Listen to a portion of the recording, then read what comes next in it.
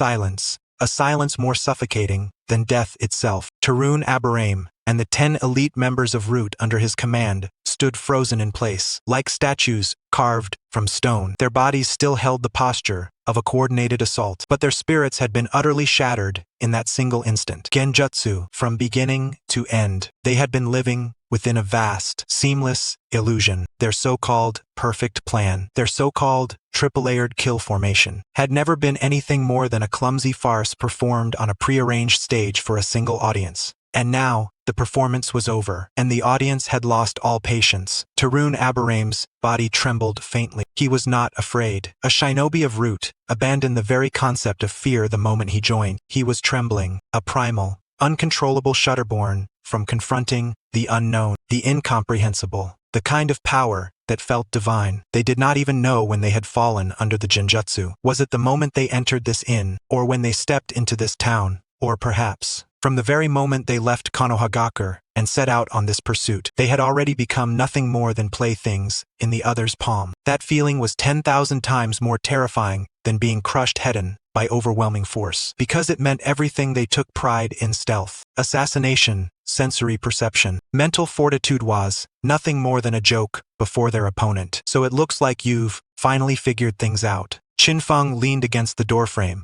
and let out a long yawn. About time. I spent 300 taels booking the most expensive absolute sleep package in this place. I should have been asleep by now. He held up 3 fingers. 3 hours. In my precious sleep time. You've been buzzing in my ear like a swarm of flies for 3 whole hours. His tone was as casual as complaining about a noisy neighbor's dog. Yet that very calmness sent a chill deeper than any roar of rage through Torune Aberame and the others. So yeah, he continued, lowering his hand and rolling his neck until it cracked. I'm really unhappy. The moment his words fell, a glint of determination flashed through Torune Aberame's eyes. His mind was suppressed, but his body could still move. Even a single parasite released, even one worm entering the opponent's body, would mean their victory. Do it, he roared inwardly with all his strength. But reality was merciless. He realized in horror that his body, his limbs, even his fingers felt as though they had been filled with lead, impossibly heavy, incapable of executing even the smallest motion. Not just him. The 10 other Root members were the same. Their masks twisted with strained expressions. They desperately tried to form hand seals, to rush forward, but, in reality, they only managed the faintest, absurdly comical, twitching movements. Stop wasting your effort. Qinfeng's voice extinguished their last shred of hope like a bucket of ice water. My genjutsu doesn't just affect your 5 senses. It directly targets your brain,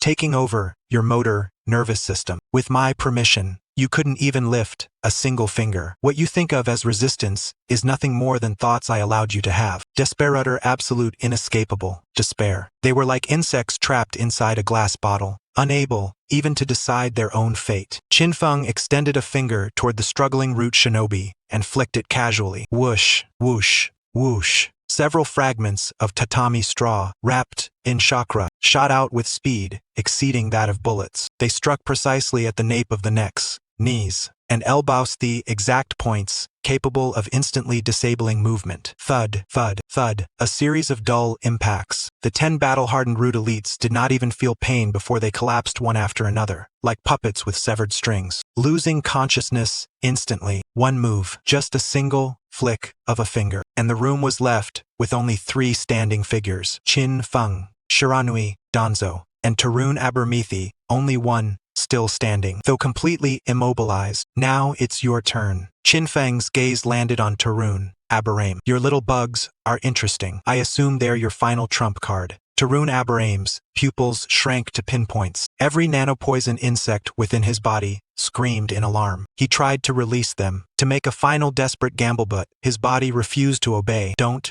rush. Qinfeng smiled faintly, as if seeing through his thoughts. I'll give you a chance. The moment his voice fell, Torune Aberame felt his body loosen. Control return. Without hesitation, he exploded all his chakra at once. Secret technique, pot poison technique. A dense, almost tangible purple-black toxic mist erupted like a volcanic blast, engulfing the entire room in an instant. This was no ordinary poison. It was a living toxin composed of billions of nanoscale insects, each with its own will. They devoured chakra, paralyzed nerves, dissolve flesh. His strongest technique, a technique meant for mutual destruction. Yet the moment the toxic mist was about to swallow everything, Qinfeng vanished. Alarm bells screamed in Torune Abaram's mind. He instantly condensed every parasite in his body into a full-body defensive armor, sealing off every angle. Useless. Qinfeng's voice drifted softly into his ear. Torune Abaram snapped his head around. Qinfeng was already behind him. Flying Thunder God technique. But how? There had been no mark placed on him. Forgot to mention, Qinfeng said, with a trace of amusement. While I was suppressing your companions' minds with genjutsu, I left behind a small spiritual imprint. Unluckily for you, that imprint also happens to function as a Flying Thunder God coordinate. Under Torune Abaram's horrified gaze, Qinfeng extended his right hand. In his palm,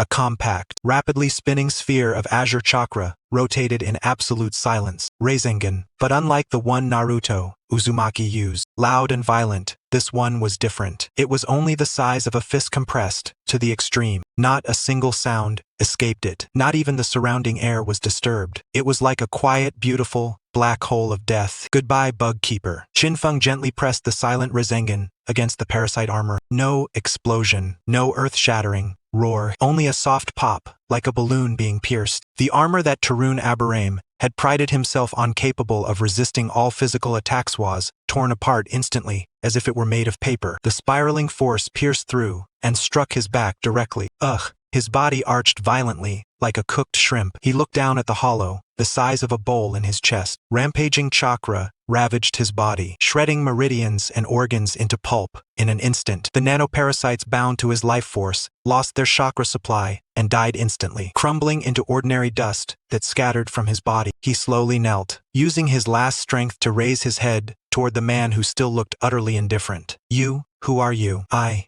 Qinfeng, thought for a moment. Just an ordinary Konoha genin, who wants to sleep in peace. With that, the last light in Torune Abaram's eyes faded completely. Thus, the elite assassination squad sent by Danzo except for Shiranui Danzo, who had been controlled from the start, was completely annihilated. Qinfeng surveyed the trophies scattered across the room, his expression devoid of any joy, only an increasingly heavy sense of irritation. Troublesome, he sighed, made such a big mess. Looks like I won't be sleeping, after all. The security at this place is really something the guests have to handle themselves. Poor rating, definitely a poor rating. Muttering to himself, he retrieved over a dozen bundles of sealing rope from a storage scroll and began tying up the unconscious shinobi and the already dead one like dumplings, one by one, tightly bound. When he finished, he clapped his hands. Then, he walked over to the man who had remained motionless from beginning to end. Shiranui Danzo. He removed Danzo's mask, revealing a face pale and vacant, drained completely by mental exhaustion. A kind smile finally appeared on Qinfeng's face. All right.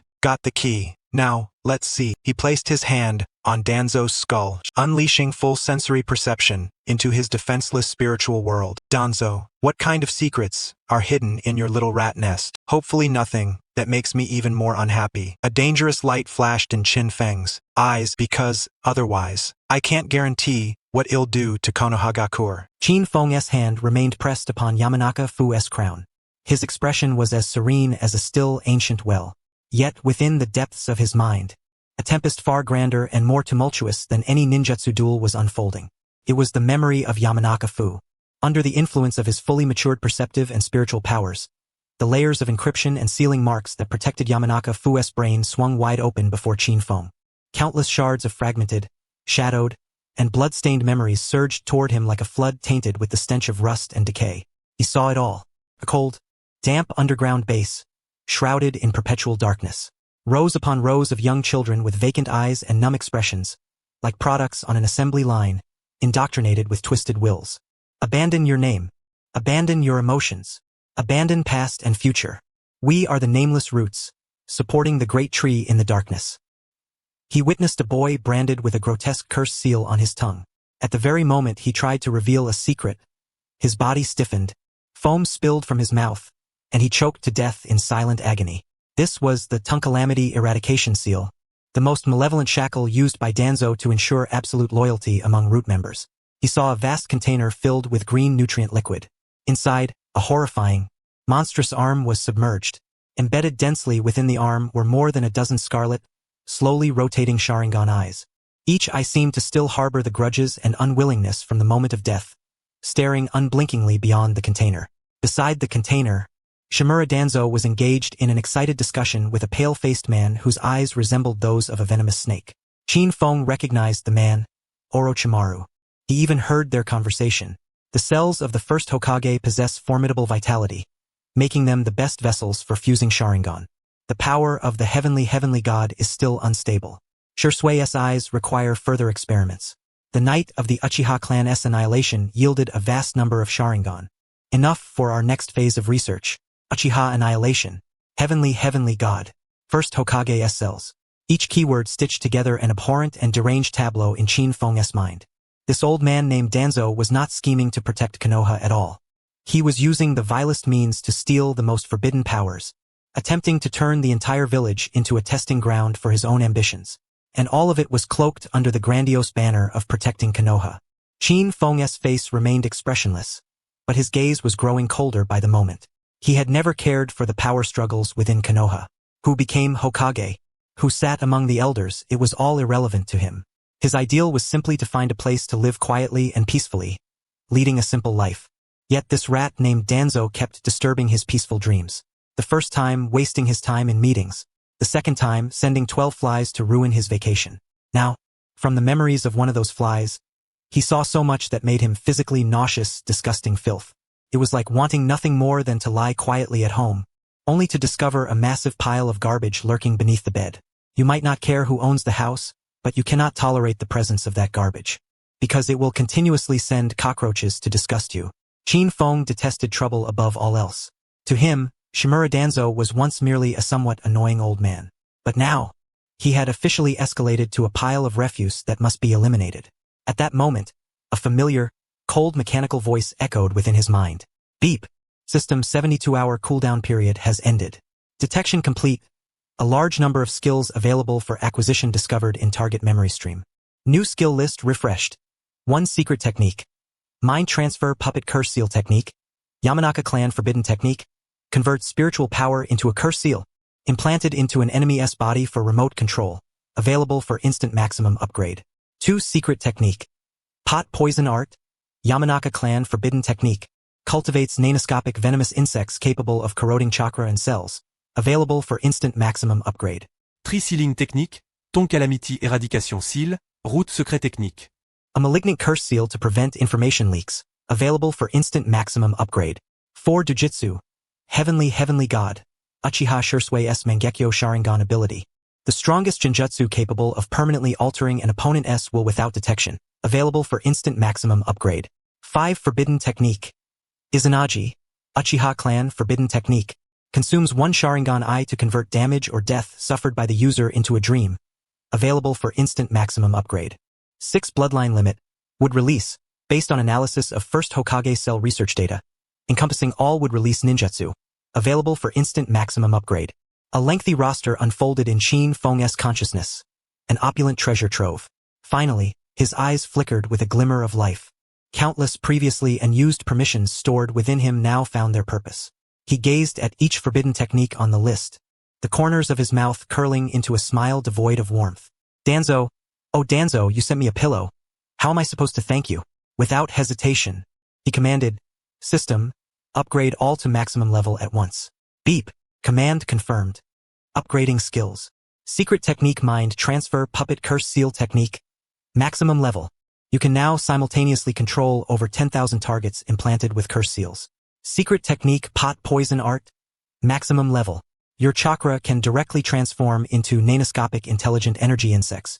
Immune to all physical and energy attacks. Capable of devouring all matter. Sealing technique Tongue Calamity Eradication Seal. Maximum level. You can freely set trigger conditions for the curse seal and remove it at will. Jujutsu Heavenly God. Maximum level. The cooldown time after activation is greatly reduced. Forbidden technique Izanagi. Maximum level. Using this technique no longer consumes Sharingan eyes and has no side effects. Bloodline limit would release. Maximum level. You have perfectly fused the first Hokage's cells and can perform all would release ninjutsu, including the true 1000-armed Indra Buddha, with power increased 500-fold. An immense, Pure torrent of information and energy flooded every fiber of Qin Feng's being, without the slightest pain or discomfort. Slowly, he withdrew his hand from Yamanaka Fu's head. He lifted his right hand and opened his palm. A verdant, life-filled sprout emerged from his palm, growing visibly before his eyes. No more than 3 seconds passed. This was the perfected wood release at maximum level, far surpassing even Yamato, Konoha's master builder of wooden structures. He could even feel his chakra surging tens of times over, a result of the flawless fusion of the first Hokage's cells. At this moment he was a walking, youthful incarnation of Senju Hashirama. No, he is an existence far more terrifying than Senju Hashirama. Very well. Qin Feng clenched his fist, and the plant instantly dissolved into points of light, vanishing into the air. The expression on his face reverted to that bored, indifferent look, as if nothing could pique his interest. Yet this time, beneath that languor lay a chilling murderous intent potent enough to make the entire world tremble. The vacation is officially cancelled. He muttered softly to himself. Without cleaning up this mess, it seems there is no chance for a proper respite. He turned around and glanced at the 11 unconscious root operatives sprawled on the ground, alongside one who was already lifeless. Physical evidence. Then he looked again at Yamanaka Kaze, whose mind he had thoroughly emptied, reduced to utter idiocy. Witness testimony. The evidence was irrefutable. The case was closed. Qin Feng retrieved a massive blank scroll from his storage scroll, large enough to contain a full-grown ox, and spread it out on the floor. Then, as if discarding trash, he tossed those 12 root operatives onto it one by one. Seal. He formed a hand seal with one hand. The enormous scroll instantly rolled itself up automatically, intricate sealing talismans appearing on its surface. A perfect package of both witness and physical evidence was completed. Having done all this, he hoisted the enormous scroll onto his shoulder. He walked to the ines window, pushed it open, and gazed at the cold, clear moon outside. Tsunade, I'm sending you a special gift. My vacation is ruined, so if you can't hold your Hokage seat steady anymore, don't blame me for tearing Konoha down and rebuilding it. Before his words had fully faded, his figure, along with the massive scroll on his shoulder, vanished in an instant amid a subtle spatial distortion, leaving no trace of chakra behind. Only the window, gently swaying in the night breeze, and a room in utter disarray remained. Hokage's office. Night had fallen deep. Outside the window lay the tranquil village of Konoha, where the vast majority of villagers had already drifted into dreams, savoring the hard-earned peace. Yet the light in the Hokage's office burned bright. Tsunade sat in the large chair, her face etched with exhaustion. The documents before her piled like mountains. Post-war reconstruction budgets, compensation for fallen shinobi, diplomatic correspondence with Sunagakure, and the temporarily shelved report concerning the rogue ninja Uchiha Sasuke. Each item weighed heavily on her mind. Sigh. She exhaled deeply, rubbing her temples. Being Hokage is more exhausting than losing all your money in a casino. Lady Tsunade, would you like some tea? Shizen asked softly, cradling Tun-Tun. She had also kept Tsunade company through the entire sleepless night. No, Tsunade waved her off. Bring me a bottle of sake. But, Lady Tsunade, your health. Bring it. Tsunade's tone brooked no argument. Shizen dared not press further and reluctantly turned toward the storage cabinet. Yet, in the instant she turned, a buzzing sound pierced the silence. Who's there? Both Shizun and Tsunade immediately assumed battle stances. Shizen shielded Tun-Tun within her arms, fingers already clutching several poison needles. Tsunade slammed the table and rose abruptly, radiating the terrifying aura befitting a Kage-level warrior. Space-time ninjutsu? An enemy? A figure slowly materialized. The person wore a crumpled set of pajamas, his face marked by a thick morning grumpiness, still half asleep. Slung over his shoulder was a colossal scroll wildly disproportionate to his frame. Qin Feng? Upon recognizing him, both Tsunade and Shizen were stunned. Weren't you supposed to be vacationing in the land of hot springs? Tsunade's face was filled with bewilderment. How did you return so soon? And why did you use Flying Thunder God technique to barge into my office? Do you realize how dangerous that is? Qin Feng ignored her questions, instead fixing Tsunade with an intensely displeased glare. Then, with a casual motion, he flung the enormous scroll on his shoulder down onto the floor with a heavy thud. Bang! The entire Hokage building seemed to tremble. Is this the Konoha under your governance? Qin Feng's voice was icy and hoarse, seething with the fury of a disturbed dream. Is this the perfect vacation you promised me? One absolutely free from disturbance? I had just lain down, preparing to sleep, when a bunch of rats crept right to my bedside. Tsunade, I demand an explanation. Tsunade was dumbfounded by his barrage of accusations. Rats? What rats? What do you mean? Were you attacked during your vacation? She immediately snapped to attention, her expression darkening dramatically. Attacked? Qin Feng sneered. He extended a finger and lightly tapped the enormous scroll on the floor. Unseal. Boom! A dense white smoke erupted, and 12 figures, bound tightly like zongzi by sealing talismans, appeared out of thin air, sprawled haphazardly across the office floor. The pungent stench of blood filled the room instantly. Tsunade and Shizune's pupils constricted sharply. Those 12 all wore identical black tactical suits, their faces hidden behind featureless, pure white masks. 11 of them were utterly unconscious, while the last bore a gaping, fleshless hole in his chest, his body cold and lifeless, clearly dead beyond all doubt. Tsunade felt her breath catch. She recognized the attire. Every Hokage would recognize it.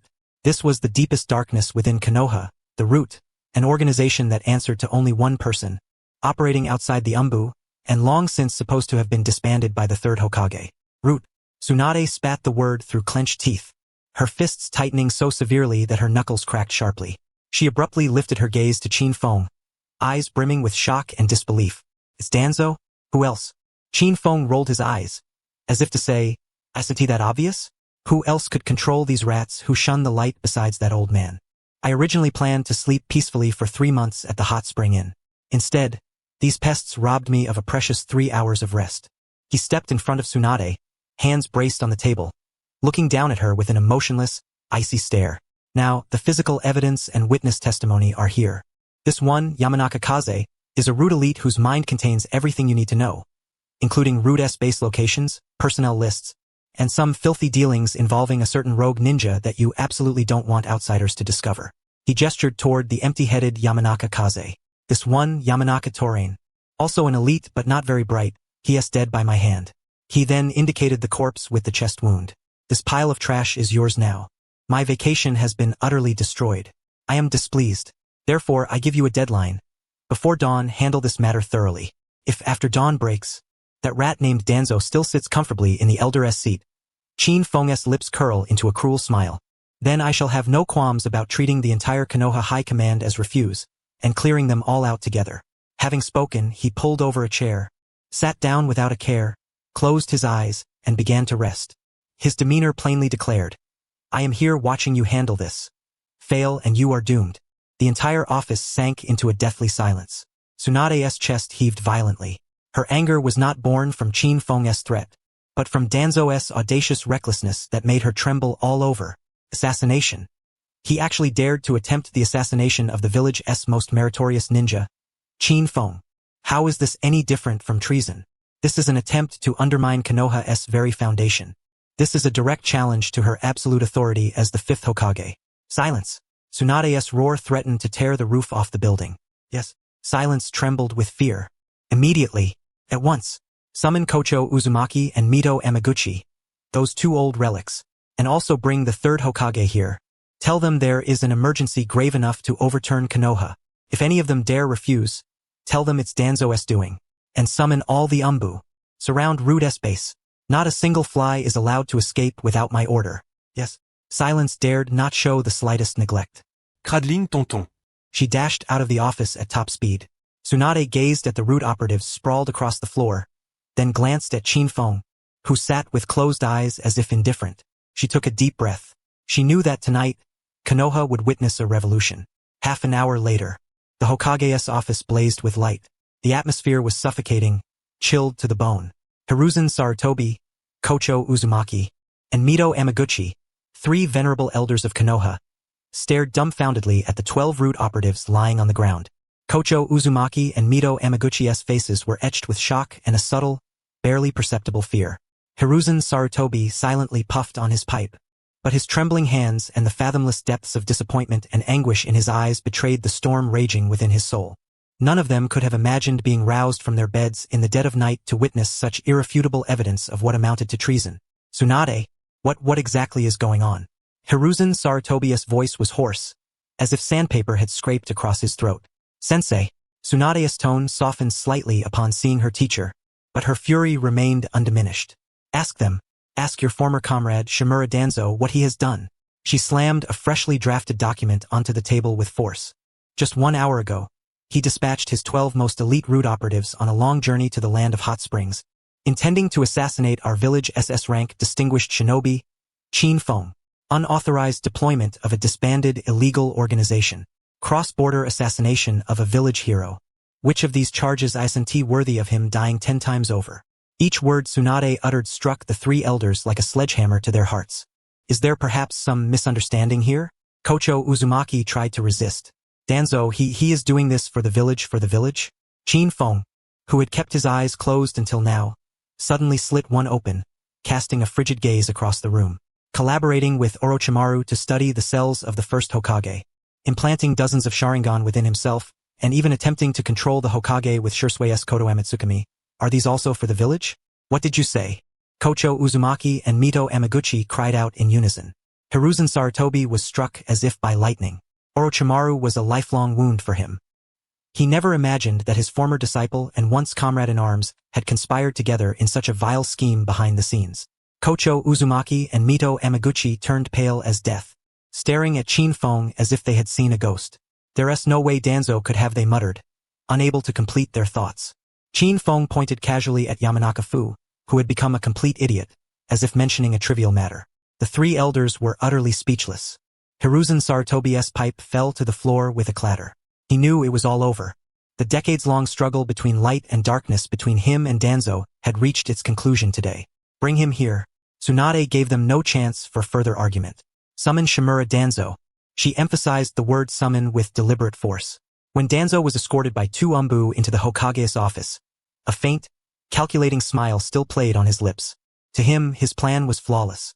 Even if it failed, Qin Feng could never possibly return with evidence in such a short time. Yet, as he stepped inside and took in the scene, his smile froze instantly. He saw his most elite subordinates lying scattered on the ground. He saw the two advisory elders who should have been his allies, now cowering like quails, unable to meet his gaze. He saw Tsunade seated in the seat of power, her eyes blazing with fury. He saw Hiruzen Sarutobi standing by, his face etched with disappointment and heartbreak, as if aged 10 years in an instant. And finally, he saw the figure seated in the corner, wearing an expression of impatience, as if ready to fall asleep at any moment. His greatest nightmare incarnate. Qin Feng. It was Hiruzen Sarutobi who spoke first this time. His voice was calm yet weighted with a suffocating gravity. For these on the floor, do you have any explanation? The air in the Hokage's office seemed to solidify into substance. Hiruzen Sarutobi's voice was hoarse and heavy. Each word was a hammer striking at Shimura Danzo's heart. Danzo, for these on the floor, what do you have to say? Danzo's gaze swept over his subordinates whose fates hung in the balance, before settling on Hiruzen Sarutobi's face, marked by disappointment and sorrow. He did not look at Tsunade, nor at the two advisory elders who had turned pale, because he knew that at this moment, the only person who could decide his fate was the old friend with whom he had battled and collaborated all his life. Yet, to everyone's astonishment, no trace of panic appeared on Danzo's face. After the initial shock, his expression quickly reverted to that signature inscrutable gloom. He even emitted a faint, disdainful snort. Explanation? Danzo began slowly, his voice low but clear enough for all to hear. Sarutobi, you've grown old. Have you lost even your most basic judgment? He extended his intact left hand, pointing toward Qin Feng, who had remained aloof like an outsider from the start. You'd rather believe in some mysterious, unorthodox genius with no respect for rules than trust me, your comrade who has walked in the shadows for decades for the sake of the village? His skill in turning accusations back on his accusers was nothing short of masterful. These so-called pieces of evidence are nothing but fabrications, concocted to frame me. A shinobi, adept in the arts of space-time ninjutsu and the pinnacle of genjutsu, wishes to fabricate such a spectacle. Could it truly be so arduous? He is, without question, the gravest threat to the village. Today he employs such means against me. Tomorrow, he could wield the same methods against any one of you present here. Indeed, even you, fifth Hokage. Danzo's voice suddenly surged with fervor, imbued with a power that stirred the hearts of all who heard. He sought to divert everyone's attention from his own transgressions to the dread inspired by Qin Feng's uncontrollable power. In the eyes of Konohamaru Sarutobi and Mito Anya, a flicker of hesitation indeed surfaced. They did not fear Danzo, for he still operated within the bounds of the rules. But they feared Qin Feng, for Qin Feng was the very embodiment of those rules. Enough! Tsunade slammed her palm upon the table with sudden force, and the surface, crafted from a special material, was instantly webbed with a network of spider-like cracks. Danzo, at this juncture you still wish to deny it? The cursed seals on the root members, the chakra nature attributes, are they all fabrications? Denial? Danzo sneered coldly, meeting Tsunade's gaze without a hint of fear. I am merely stating facts. Tsunade, you are too young to perceive the colossal risk concealed behind this man. A risk capable of overturning the entire Leaf Village. I am simply excising this calamity in advance, by my own means, for the sake of the village. He spoke with such solemn righteousness, as if assassinating a hero of the village were an act of honor, worthy of praise. Tsunade trembled with fury, barely restraining herself from striking him with a fist. Sigh at that moment. A sigh filled with impatience echoed from the corner. Qin Feng slowly opened his eyes. Rising to his feet, he stretched lazily as though just awakening from sleep. I ask you, have you finished this time-worn political theater yet? He cast a disdainful glance upon all present. My original intention was merely to reclaim my vacation and, incidentally, leave the trash for you to deal with. But no. You insisted on holding an academic symposium on waste classification standards here. My sleep is precious. Your drivel is worthless. He approached Danzo, scrutinizing him from head to toe with a gaze reminiscent of one observing a monkey capering about in a zoo. Old man, I'm giving you one last chance. Sever your own limbs and crawl into the Leaf Village prison yourself. Then, I shall pretend nothing happened and resume my vacation. Otherwise what? Danzo felt an unprecedented humiliation surge within him and bellowed fiercely, Who do you think you are? You are but a jonin of the village. Yet you dare show such disrespect to the elders of Konoha. Clamor. Qin Feng furrowed his brow. He found conversing with such a person far more exhausting than running 10,000 meters. Under Qin Feng's unruffled gaze, the thread of reason within Danzo's heart finally snapped. He knew any verbal rebuttal was futile. Conventional methods would not suffice. Then, only unconventional means remained. If he could seize control of Tsunade and, under the authority of the fifth Hokage, declare Qin Feng a rogue ninja, then, with the alliance of the two advisory elders and the third Hokage, he might yet turn defeat into victory. This was his final chance. In the blink of an eye, a mad scheme formed in his mind. He seemed to be confessing his sins, yet also lamenting the future of Konoha. Hiruzen, Tsunade, perhaps I was wrong. His voice was low, suffused with remorse, capturing everyone's attention. No one noticed that, as he spoke, he silently infused chakra into his right eye. Nor did anyone perceive that his gaze had precisely locked onto Tsunade, seated in the seat of honor. This was his silent all-or-nothing gamble.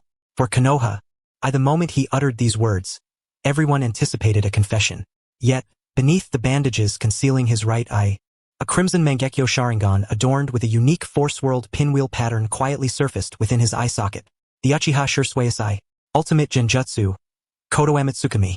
Activate, an invisible, unparalleled, and irresistible absolute will, transcending all known genjutsu, like an unseen beam of light, instantly traversed the spatial divide and struck Tsunade's mind. The entire process was silent and swift beyond measure. In but a fraction of a second, he could eternally inscribe the will to protect Danzo and eradicate Qin Feng into Tsunade's very soul. It's done. Danzo's heart surged with ecstatic delight. He saw a fleeting, barely perceptible daze flicker in Tsunade's eyes, a sign that the technique had succeeded in infiltrating her mind. Yet, the next moment that daze vanished.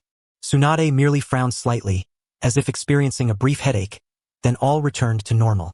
She did not even realize what had just transpired. But Danzo staggered as if struck by lightning. He sensed the connection between himself and that Mangekyo Sharingan severed in an instant by an overwhelmingly domineering force.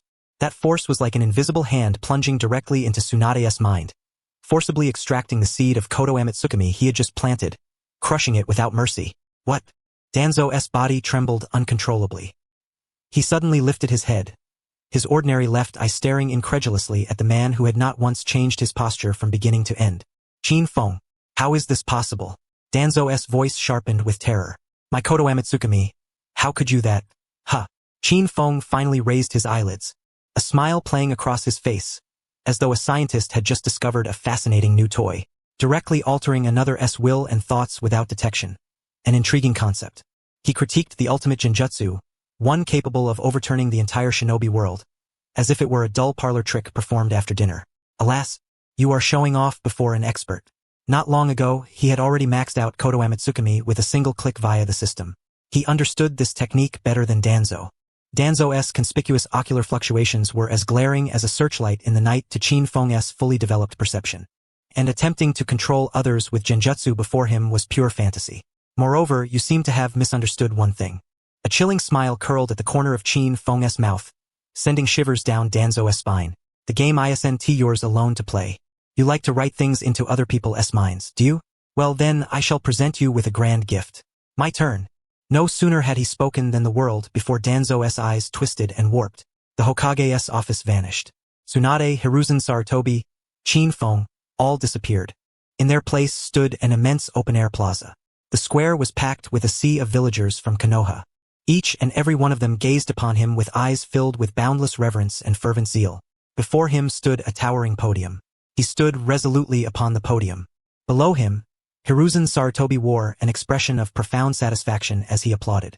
Tsunade, with utmost reverence, handed him the Hokage's ceremonial hat. This was the scene he had yearned for all his life. He had become the hero of Konoha. He was on the verge of ascending to the esteemed position of Hokage. An unprecedented surge of immense fulfillment and accomplishment flooded his soul. Lord Danzo! Lord Danzo! A thunderous roar of cheers erupted from the crowd below. Say something, Lord Danzo. Tell us. Who are you, this great hero? Yes, I shall tell them. I will reveal my achievements, my principles, everything I have sacrificed in the shadows for the sake of the village. A fervent and exhilarated expression appeared on Danzo's face. He stepped onto the podium, cleared his throat, and with the loudest and most commanding voice of his life, began his inaugural speech. In reality, the Hokage's office. Everyone gazed at Danzo with a mixture of suspicion and bewilderment as he suddenly fell into a trance, then flushed deeply, his expression charged with emotion. What's wrong with him? Sumanin Mito asked tremulously. He has been hit. Qin Feng yawned casually in response. Just then, Danzo spoke. His voice was loud and fervent, brimming with unabashed pride. That's right. It was I. I sent someone to assassinate Qin Feng, because a monster like him, uncontrollable and malignant, is the greatest cancer in the village. It is my duty to eradicate him. It was I. Together with my disciple Orochimaru, I researched the cells of the first Hokage. For only with that power can Konoha truly become strong. The Uchiha clan's Sharingan. I ordered their retrieval. Their power is too malevolent. Only in my hands can it serve the village's true purpose. The Shinigami. It lies within my right eye. I intended to use it to correct the foolish decision-makers like you. To lead you down the one and only righteous path I have laid before you. Everything I have done is for Konoha. I am the true guardian of this village. I am the man most worthy to become Hokage. Hiruzen, you coward. You simply do not comprehend my greatness. One shattering, blasphemous confession after another poured forth from Danzo's mouth with crystal clarity. The entire office fell into a silence so profound, one could hear a pin drop. Hiruzen Sarutobi closed his eyes, a solitary tear tracing down his weathered cheek in silence. Tsunade's face was left with nothing but cold murderous intent. Meanwhile, Konohamaru Sarutobi and Sumanin Mito utterly collapsed in their chairs, their faces ashen as death. They understood. It was all over. Snap. Qin Feng snapped his fingers sharply. Danzo's body trembled violently. The fanatic fervor in his eyes vanished instantly. The vast crowd, the Hokage's hat, the adoring populace, all shattered like a fleeting illusion, replaced by the cold floor of the Hokage's office and the icy gazes around him, as if beholding a corpse. He heard the final echo of his own grandiose declarations. At last, he comprehended what he had done. A fear deeper than death seized his heart in an instant. His face drained of all color, leaving only a deathly pallor. I am the man most worthy to become Hokage. Hiruzen, you coward. You simply do not comprehend my greatness. As this arrogant and resentful roar became the last utterance of Danzo's inaugural address, Qin Feng's snap coincided perfectly. Snap. A crisp sound, as if a dream had shattered. The world through Danzo's eyes collapsed in ruin. The thunderous cheers, the fervent adulation of the masses, the Hokage's hat within reach, all vanished like bubbles under the sun. In their place stood the cold, unyielding floor of the Hokage's office, the pained and fearful gazes of the three elders, Tsunade's golden eyes burning with infernal rage, and that figure seated in the corner, wearing a face that said, I'm so tired. I just want to go home and sleep. Qin Feng. Reality cold and cruel. Danzo's body shook violently. He was no fool. He knew perfectly well what had just transpired. An illusion. That man had invaded his mind with a technique beyond his comprehension or resistance, excavating the deepest desires and ambitions within his soul, then exposing them before all. He had nailed himself to the pillar of shame, more vicious than any torture, more humiliating than any direct assassination. A sound, meaningless and breathless, escaped from Danzo's throat. His face lost all color, replaced by a ghastly gray paler than death itself. It's over. Everything is over. His lifetime of scheming, his decades of endurance, all the dirty deals and bloody purges he had committed for that supreme position, at this moment, they had become a complete and utter farce. The office was enveloped in a strange, suffocating silence. No one spoke. Konohamaru Sarutobi and Sumanin Mito, the two elder advisors who had moments before sought to defend Danzo, now lay utterly slumped in their chairs. Their eyes, filled with fear and alienation, regarded Danzo as if he were a ticking bomb, desperate to sever all ties. Danzo, what he said. Is it true? Konohamaru's voice was faint as a mosquito's hum, trembling with disbelief. Collaborating with Orochimaru transplanting Sharingan, the Shinigami. Sumanin Mito's lips quivered, each word feeling like a boulder crushing his chest. They knew Danzo was ambitious and ruthless, but never had they imagined his ambition had ballooned into such madness, such depravity. This was no longer a mere power struggle. This was shaking the very foundation of Konoha. Hiruzen Sarutobi slowly closed his eyes. He did not look at his former closest friend and lifelong rival. A single murky tear traced silently down his deeply lined face. The pipe in his hand had long since grown cold. He recalled a time long ago, under the leadership of the first and second Hokage, when these spirited youths, fought side by side to protect the village. Back then, though Danzo was competitive and radical, there was still a pure love for the village in his eyes. When did it change? Was it the moment he missed the Hokage's seat? Or was it, in the years he consorted with darkness, that his own heart was swallowed by shadows? Hiruzen did not know. He only knew that today, he had irrevocably lost this friend who had been entwined with him for a lifetime. Someone, at last, Tsunade's cold voice, devoid of any emotion, shattered the suffocating silence. Her voice was not loud, yet every word bore the absolute authority of the fifth Hokage. Swish, swish, for ANBU ninjas, their faces concealed behind masks, materialized like phantoms in each corner of the office, sealing all avenues of escape for Danzo Shimura. Tsunade slowly rose from her seat at the head of the room, towering above them all as she solemnly pronounced her judgment. You, as the Konoha elder advisor, have flagrantly disregarded the village's laws by secretly maintaining the outlawed organization route. This is the first crime. You have betrayed human decency by collaborating with the S-rank rogue ninja Orochimaru, conducting forbidden human experiments that inflicted suffering upon our fellow villagers and plundering bloodline limits. This is the second crime. Your ambition is blinded by greed, as you sought to manipulate the Hokage through sinister ocular jutsu to overthrow the village's leadership. This is the third crime. For your own selfish desires, you dispatched elite forces across borders to assassinate heroic jonin who have earned great merit for the village. This is the fourth crime. With each accusation Tsunade voiced, Danzo's body bent a little further, and the faces of those present grew progressively paler. Multiple crimes warrant multiple punishments. Tsunade's voice suddenly hardened with severity. In the name of the fifth Hokage, I hereby strip you, Danzo Shimura, of all your positions and honors as a Konoha elder. You are to be immediately detained and incarcerated in Konoha's highest security prison, never to be released. ANBU, execute. Yes. The four ANBU responded in unison, their hands already clasping chains inscribed with sealing jutsu as they stepped forward toward the now withered figure of Danzo. I have no objections. Mitoiman N was the first to speak, his voice dry as he declared his stance. As it should be, Koharu Udatane quickly echoed, as if determined to sever all ties with Danzo. When the wall falls, everyone pushes it down. Such is politics. Yet, just as everyone presumed that this highest-level trial in Konoha's history would conclude with Danzo's surrender, the man who had kept his head bowed in apparent resignation suddenly emitted a low, guttural laugh, as if squeezed from the depths of his throat. An eerie sound. The laughter swelled, growing louder and more maniacal, laced with despair and a reckless madness born of utter hopelessness. Slowly he raised his head. His single eye no longer reflected fear or despair, but instead blazed with black flames, madness and venom burning fiercely within. Never to be released? Danzo's voice was hoarse and distorted. Tsunade, who do you think you are? What right do you have to judge me? He suddenly pointed at Hiruzen Sarutobi. Hiruzen, it's you. You, the weak and inept hypocrite. It is your repeated indulgence that has brought Konoha to this state. Had I become Hokage back then, the Uchiha clan would have been utterly eradicated. Orochimaru would never have dared to betray us. Under my iron fist, Konoha would be the sole ruler of the ninja world. Then he turned to the two elder advisors, hastily distancing themselves from him. And you too, fence-sitters, do you think you can remain unscathed by pushing me out?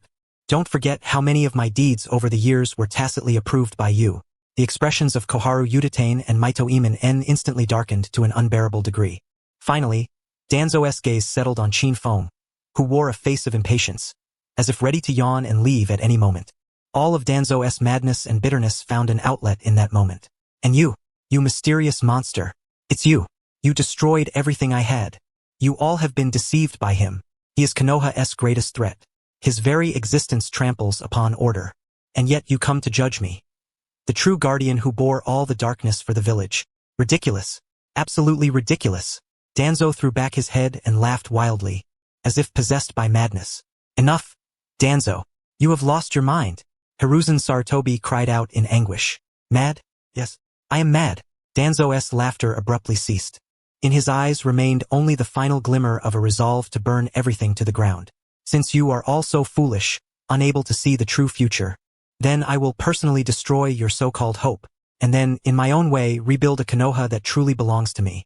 Before his words had fully faded, an immense, malevolent chakra surged explosively from within Danzo, suffused with an ominous aura. No, he's going to. Tsunade's complexion shifted dramatically, but it was already too late. Danzo suddenly tore away the thick bandages wrapped around his right arm, revealing a grotesque limb that clashed starkly with his aged body, covered in bizarre markings and a ghastly pale human face. That arm seemed to possess a life of its own, writhing frantically. What chilled everyone to the bone was the dense array of more than a dozen slowly rotating Mangekyo Sharingan embedded like ornaments along that arm. Danzo's voice now ceased to sound human, instead resembling the roar of a demon from the depths of hell. Today, every one of you will perish here. And with this power, I will make all of Konoha understand who their true master is. The trial in Konoha transformed in its final moment into the most frenzied, desperate counterattack. Today, every one of you will perish here. Danzo's roar echoed through the Hokage's office. He ripped open the bandages on his right arm, fully exposing the fearsome limb forged from the cells of the first Hokage, adorned with over a dozen Sharingan. He has lost his mind. Completely insane. Koharu Yutane screamed in terror, hastily retreating to the side. Stop him. Tsunade's face turned ashen as she issued the order. Without hesitation, the four ANBU sprang from all directions, their ninjato gleaming with lethal coldness as they lunged toward Danzo. Yet Danzo was no longer the elder who relied on schemes and stratagems to fight. He had become a beast unshackled from all bonds, utterly mad. Wind release. Vacuum great sphere. Danzo swiftly formed hand seals and inhaled sharply, his chest visibly expanding before he unleashed a compressed air cannon over 3 meters in diameter. The range and power of this technique far exceeded his usual limits. Boom! The 4 battle-hardened ANBU elites were struck head-on by the massive air cannon before they could even approach Danzo's body. Their armor, ribs, and internal organs were instantaneously pulverized by the overwhelming force. The 4 figures flew backward like kites with cut strings, crashing heavily against the wall before collapsing to the ground, their fates unknown. Next is you, Tsunade. Danzo struck with precision, unwilling to linger in battle. His form blurred as he darted toward the 5th Hokage's seat. If he could kill Tsunade, severely wound the 3rd Hokage, and then seize control with overwhelming force, he might yet have a chance. Not a chance. Hiruzen Sarutobi's figure appeared like a phantom, intercepting Danzo. Though aged, this once mighty ninja still possessed the strength and awareness of a Hokage. Fire release. Fire dragon flame bomb. Wind release. Vacuum successive waves. 2 powerful chakra streams, fire and wind, collided fiercely in the center of the office. Boom! A violent explosion utterly tore off the roof of the Hokage's office. Smoke and flames surged skyward, alarming the entire Hidden Leaf village. Countless shinobi looked up in horror toward the direction of the Hokage's building. As the dust settled, Hiruzen Sarutobi's mouth trickled blood, clearly having suffered a hidden loss amid the frantic clash. Danzo, however, was in a far more pitiable state. Half of his body was charred black, exuding the acrid scent of roasted flesh. Yet, he seemed impervious to any pain, standing there with a mad smile etched upon his face. Then, before the stunned eyes of all, a single Mangekyo Sharingan on his arm slowly, forever closed.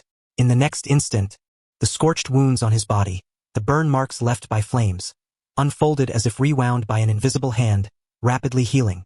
Within merely one breath's time, he was restored to flawless condition. Izanagi. This is the forbidden jutsu of the Uchiha clan. Tsunade's pupils constricted sharply, instantly comprehending Danzo's trump card.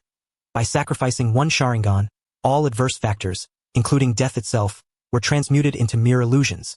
With this arm, he was effectively immortal for these several minutes. Ha ha ha. Sarutobi, do you see now? This is the greatest difference between you and me. Danzo laughed maniacally, charging forward once more. This time, he completely abandoned any defense, adopting the most extreme strategy. Exchanging injury for injury, life for life. He allowed Sarutobi's taijutsu strikes to batter his body, while simultaneously conjuring an exquisitely sharp wind-style long blade in his hand, ruthlessly thrusting it towards Sarutobi's heart. Slicing through Sarutobi's chest, the wind blade carved a deep wound, bone exposing. Meanwhile, Danzo's own chest was dented inward by a heavy punch from Sarutobi. Another Sharingan closed. Danzo's body restored itself once more, but Sarutobi, weakened by blood loss and age, began to falter in breath. Under these shifting fortunes, defeat was merely a matter of time. Troublesome. Just as Danzo prepared to launch a third suicidal strike to utterly finish Sarutobi, a languid and impatient voice echoed from the corner. Qin Feng slowly rose to his feet, brushing non-existent dust from his pajamas. He cast a disdainful glance at the devastated battlefield before him. I say, when you two fight, could you take it outside? Do you have to tear apart someone else's office? With so much dust, how is anyone supposed to sleep? His tone was like a scolding directed at two noisy elementary school children in a library. Monster, die for me. All of Danzo's hatred ignited instantly. Abandoning Sarutobi, his body became a whirlwind, brimmed with killing intent, surging toward Qin Feng. Wind-style vacuum sword. The wind blade in his hand extended several meters, as if capable of slicing through all. Yet, facing this deadly blow, Qin Feng did not even lift an eyelid. Casually, he swung a fist forward, an utterly ordinary punch, seemingly lacking any force. Bang! The fist collided with the wind blade. There was no violent explosion, only a sharp, crisp sound like shattering glass. Danzo's indestructible wind blade, composed of densely concentrated wind chakra, shattered into pieces the moment it met Qin Feng's fist. Then that fist, moving with an appearance of slowness but an actual speed beyond comprehension, pierced through the fragmented wind blade and lightly pressed against Danzo's chest. Puncture. Danzo's body burst like a pierced water balloon, instantly exploding into a cloud of blood mist. No trace of bones remained. Clean and decisive, the office instantly fell into a deathly silence. Tsunade and Sarutobi gaped in disbelief. A single punch? That was all it took to obliterate the seemingly immortal, reckless Danzo who relied on Izanagi? Yet, in the next moment the familiar scene unfolded again. Nearby, the air warped and twisted as Danzo's figure reappeared. The third Sharingan on his arm also closed forever. But this time, the madness on his face had completely vanished, replaced by an unprecedented, bone-deep terror. He looked at Qin Feng, still holding his punching stance, feeling as though his very soul trembled. He was not considered an opponent at all. That punch just now was like swatting a mosquito casually. Oh, you revived? Qin Feng withdrew his fist, a faint expression of amusement, as if discovering an intriguing new toy, curling his lips. Interesting, let us do it again. Before the words had fully faded, his figure vanished. Puff! Danzo's newly formed body exploded into blood mist once more. The fourth Sharingan closed. Danzo's form appeared at the other end of the office, his terror now transformed into despair. Puff! The fifth Sharingan closed. Puff! The sixth. Puff! The seventh. The entire Hokage office became a bloody, one-sided slaughterhouse. Qin Feng's figure moved like a teleporting reaper, each appearance accompanied by Danzo's death. He did not employ any ninjutsu, relying solely on the purest, most unreasonable taijutsu to repeatedly pulverize Danzo to dust. Danzo's immortality became, at this moment, the most tragic and ironic joke. Each resurrection was no longer hope for him but the commencement of a new, more complete despair. No, when only the last Sharingan remained on his arm, Danzo's spirit finally shattered completely. He looked at the boy who had reappeared before him, wearing a devilish grin, and emitted a piercing, unearthly howl. Please kill me. Don't any more HM? Tired of playing? Qin Feng ceased his assault, tilting his head. Indeed, playing the same game repeatedly does grow dull. He gazed at Danzo, utterly terrified and kneeling on the ground like a puddle of sludge, a cruel smirk curling at the corner of his mouth. You seem to have a fondness for the first Hokage's power? Danzo, bewildered, could only stare at him in terror. Perfect timing. I've recently come to understand it quite well myself. Let me show you what true power really is. With style. Birth of the tree world. Boom! In that instant, the surrounding space echoed with the sound of life growing wildly.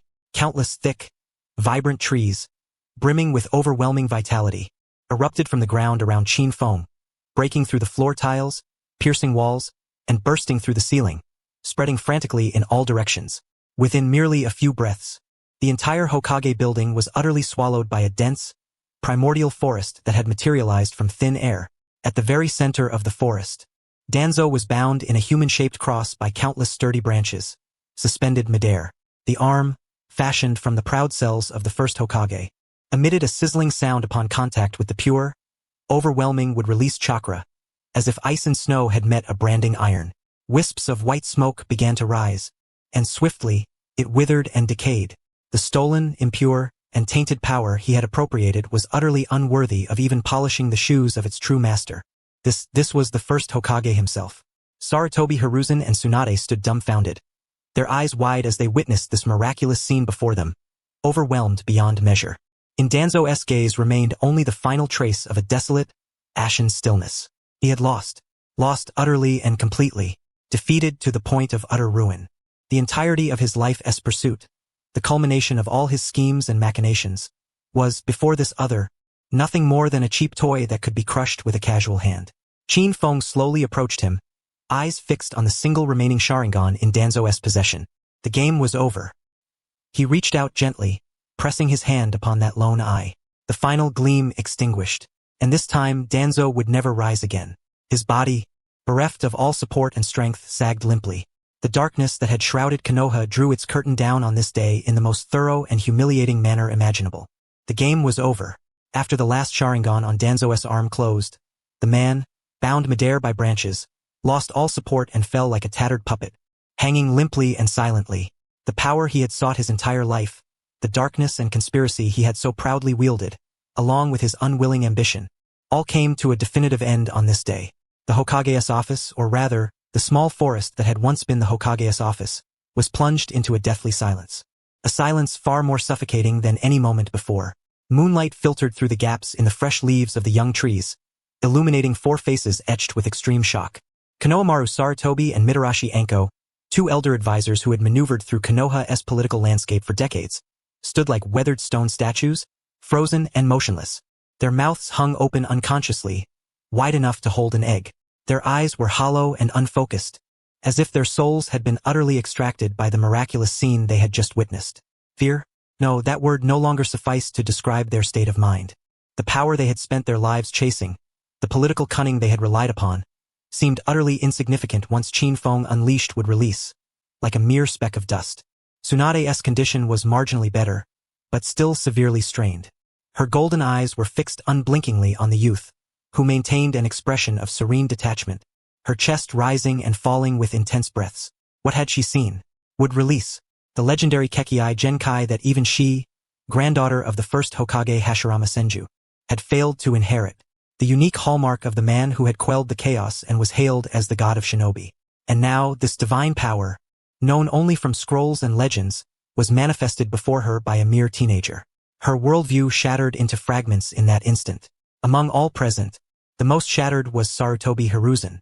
The third Hokage seemed to have aged 20 years in a moment. His trembling hands gripped a broken branch, barely preventing him from collapsing to the ground. His gaze did not fall upon Chin Fong, nor upon Danzo's cold corpse, but instead, he stared blankly at the surrounding trees, brimming with vibrant life, murmuring unconsciously. Sensei indeed, within this forest, he seemed to glimpse the shadow of his own teacher, Hashirama Senju, towering, bold and unrestrained, a man capable of creating all things in an instant. But it was not the same. Hashirama's wood release was one of creation, of life, of protection, whereas the wood release before him, though equally brimming with vitality, concealed beneath that life a chilling and absolute coldness, a ruthless dominance that withered all living things. This youth was as powerful as the first Hokage, yet he wielded such power at a far younger age, implying he was even stronger, and infinitely more dangerous. In the stillness so profound it seemed to freeze time itself. A sigh shattered the impasse. Qin Feng yawned. He glanced around at the forest he had personally created. My apologies. I may have overdone it. His casual apology sounded as if he had merely spilled a glass of water by accident. Then, with a nonchalant wave of his hand, he dispelled the wood release.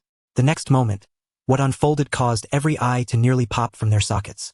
The dense, primeval forest that had sprung forth from nothingness, the countless thick trunks and vines, instantly transformed into countless specks of light, slowly dissipating into the air. The utterly destroyed Hokage's office was once again exposed beneath the cold moonlight. Danzo's lifeless body, freed from its arboreal bonds, fell with a heavy thud to the cold floor, raising a cloud of dust. It was as if what he had created and destroyed was not a forest, but merely a sand painting drawn carelessly. All right, the trash has been taken care of. Qin Feng brushed the non-existent dust from his hands and turned to the 4 Konoha elders still frozen in petrification. Anything else? If not, I'm going back to catch up on sleep. You lot have completely ruined my vacation. His tone was self-righteous, as if he hadn't just personally slain a Konoha elder but merely helped a neighbor dispose of some expired garbage. Wait. Finally, Tsunade found her voice amidst the overwhelming shock. Her tone trembled slightly, a tremor she herself had not noticed. Qin Feng, she inhaled deeply and asked the question everyone present wanted to ask but dared not voice aloud. That just now, was that wood release? Yeah. Isn't it obvious?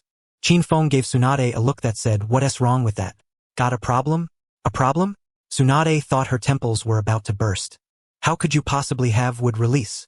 Sarutobi Hiruzen had finally come to his senses as well. He stared fixedly at Qin Feng, as if trying to read some trick hidden upon his face. Oh, that. Qin Feng scratched his head, wearing an expression as if recalling some trifling matter. When I was searching through the memories of that root ninja, I saw research data on the first Hokage cells and the Sharingan, and while I was at it, I also came across some theories about wood release. I thought it was pretty interesting, so I just learned it. Just learned it? Sarutobi Hiruzen was so shocked he began to cough violently, as if trying to expel his lungs. As for Tsunade, she was utterly speechless, gazing upon Qin Feng's innocent expression, as if saying, isn't it enough just to have hands? She, for the first time, deeply and profoundly doubted the meaning of the word genius. No, this transcends the realm of genius. This is monstrosity. Lord Qin Feng, just then, a voice filled with humility and obsequiousness rang out. It was Mito Manin. This advisor elder, known for his rigidness and severity, was now bowing deeply to Qin Feng at a 90-degree angle. His face contorted into a grimace more pitiable than tears. Danzo was heinous beyond redemption. His death was well-deserved. Your act today of eradicating such a malignant tumor from Konoha is truly a blessing to our village. We are endlessly grateful. Indeed. Nearby, Chunin Koharu also caught on quickly and hurriedly followed suit with a bow. Lord Qin Feng, you possess profound insight and unparalleled strength. We had previously failed to recognize greatness. We humbly ask for your forgiveness. They utterly abandoned the dignity befitting their status as elders. Or rather, their dignity had already been shattered the moment that monster appeared in the forest. Their political instincts told them that, in the face of absolute power, any resistance or doubt was a death sentence. The sole path to survival was submission. Qin Feng cast a glance at them, his gaze as dismissive as if regarding a roadside worm. He was too indolent to waste words and simply redirected his attention toward Tsunade. So, is the matter settled now? The chief culprit has been executed. Tsunade took a deep breath, forcing herself to regain composure and restore the dignity befitting the 5th Hokage. However, the remnants of root still pervade both inside and outside the village. This darkness must be utterly and thoroughly eradicated. A flash of resoluteness gleamed in her eyes. Danzo's death, coupled with the power Qin Feng displayed, made her realize that now was the optimal moment to cleanse Konoha of this malignancy once and for all. She looked at Qin Feng with utmost solemnity. Qin Feng, I require your assistance. This time, her tone was no longer commanding but rather one of equality, almost imploring. Oh? Qin Feng raised an eyebrow. From now on, I bestow upon you the highest operational authority in the name of the 5th Hokage. You shall no longer be bound by any rules. I need you to use your own methods to root out every rat lurking in the shadows. Tsunade was fully aware that conventional interrogations and arrests were inefficient against the brainwashed fanatics of root and prone to letting some slip through the cracks. Qin Feng's unfathomable sensory abilities, his bewildering genjutsu, and his effortless mastery of the flying thunder god technique made him the perfect instrument to purge this filth. Very well. Unexpectedly, Qin Feng agreed with remarkable decisiveness. My vacation has been ruined anyway, so I have nothing better to do. He paused, then added, however, I have one condition. Speak. After this is over, all S-rank missions in Konoha must be assigned to me as a priority. Tsunade was momentarily taken aback, not understanding why he suddenly cared so much about missions. Qin Feng explained lazily, I need to accumulate enough vacation time. Completing an S-rank mission should earn quite a bit of leave, right? I want to save up enough to sleep for 3 years straight. Everyone present was speechless. So in the end, your ultimate dream is just to sleep? I agree. Tsunade nodded with a wry smile. Forget 3 years. As long as you can clean up Konoha properly, you can sleep for 30 if you want. Deal. Qin Feng nodded contentedly. Then he turned and headed toward the broken window of the office. Hey, where are you going? Tsunade called out hurriedly. To find a quiet place to sleep for a while. Qin Feng waved his hand without looking back. By dawn, I will hand over a complete list of root members and their base locations to your umbu. As for now, do not disturb me. Before her words even ended, his figure had already vanished into the night, leaving behind a room in disarray and 4 of Konoha's highest authorities staring at each other in stunned silence. After a long while, Tsunade exhaled deeply. She felt that what she had experienced tonight was more thrilling than all the gambles she had ever taken in her life. She looked at Danzo's corpse on the ground, then at the 2 advisor elders still bowing, barely daring to breathe. In her eyes flickered an unprecedented glimmer of hope. The old order had completely collapsed with Danzo's death. A new Konoha was slowly rising from the ruins, perhaps more chaotic, but unquestionably stronger. Shizun, she called outside the door. Lady Tsunade, Shizun, who had been standing guard, hurried in clutching Tun-Tun. Relay my orders. Tsunade's tone was filled with unyielding authority. Seal off the scene and dispose of the bodies. Summon all jonin. At dawn, hold an emergency meeting. The sky over Konoha. She raised her head to the cold, bright moon. It was changing. The night would inevitably end. When the first rays of dawn crept over Konoha's walls and illuminated the Hokage's office, which had been violently breached, the entire village awoke from an eerie calm. A tense atmosphere, like a storm about to break, hung thickly in the air. Experienced villagers and shinobi keenly sensed that something monumental had transpired. The number of umbu operatives patrolling the streets had tripled. Figures darted swiftly across rooftops, their faces grim as they converged toward the Hokage's office. These were Konoha's elite jonin, all summoned by the 5th Hokage's most urgent call. At that moment, in the temporary command center of the Hokage's office, Tsunade was studying a newly delivered scroll, her expression complex. The scroll had not come from the umbu. It seemed to have appeared out of thin air, silently placed on her desk. The scroll's material was ordinary, but its contents sent chills down the spine of this battle-hardened 5th Hokage. It was a complete roster of the root organization. From spies embedded within the major ninja villages and the upper echelons of the Land of Fire, to operatives disguised as ordinary villagers, merchants, and even genin within Konoha, and extending to core combatants stationed at various secret bases. Every name, every codename, every detailed profile, ability, and personality weakness was recorded with crystalline clarity. Attached to the list were maps, no fewer than 44, detailing the locations of all root bases throughout the Land of Fire and neighboring countries. Each map was rendered with exquisite precision, from the overall layout of bases to secret tunnels, traps, guard shift changes, and even the exact number of explosive tags stored in particular warehouses. The meticulousness suggested that the cartographer was not an invader but rather the chief engineer who had personally designed and constructed these bases. Tsunade harbored no doubt about the intelligence's authenticity, because apart from that inexplicable monster, no one else could have accomplished such a feat in a single night, an act bordering on the miraculous. Tsunade exhaled a long, weary sigh, uncertain whether to feel grateful for the potency of this intelligence or powerless in the face of that youth's terrifying presence. She carefully secured the scroll, rose to her feet and approached the window. Outside, all the jonin had already assembled. Kakashi, Might Guy, Asuma, Kurenai, all the stalwarts of Konoha were present. They gazed upon the devastated Hokage building, sensing the oppressive atmosphere. Every face was etched with confusion and gravity. What has the Hokage summoned us for? What could have happened? Asuma exhaled a smoke ring, furrowing his brow as he inquired. I'm not sure, but judging by this situation, it's definitely no trivial matter, Kakashi replied lazily, leaning against the wall. Yet, the single visible eye gleamed with vigilance. Burn, youth. No matter the enemy. Nothing can quench the fiery spirit of Konoha. Might Guy, ever brimming with vitality, sought to dispel the tension with his passionate fervor. At that moment, Tsunade's figure appeared atop the Hokage building, standing at the edge of the colossal breach. Behind her stood Hiruzen Sarutobi, alongside the two pale-faced elders, consultants who had yet to recover fully from the horror of the previous night. All eyes instantly converged upon her. "I have gathered you here to announce a matter of utmost importance." Tsunade's voice, though not loud, was rendered crystal clear by chakra, penetrating every ear present. Her tone was cold, imbued with an unassailable authority. Last night, the Konoha Council Elder, Danzo Shimura, was executed on the spot for treason against the village. A single stone cast into 1,000 waves. What? Elder Danzo is dead. Treason? How can that be possible? Every jonin present erupted in incredulous exclamations. Danzo's image in Konoha had always been complex and fractured. Some despised his methods. Others feared his power. Yet there were those who regarded him merely as a hardline elder who had sullied his own hands to protect Konoha. But treason? That accusation was weighty beyond measure. Silence.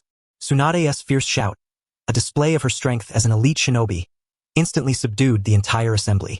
I know you find it hard to believe, but the truth is far uglier and more sordid than you can imagine. Tsunade proceeded to unveil Danzo's crimes one by one. He brazenly flouted the village's laws, maintaining the outlawed organization route in secret, orchestrating countless killings and upheavals both inside and beyond the village borders.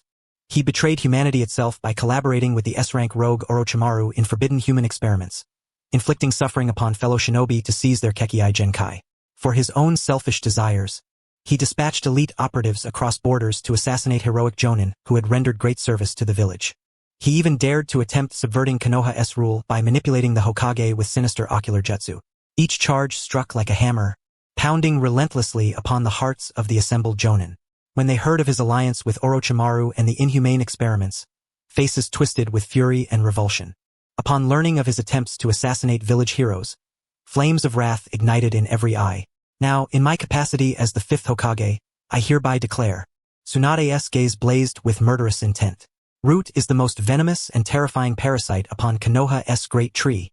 From this moment forward, we shall launch a comprehensive purge against the remnants of the Root organization. Operation Codename Grand Purge. She duplicated the flawless intelligence scroll provided by Qin Feng dozens of times, distributing copies to every jonin captain in attendance. These are all the Root bases and personnel. I command you to depart immediately in squads to destroy every base and apprehend every member. Resistance will be met with lethal force. Yes, this time, not a single voice of dissent arose. The jonin responded in unison, their voices roaring like thunder. Move out. At Tsunade's command, dozens of figures scattered instantly from the Hokage building, transforming into streaks of light that vanished into every corner of Konoha and the vast lands beyond the village. Thus commenced the largest, most efficient, and most thorough internal purge in Konoha's history.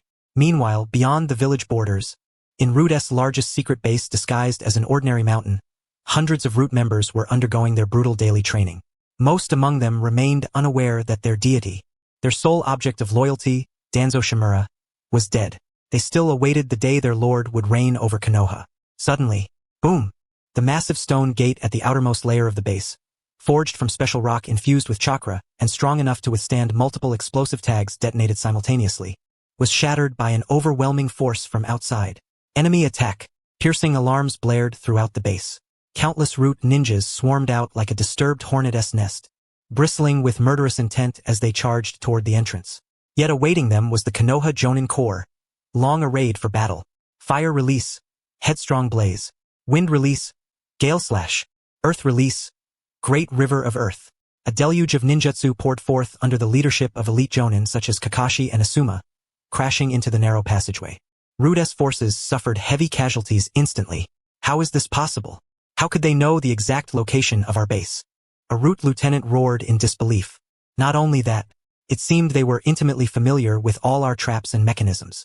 Elsewhere, Root operatives tasked with activating the base's defense traps despaired as their prized. Hidden deadly devices were either preemptively destroyed or effortlessly circumvented by the enemy. Before the God's Eye map provided by Qin Feng, all their defenses were rendered utterly meaningless. This was a battle fought on entirely unequal terms, a dimensionality-reducing strike. Such scenes were unfolding simultaneously throughout the Land of Fire. Some bases were utterly wiped from the surface by a single morning peacock strike from Might Guy. Others saw Root members pinned to the ground by surprise ANBU squads in disguised ramen shops. The vast dark web that Danzo had woven over decades, enveloping the entire land of fire, was torn to shreds within mere hours. And the mastermind behind it all, Qin Feng, what was he doing at this moment? He lay atop the statue of the first Hokage, his head resting on his arms, sound asleep. Warm sunlight bathed him gently. A soft breeze brushed his cheek. From afar came the faint sounds of explosions and battle cries, like a rhythmically compelling lullaby. This feels truly like a vacation, he murmured in his sleep, turning over and smacking his lips. Then he slipped back into a deep, peaceful slumber. As dusk settled, as the last rays of the setting sun bathed the entire Hidden Leaf village in a warm golden hue, the grand cleanup operation finally drew to a close. Tsunade stood amidst the ruins of the Hokage's office, listening to the dark and somber report from the Umbu commander. Reporting to the 5th Hokage. All known Root organization strongholds within the country have been completely obliterated. 342 core members have been apprehended, along with 1,217 peripheral members. Countless forbidden jutsu scrolls, illegal experimental data, and sources of untraceable funding have been seized, except for a few stubborn resistors who were executed on the spot. The majority have been escorted to the newly established temporary prison, awaiting your orders. Despite hearing such a glorious report, not a trace of joy appeared on Tsunade's face. She merely nodded wearily. I understand. Her gaze fell upon those Root members being escorted back. Many among them appeared even younger than Naruto Uzumaki. Their eyes were hollow and numb, like soulless corpses, stripped of their very essence. This was the ugliest legacy Danzo had left behind for the Hidden Leaf. Relay my orders. Tsunade's voice was tinged with a slight hoarseness. Summon the core members of the Yamanaka, Nara, and Akimichi clans, as well as the medical team. I want these children freed from their cursed seals and their sanity restored. The darkness that has shrouded the Hidden Leaf ends here. From this day forward, I will ensure that every person living on this land can bask in the true sunlight. Though her voice was quiet, it bore an unshakable resolve.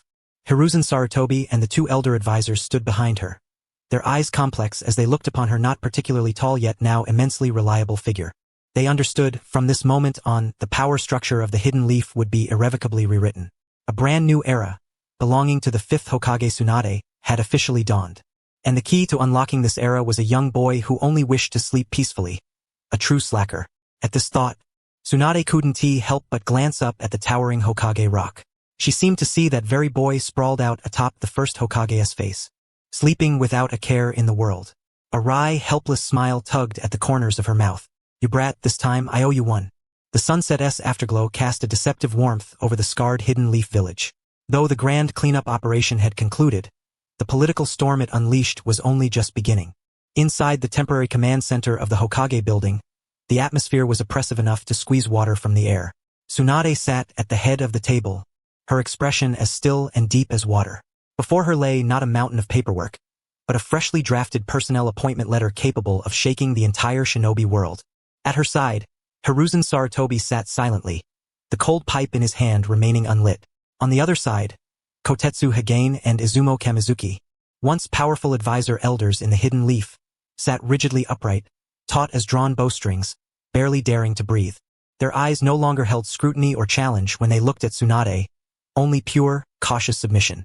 They feared Tsunade, but even more so, they feared the boy who could conjure a forest with a mere thought, and with equal ease reduce it to specks of light.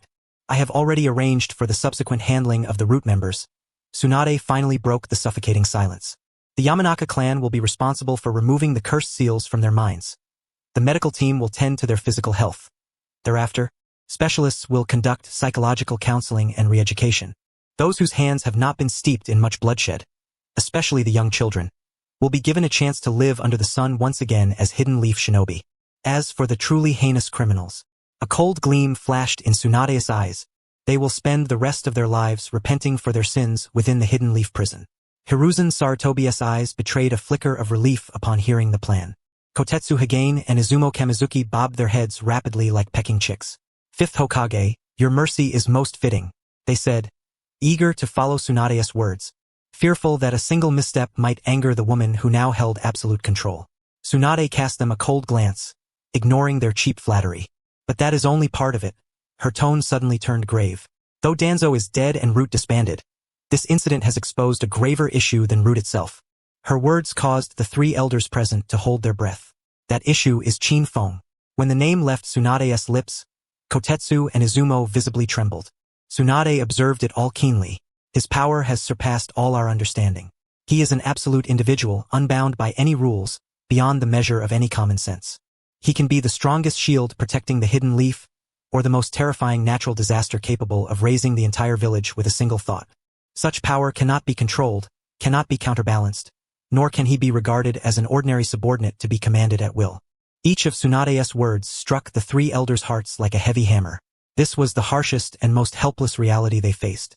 One Qin Feng was far more terrifying than 10 Danzos, because Danzo's ambitions still lay within the rules.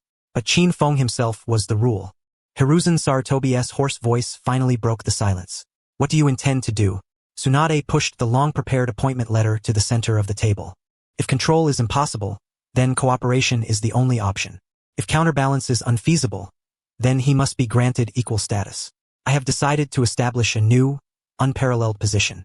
Her gaze swept across everyone present as she pronounced the new title that would soon reshape the entire power structure of the Hidden Leaf. Chief Advisor to the Hokage. 1 hour later, in a certain advanced training ground within the Hidden Leaf. Here, verdant grass stretched endlessly. A gentle stream babbled nearby, making it one of the village's most picturesque and tranquil spots. At this moment, Qin Feng lay sprawled on the thickest branch of a great tree, sleeping so soundly that drool threatened to spill from his mouth. Sunlight filtered through the leaves, casting golden flecks upon him. A soft breeze carried the scent of fresh grass and earth. To him, nothing was more blissful than finding a comfortable spot to indulge in a deep sleep after a vigorous workout. As for the upheaval of political purges outside, and the immense favor he owed Tsunade, enough to bankrupt her in a gamble, none of it concerned him. After all, he had secured the promise of priority execution for S-rank missions. Once he accumulated enough vacation days, he could find a secluded place and sleep peacefully until the end of time. System, how much longer until cooldown? He mumbled drowsily within the haze of half-sleep. Ding! 1 click max level permission, remaining cooldown time. 28 hours, 15 minutes, and 32 seconds. Oh, still more than a day. Qin Feng clicked his tongue. Obtaining the 1-click max level would release from Danzo had been exhilarating, yet it also triggered a 72-hour Sage Mode cooldown in his system. Perfect timing to thoroughly digest everything and, incidentally, plan his future retirement life. However, just as he was about to drift back into slumber, a voice he least wished to hear approached from afar. Qin Feng, you little rascal. I knew you were slacking off here. Bang! Accompanied by a tremendous crash, Tsunade's enraged figure descended like a cannonball, landing heavily not far from him, gouging a sizable pit in the ground. Startled by the sudden tremor, Qin Feng shuddered violently, almost falling from the tree. He jolted upright, bleary-eyed, staring at the 5th Hokage, hands on hips, glaring furiously. What the hell, old lady? It's broad daylight. Can't a person get some sleep? Don't you know disturbing someone's rest might get you struck by lightning? How dare you say that? Tsunade fumed, her anger uncontainable. I've been working my tail off, barely sitting down, and you just come here to nap. Please, that's your job, not mine. Qin Feng rolled his eyes. I'm your hero. After saving the world, shouldn't a hero enjoy a peaceful afternoon? Tsunade was momentarily speechless, choked by his brazen, lethargic logic. She took a deep breath, suppressing the urge to punch him out of the tree. Enough nonsense. I have serious business with you. She tossed a letter of appointment up to him. Lazily, Qin Feng caught it and unfurled the scroll. Resolution on appointing Qin Feng as the chief advisor to the Hokage of Konoha village. Chief advisor to the Hokage? Qin Feng frowned. What kind of nonsense is this? Sounds troublesome. Meetings? Reports? 24-hour duty? So I refuse. Without a second thought, he was about to toss the scroll back. Wait, Tsunade called out hastily. She already knew conventional methods wouldn't work on this guy. This position has no rigid requirements. No meetings, no reports, no on-call duty. You sleep whenever you want. As long as you want. No one dares to bother you. Oh? Qin Feng paused, suspicion flickering across his face. Sounds too good to be true. Then why give me this position? Sounds like a cushy job with a paycheck. Ahem. Tsunade cleared her throat, ready to dangle her bait. This position is exalted. Above all departments, including the Umbu and all ninja squads. Most importantly, she emphasized, holding this position grants you the highest priority selection rights for all missions issued by the village. In other words, from now on, no matter the mission's rank, if you want it, it's yours. S rank, A rank, even those SSS rank legendary missions, hidden deep within the scrolls. This is your sole and greatest privilege as chief advisor to the Hokage. Qin Feng's eyes lit up. His mind raced rapidly. Chief advisor. Highest priority for missions. Able to cherry-pick high-paying, long-vacation S-rank missions. Quickly amass retirement funds. Perfect slacker life. The equation added up. Sounds not bad at all. He stroked his chin thoughtfully, then broke into a sly grin as if a shrewd merchant had just closed a major deal. All right, I begrudgingly accept. But let me be clear, don't bother me with trivial nonsense, or I'll quit anytime. Deal. Tsunade exhaled in relief. Handling this old fossil was more exhausting than winning a ninja world war. That very afternoon, a top-tier announcement personally signed by the 5th Hokage spread throughout every corner of Konoha village. Konoha village officially establishes the position of chief advisor to the Hokage. Appointed to Jonin Qin Feng, this position holds status equal to the Hokage, with the highest priority in handling all missions and the authority to make on-the-spot decisions regarding all emergencies within the village. The news caused an uproar across Konoha once again. If the morning's news of Danzo's death and Rude's collapse was an earthquake of magnitude 8, then this appointment was a tsunami powerful enough to overturn everyone's perceptions. Chief advisor to the Hokage? What kind of position is that? Never heard of it before. Status equal to the Hokage? What a joke. That Qin Feng kid isn't even in his 20s. Hush, keep it down. I heard Elder Danzo was taken down single-handedly by him last night. Rumors swirled through the streets and alleys. Among the Jonin circles, the shock caused by this appointment was even more intense. The chief advisor position, Tsunade-sama really dares to think big and act boldly. Kakashi stared at the announcement, a strange gleam flickering in his deadpan eyes. This was no longer just a power balance. It was acknowledging the emergence of a second shadow within the village. Ha ha ha. Now that youth, let the strongest man have the highest status. Tsunade-sama really has guts. Might Guy's fiery spirit blazed. A troublesome guy given even more troublesome power. The future is going to be even more complicated. Nara Shikaku, Shikamaru's father, sighed deeply as he looked out the window. They all understood what the establishment of this position meant. It meant the power balance of Konoha had completely tilted. It meant that the boy named Qin Feng had become a special existence above the rules. One whom even the Hokage must face as a collaborator. From now on, Konoha had dual cores. Meanwhile, the freshly minted chief advisor to the Hokage, who stirred the entire Konoha storm, was lying on the branch where he had just fought, adjusting to a more comfortable position. He pulled out a small booklet from his bosom, the cover crookedly inscribed with 4 large characters. Retirement plan. He opened to the first page and solemnly wrote the first line in pen. Goal. Accumulate 1,000 days of paid leave. Then, satisfied, he closed the booklet, tucked it back into his bosom, and closed his eyes. Perfect. The sun was just right. The breeze gentle. Time to sleep. Konoha's reconstruction was in full swing. The political upheaval brought by Danzo and Rude's downfall was far less severe than anticipated. For the vast majority of villagers, it merely felt as though the village's atmosphere had become brighter than before. Those eyes that once lurked in the shadows had vanished. In their place was an unprecedented atmosphere brimming with hope and vitality. And one of the architects of this transformation, Konoha's first and only chief advisor to the Hokage, Lord Qin Feng, was at that moment sprawled atop his own rooftop tiles, savoring his hard-earned tranquil afternoon. The sunlight was warm and gentle. He reached into his chest pocket and pulled out the little booklet he had christened the retirement plan, flipping it open to the first page. The goal, to amass 1,000 days of paid leave. Gazing at the line, he nodded with satisfaction. Then, he turned to the second page. There lay the vacation schedule he had just devised. The first year, sleep. The second year, change location and continue sleeping. The third year, well, assess the quality of sleep from the previous 2 years and then decide whether to alter one's sleeping posture. He stared at his flawless plan, a trace of blissful smile curling at the corners of his mouth. This truly was life. The great ninja war, conspiracies and schemes, be damned. System, how much longer? Closing his eyes, he casually asked the question in his mind. Beep. 1-click max level permission. Remaining cooldown time.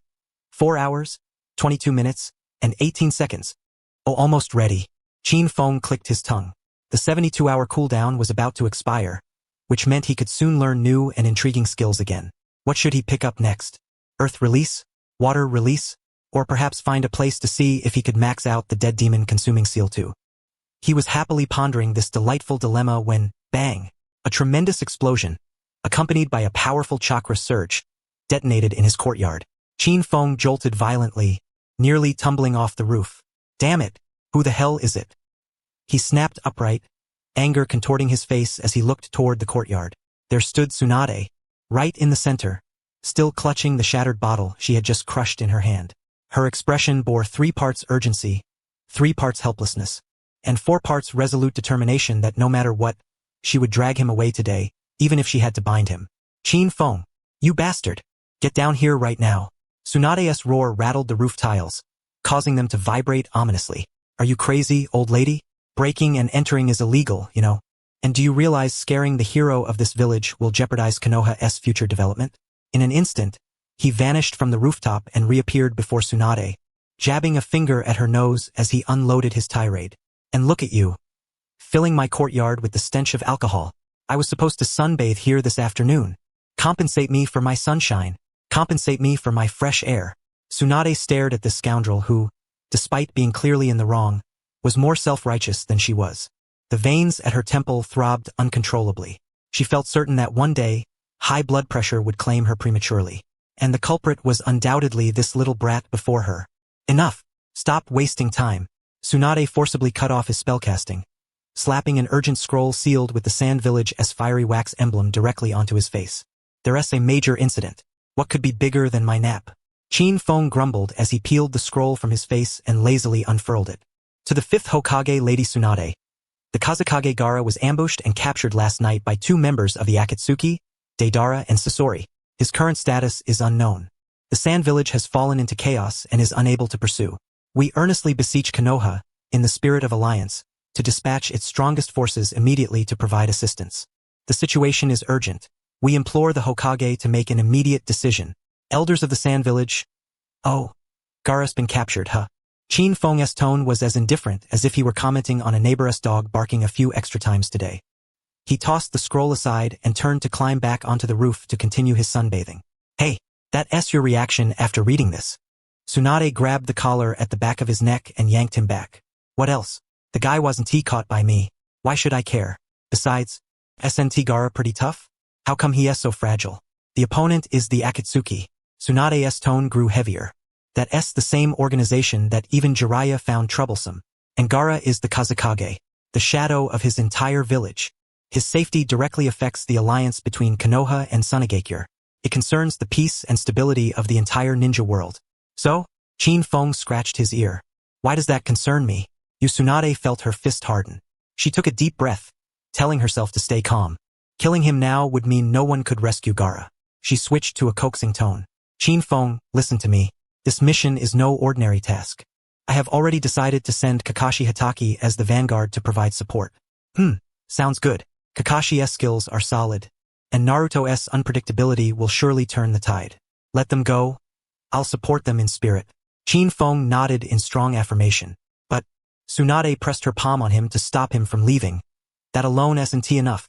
I need the strongest backup. I need you to go personally. Me? Qin Feng pointed at his nose, incredulous. Are you kidding me? I'm the Hokage's chief advisor, a strategic mastermind commanding from the rear. You want me to risk my life on the front lines? That is a huge disrespect to my position. Cut the crap. Tsunade pierced through his true thoughts. You're just lazy and don't want to move. You just figured that out? Qin Feng's expression said, finally, you're seeing the light. Tsunade fell silent again. She realized that reasoning, presenting facts, or appealing to emotions was useless with this stubborn bastard. To deal with this tough nut, she had to resort to the most straightforward currency. A trade of interests, an S-rank mission. She slowly uttered the 4 words. Qin Feng's ears twitched. This mission will be classified as the highest level, an S-rank cross-border support task. Seeing his expression grow a bit interested, she raised the stakes. The reward will be 3 times that of a regular S-rank mission. Most importantly, she leaned close to Qin Feng's ear and whispered devilishly the final trump card. Upon completion, I, the 5th Hokage, will personally grant you 30 days of paid leave. Boom! 30 days. Paid. Vacation. Those 3 words struck Qin Feng's heart like 3 heavenly thunderbolts. His eyes instantly shone with a brilliance comparable to a 2,000-watt searchlight. His breathing grew rapid. His heartbeat accelerated wildly. Retirement plan. The 1,000-day goal. This single mission could complete 1/30th of it. Was there really such a good deal? Ahem. Qin Feng cleared his throat, forcibly suppressing the volcanic joy within, and donned a mask of nonchalance, as if reluctantly resigned. Alas, since you're begging me so earnestly as Konoha's chief advisor, seeing the Hokage so deeply troubled over the village's alliance, unable to eat or sleep if I were to stand idly by, wouldn't he that make me heartless? Very well. He wore an expression of profound compassion for the world as he gently patted Tsunade's shoulder. Leave this arduous mission to me. For the sake of Konoha, for the peace of the shinobi world, sacrificing a mere modicum of personal rest is but a trivial matter. Tsunade. She gazed at Chin Fong's heroic countenance, the look of one who has bled for the village and borne arms for the Hokage, and felt an overwhelming urge to punch out 2 of his front teeth. Pussy. Keep pretending all you want. Enough. Cut the chatter. Tsunade snapped irritably, shoving another scroll into his hands. Here's the intel on those 2 from Akatsuki, along with the map of Sunagakure. Kakashi and the others have already gathered at the village entrance. You need to head there now and... Together? Chin Fong interrupted, a look of utter disdain crossing his face. Together? Riding a carriage with them? By the time they meander their way to Sunagakure, Gaara's first death anniversary will have passed. He tucked the intelligence scroll into his chest, flexing his limbs. In matters like these, swift and decisive action is paramount. The sooner this is over, the sooner I can return and begin my vacation. You Tsunade froze. What do you mean? I'm going alone for now. Chin Fong waved dismissively at her. Have Kakashi and the others follow behind at their own pace. Their job is to clean up the battlefield and handle the aftermath. By the time they arrive, I expect I'll already be sharing a victory drink with Gaara in Sunagakure. His tone was calm yet infused with an unshakable, absolute confidence. Before she could respond, with a swift whoosh, his figure transformed into a golden flash and vanished instantaneously, leaving behind a stunned Tsunade and a faint spatial ripple characteristic of the flying thunder god technique lingering in the courtyard. That bastard! Tsunade muttered with a mixture of amusement and exasperation after a long moment. Alone? Taking on the 2 Akatsuki members single-handedly? And boasting about resolving everything before Kakashi and the others even arrive? If it had been anyone else, Tsunade would have deemed him utterly insane. But this was Chin Fong, the very monster capable of conjuring forests with a mere thought. Well, so be it. A trace of relief curved the corner of Tsunade's lips. With this guy on the field, Gaara should be safe after all. The strongest reinforcements Konoha has ever sent have departed, the border of the land of fire. A small squadron consisting of 4 ninja and a ninken sped through the forest. Leading them was the ever-languid, silver-haired Kakashi Hatake, Konoha's foremost technician. Hot on his heels were the anxious Naruto Uzumaki, the concerned Sakura Haruno, and the perpetually stoic Sasuke Uchiha. They were the first reinforcement squad dispatched by Tsunade, the full complement of Team Kakashi. Teacher Kakashi, how much longer until we arrive? Naruto shouted as he ran, his voice thick with barely restrained anxiety. Gaara's barely holding on. Calm down, slowpoke. Sasuke scoffed, though his pace remained relentless. Yelling will only waste your energy. What did you say, you damn Sasuke? Alright, both of you, pipe down. Kakashi's calm voice came from the front, carrying an undeniable authority. At our current speed, even going full throttle, it'll take a full 2.5 days to reach Sunagakure. 2.5 days. Naruto howled in despair. By the time we get there, it'll all be too late. All we can do now is put our faith in Gaara and hurry there as fast as possible. Though his tone was measured, the single visible eye reflected grave seriousness. He understood better than anyone just how perilous this mission was. Their opponents were members of Akatsuki, a threat so formidable that even the legendary Sannin Jiraiya had found them daunting. Damn it! Naruto punched a tree trunk beside him, recalling the hollow-eyed Gaara from the Chunin Exams, the monster everyone feared. He empathized deeply with that soul-crushing loneliness. At last, that man's gaze had begun to shine. Embraced by his village and crowned as the Kazekage, they were comrades, fellow Jinchuriki bound by a shared fate. He would not stand idly by and watch his friend be captured by those bastards. Wait, Naruto's eyes suddenly brightened with renewed hope. Didn't Granny Tsunade say that Big Brother Chin Fong was sent to support us? Where is he? At the mention of that name, Kakashi, Sasuke, and Sakura instinctively faltered. Chin Fong, the newly appointed chief advisor to the Hokage, the village's most enigmatic and formidable figure. Yes, if advisor Chin Fong were with us. Sakura's face expressed a glimmer of hope. To her, the presence of that man seemed to render any problem solvable. Yet Kakashi gave a wry smile. I'm afraid he won't be joining us. Why not? Naruto asked, perplexed. Kakashi lifted his gaze to the boundless sky, his eyes layered with complexity. Knowing him, he probably thinks we're moving too slowly. Kakashi's intuition proved correct. Far above them, hundreds of kilometers away, a golden streak tore across the horizon at a speed surpassing all known bounds of shinobi comprehension. The Flying Thunder God technique. Qin Feng had long mastered this jutsu to perfection. Initially, as with the fourth Hokage, he relied on pre-established spatial coordinates. But through countless trials and a deepening understanding of spatial laws, the technique had transformed entirely under his command. With his maximized sensory abilities and absolute grasp of spatial principles, he no longer required fixed physical markers. Any spatial coordinate within his mental reach could serve as a temporary, fleeting teleportation seal. With but a single thought, he could transport himself to any point within his perception. This defied all reason, turning what once took days into a journey of mere hours. Still too slow, Qin Feng muttered irritably while executing spatial jumps. Sunagakure's defenses were as fragile as paper. His shadow had been stolen by 2 intruders within the village. It was pathetic. Now he had to make the trip himself. His vacation plan had only just begun. The more he thought about it, the more he treasured these 30 days off. Finishing this mission 1 minute earlier meant his sacred holiday could start 1 minute sooner. A swift and decisive victory was imperative. No time could be wasted on the road. As he focused intently on his journey, ding! A crisp notification sounded inside his mind. 1 click max level privilege. Cooldown complete. Oh, finally ready? A hint of delight flickered across Qin Feng's face. This meant that he could once again embark on the journey of acquiring new and fascinating skills. His silhouette came to a halt atop a mountain peak. He did not rush onward. Instead, he slowly closed his eyes. At this moment, his fully matured sensory ability was pushed to its absolute limit. Centered on him, an invisible mental network, spanning hundreds of kilometers in every direction, instantly unfurled.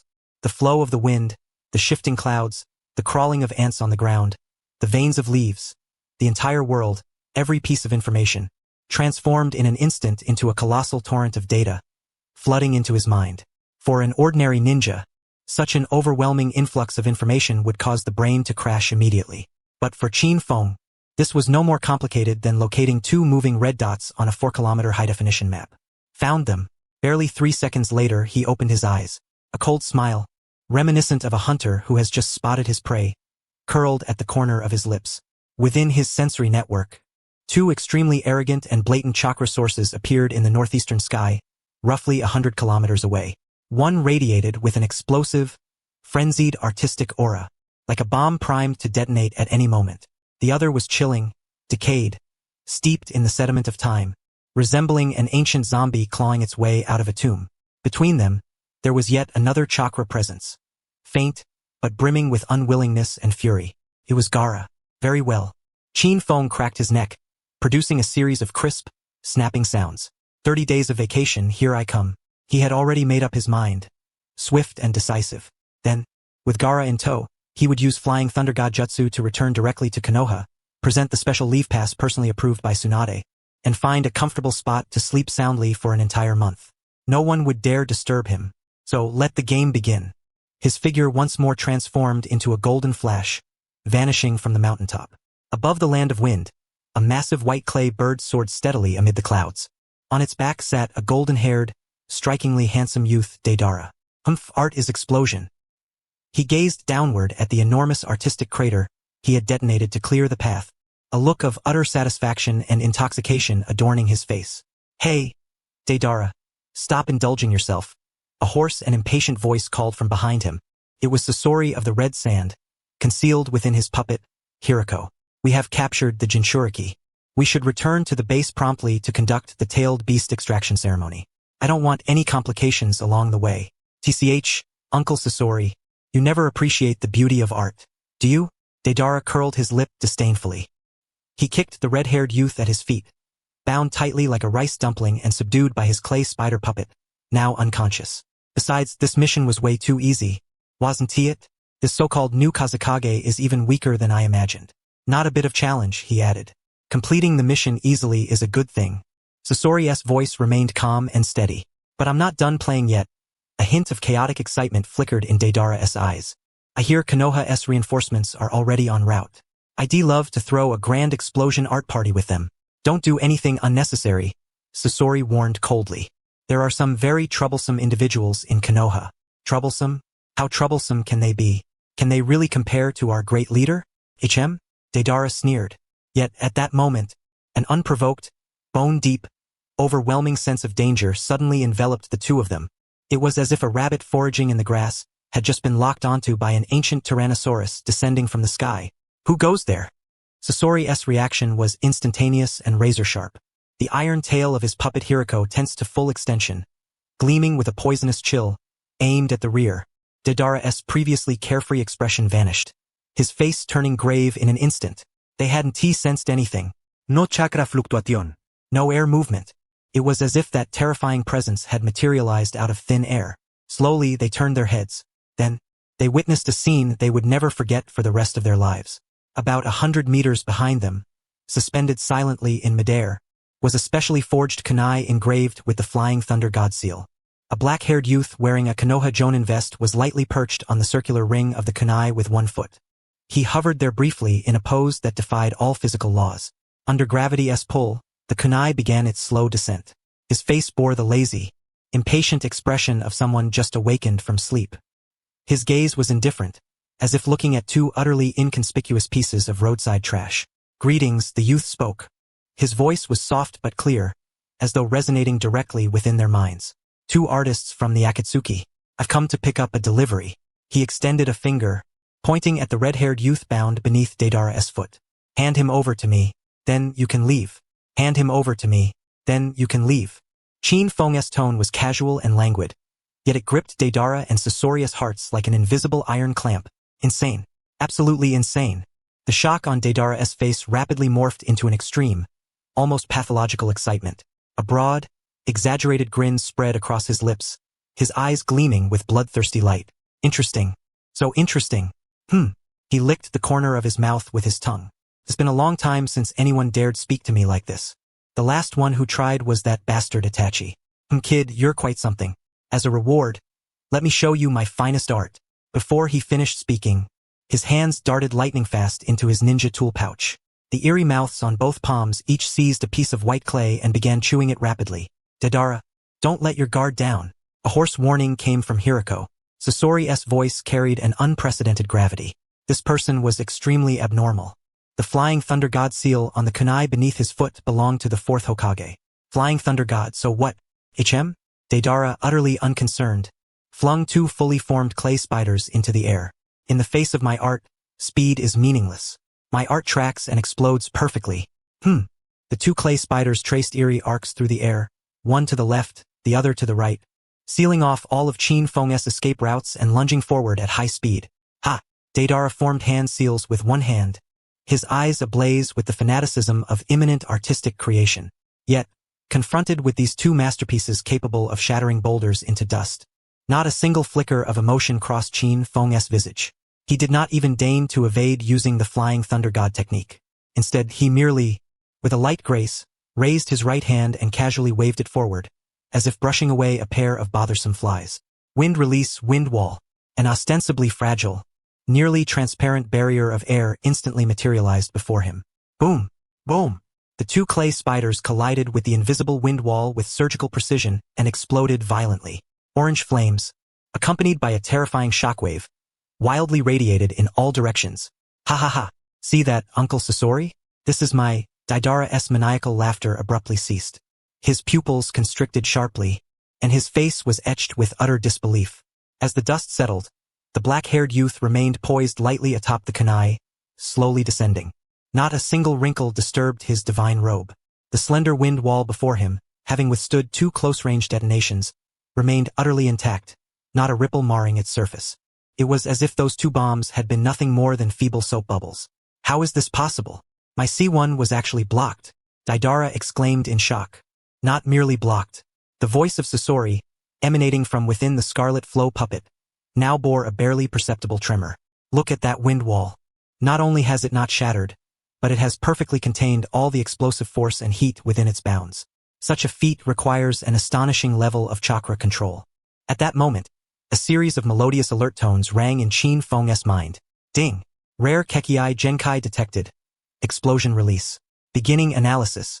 Analysis complete. Reverse engineering fusion of earth and lightning chakra natures underway. Fusion successful. Core principles of explosion release mastered.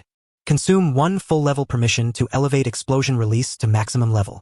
Oh, transforming someone else's ninjutsu into bombs? Intriguing. A faint smile curved Qin Feng's lips. Confirmed. Ding. Congratulations, host. Explosion release has been successfully upgraded to maximum level. A vast reservoir of ultimate secrets concerning detonation and shaping flooded his consciousness in an instant. I see. To call that level of skill art is quite presumptuous. Qin Feng slowly lifted his gaze toward Deidara, his eyes suffused with a trace of pity. That look resembled a doctoral student observing a kindergartner who had just learned to count to 112 and was already brimming with pride. Bastard! What kind of look is that? Deidara was utterly incensed by Qin Feng's expression. It was the greatest insult to his art. I will kill you, and then turn you into my most magnificent artwork. Humph! He had descended into madness. C2 Dragon. His hands moved rapidly through hand seals. The clay giant bird beneath him began ravenously absorbing the clay spewed from his palms and mouth, swelling visibly before their eyes. Within mere breaths, the monstrous clay dragon, over 20 meters in length, more fearsome in form, continuously launching homing bombs from its maw, replaced the smaller bird. Taste my chain explosion art. Humph! Deidara rode the dragon, soaring skyward, opening its massive jaws. Countless small clay bombs poured down like a torrential storm, engulfing Qin Feng. A nuisance. Qin Feng frowned. The kunai beneath his feet had already descended some distance. He no longer wished to waste time with these insignificant pests. 30 days of vacation beckoned. The game was about to end. His figure vanished instantly from the descending kunai. The sky filled with bombs lost their target, detonating into a dazzling yet utterly meaningless fireworks display. Gone. It's the flying thunder god technique. Sasori immediately became alert, scanning his surroundings. Useless. Deidara's frenzied laughter echoed. Where could he possibly hide before my C2 dragon? Heaven and earth are within my artistic domain. Humph. Is that so? A cold voice, ghost-like and chilling, whispered in his ear. Deidara's laughter once more ceased abruptly. He stiffened and slowly turned his head. There stood the black-haired youth, who had silently and imperceptibly appeared behind him, perched atop the very clay dragon Deidara so proudly wielded. When did you? Deidara's eyes brimmed with terror. When you said heaven and earth, Qin Feng replied calmly.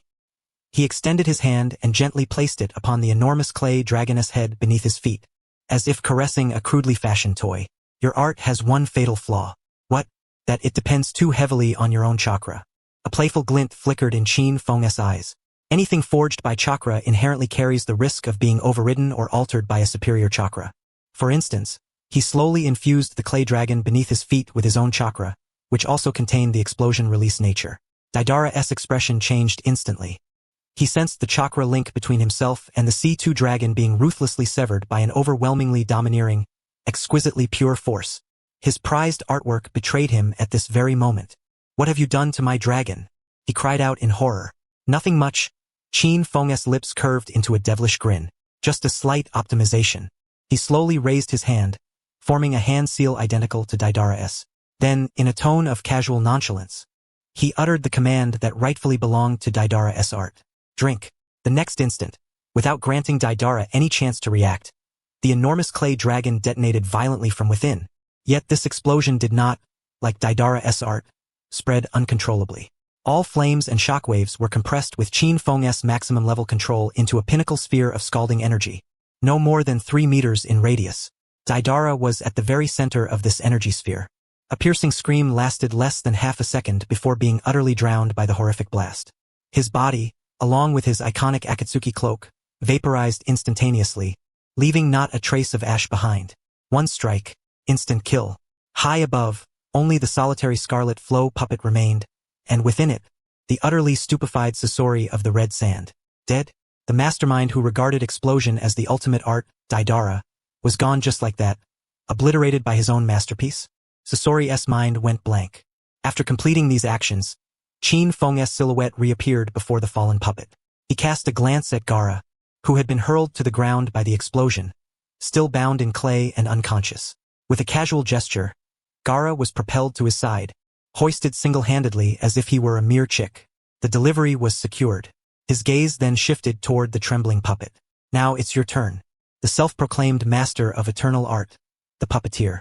Monster, I'll fight you to the death. Scorpion finally snapped out of his paralyzing fear. Begging for mercy is futile.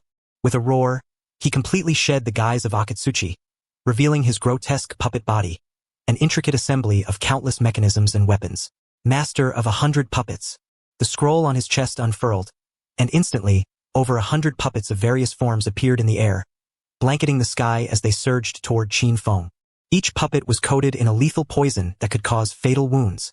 This was his ultimate technique, his eternal art, capable of conquering an entire nation. Yet Qin Feng merely regarded the overwhelming swarm of puppets with a cold, steady gaze. Eternal? To me, they are nothing but a collection of marionettes manipulated by strings. His fingertips flicked out dozens of nearly invisible crystalline chakra threads.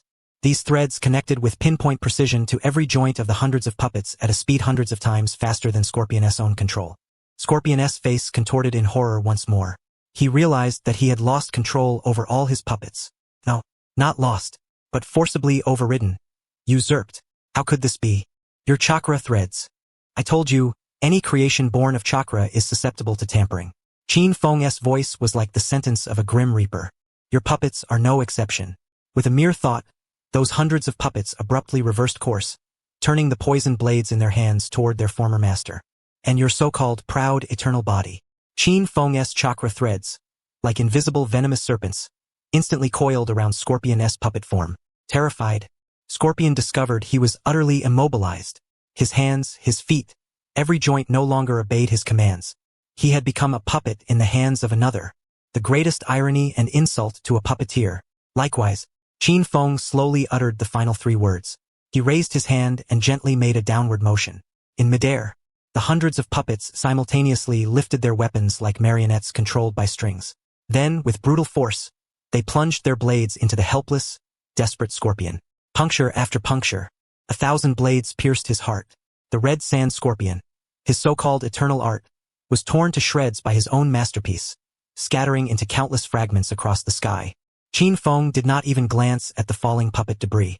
He hoisted the unconscious Gaara, a faint trace of relief finally softening his expression. Work's done. Time to go home and sleep. A flash of golden light. The sky returned to calm as if nothing had ever transpired. Another flash of golden light. Qin Feng's figure vanished from the cleared expanse. This time, he did not linger anywhere. With Gaara, the red-haired parcel, in tow, he disappeared like a phantom, performing continuous spatial leaps over the land of wind. His objective was unmistakably clear. The hidden sand village. The earlier the delivery was made, the sooner his sacred holiday could commence. The hidden sand village, nestled deep within the desert, was currently shrouded in unprecedented tension and panic. The Kazekage had been abducted, his fate uncertain. For any shinobi village, this was a disgrace capable of shaking the nation's foundation and a monumental crisis. At the village entrance, sand ninja stood guard, each gripping kunai and blades tightly, their eyes scanning the endless desert outside with utmost vigilance. They knew Konoha's reinforcements were en route, but they also understood that distant aid could not quench their immediate thirst for salvation. At that moment, a faint, almost imperceptible spatial resonance vibrated in the clearing before the village gates. The next instant, a golden flash appeared out of nowhere without warning. Who goes there? The captain of the sand ninja froze, his pupils constricting sharply as he barked the demand. Every sand ninja instantly assumed battle stances, their hearts pounding in their throats. The golden light faded. Before them stood a black-haired youth clad in a Konoha Jonin vest, draped in a distinctive advisor's ceremonial robe inscribed with the words Chief Consultant. His face bore the impatience of one wearied by a long journey. In his hand, he carried a figure that made all the sand ninja's eyes widen in disbelief. That unmistakable red hair, the enormous gourd. It was their Kazekage, the missing Lord Gaara. Enemy attack. Put down the Kazekage. Kill him. In an instant, all the sand ninja erupted into madness, believing this to be a member of the Akatsuki bearing the Kazekage's corpse as a threat. Dozens of sand ninja, eyes bloodshot and reckless, charged toward Qin Feng. Troublesome, Qin Feng frowned. He did not even bother to dodge. Raising the left hand that held Gaara just a little higher, he casually scratched his ear with the empty right hand. Konoha's reinforcements. Your Kazekage is still alive. His voice was low but clear, reaching the ears of every charging sand ninja. If you don't want him harmed, all of you stop right now. That flat, emotionless tone, paired with eyes that regarded the front line as if they were mere ants, compelled the leading sand ninja to halt instinctively. They were cowed by the invisible aura. Just then, Gaara. Two figures dashed swiftly from within the village. They were Gaara's sister, Temari, and brother, Kankuro, rushing in response to the alarm. Upon seeing their brother being carried like cargo, their faces instantly filled with murderous intent. Put Gaara down. Kankuro roared, his puppet crow already unfolding behind him, countless poison senbon ready to strike. Calm down, Kankuro. A steadier voice came from behind them. It was Maki, captain of the Sand Jonin. He immediately recognized the Konoha Jonin vest and the unique chief consultant's robe Chin Fong wore. Konoha's reinforcements. He came alone? Maki's mind surged with disbelief. From Konoha to the Sand Village at full speed would take at least 3 days. Yet less than 5 hours had passed since the distress signal was sent. How did this man arrive so swiftly? Chin Fong gazed upon the group of Sunagakure shinobi before him, nervous, enraged, and bewildered all at once, and curled his lips impatiently. How many times must I repeat myself? Your Kazekage, I have brought him back. Casually, he tossed the unconscious Gaara forward.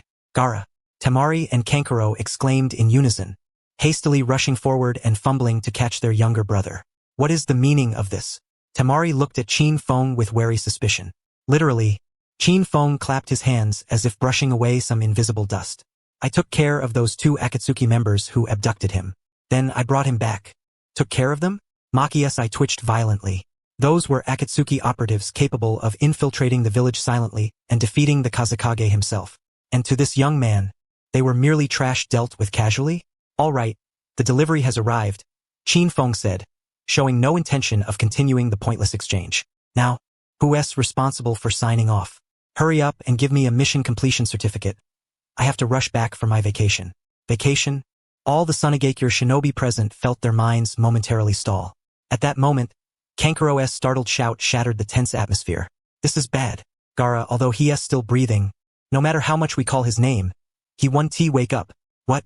Temari's face paled as she quickly assessed Gaara's condition. His chakra was stable, and his vital signs were normal, yet his consciousness seemed trapped deep within an inaccessible realm. Quick! Send for the medical team, Maki commanded decisively. A group of Sunagakure shinobi immediately sprang into action, hoisting Gaara and rushing toward the village hospital. Meanwhile, Chin Fong was escorted, half invited, half monitored by Maki and Temari to the Kazekage's office. 1 hour passed. Chin Fong sat on the office sofa, bored, stifling a yawn. 2 hours passed. Chin Fong was already lying on the sofa, fast asleep. 3 hours passed. The sound of hurried footsteps abruptly awakened Chin Fong from his slumber. How is he? Temari anxiously asked the arriving head of the medical team. The medical chief, drenched in sweat and wearing a look of defeat and helplessness, shook his head. No good. We have tried every possible method, but we cannot rouse the Kazekage. Wiping his brow, he continued. The Kazekage's physical condition is flawless, but his spiritual realm appears sealed by an extremely subtle chakra barrier beyond our comprehension. Whenever we try to intervene, this chakra repels us. This is beyond our capabilities. How can this be? Temari's face turned deathly pale. A Kazekage who cannot awaken is no different from one who has perished, as far as Sunagakure is concerned. Just then, a lazy, petulant voice broke the silence. I say, can you lot get anything done or not? Chin Fong sat up on the sofa. Disdain etched across his face as he glared at the helpless Sunagakure leaders. Is it really so difficult just to wake someone up? Something this trivial and it's still not done? That's easy for you to say. Kankuro snapped angrily. Do you have a solution? Me? Chin Fong rolled his eyes. Why would I have one? I'm just a delivery man. My mission is complete. Now, immediately, right now, give me my mission completion certificate. He extended his hand toward Maki. My vacation is already 3 hours overdue. Do you know how many naps I could have taken in those 3 hours? Maki's mouth twitched involuntarily. A Sunagakure elder advisor stepped forward and spoke gravely. Esteemed guest from Konoha, according to regulations, a mission is only deemed complete upon the full recovery of the hostage. The Kazekage remains unconscious, so your mission cannot be considered fully accomplished. The elder's words were watertight, yet to Chin Fong's ears, they struck like thunder from a clear sky. Cannot be considered complete? That meant no mission certificate. No certificate meant his 30 days of paid leave were cancelled. Boom! An icy, almost freezing low-pressure aura radiated from Chin Fong, enveloping the entire office. Gone was the laziness and impatience from his face, replaced by a chilling, somber expression. So what you're saying is, his voice soft and deliberate, Because you lot of useless fools can't heal your own Kage. My vacation is ruined? The elder's scalp tingled under Qin Feng's penetrating gaze, cold sweat instantly streaming down his face. He felt as if he were being stared down by a primordial, ancient beast. No, that's not what I meant. I was only following the rules, he stammered. Rules? Qin Feng sneered coldly. Fine. He rose to his feet, flexing his wrists. The thing I hate most is trouble. But what I hate even more is anyone delaying my sleep. With a shove, he pushed past the medical chief blocking his path and strode resolutely toward the hospital. Lead the way. I'll deal with the trash you can't handle. Within the hospital's intensive care unit, Sunagakure's finest medical ninja surrounded Gaara's bed, utterly helpless. Suddenly, the door to the ward was flung open with a bang. Accompanied by Temari, Maki, and others, Qin Feng entered.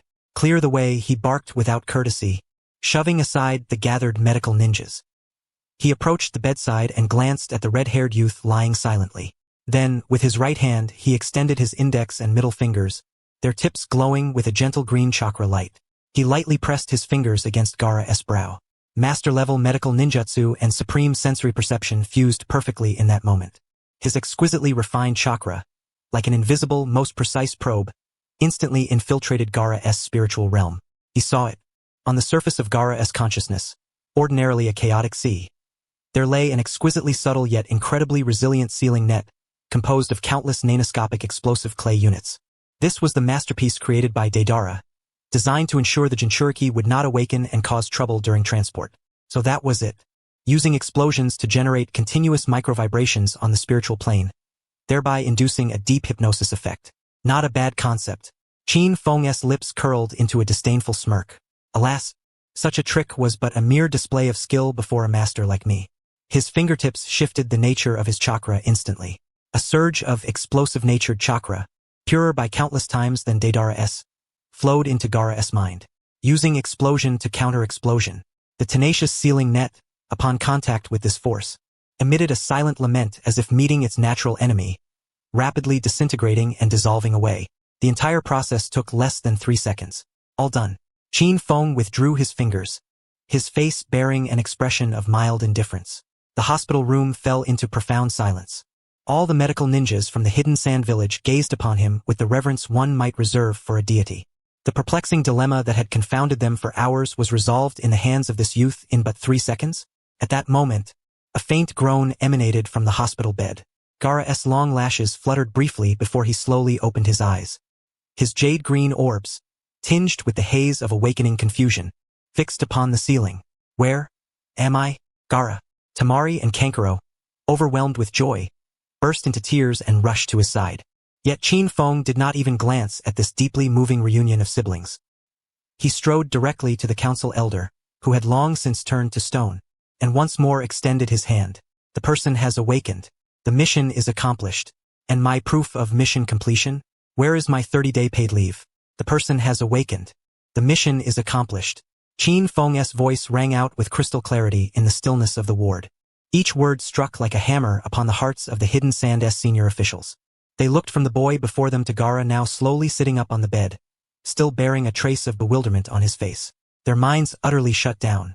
That enigmatic seal which had plagued their entire medical corps, rendering them helpless and convinced the 5th Kazekage would sleep forever, had not even lasted 3 seconds under this youth's hands? What terrifying mastery of medical ninjutsu was this? No, this transcended the realm of medical art. It was a force of a higher dimension, utterly beyond their comprehension.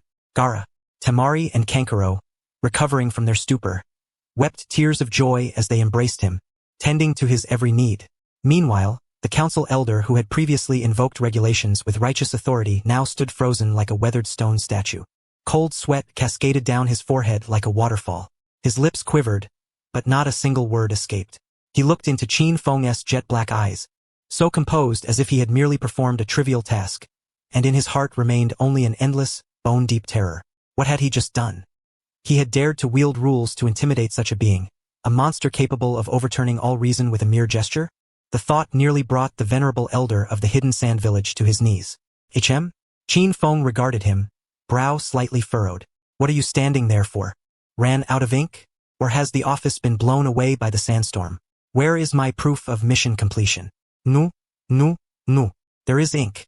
The office is intact.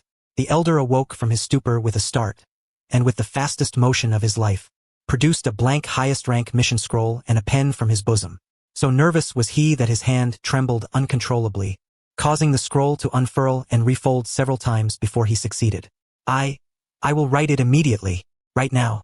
He wrote while stealing glances at Qin Feng from the corner of his eye, his voice trembling beyond recognition. Chief Advisor of Konoha, Lord Qin Feng, single-handedly rushed to our village today, and with the force of a thunderbolt, slew the Akatsuki SS-rank rogue ninja, Deidara and Sasori of the Red Sand, successfully rescuing the 5th Kazekage. The more he wrote, the more his hand shook violently. Toward the end, he dared not write further, for he realized this record was too astonishing, too unfathomable. Single-handedly, within mere hours, crossing 2 nations, pursuing and eliminating 2 S-rank rogue ninjas, and returning a village S shadow alive. If this leaked, the entire ninja world would go mad. No one would believe it. Just then, wait a moment, a voice, slightly hoarse yet brimming with resolute will, sounded forth. It was Gaara. Supported by Temari and Kankuro, he had already stepped down from the bed. His face remained pale, but those jade-green eyes shone brighter than ever before. He gazed deeply at Qin Feng, then slowly bowed. A highest salute from one Kazekage to another ninja. Advisor Qin Feng, I and the Hidden Sand Village extend our deepest gratitude for your aid. Qin Feng waved his hand impatiently. All right, enough of the formalities. Just get my proof stamped quickly. I'm in a hurry to go home and sleep. Gaara straightened without minding Qin Feng's near-rude demeanor.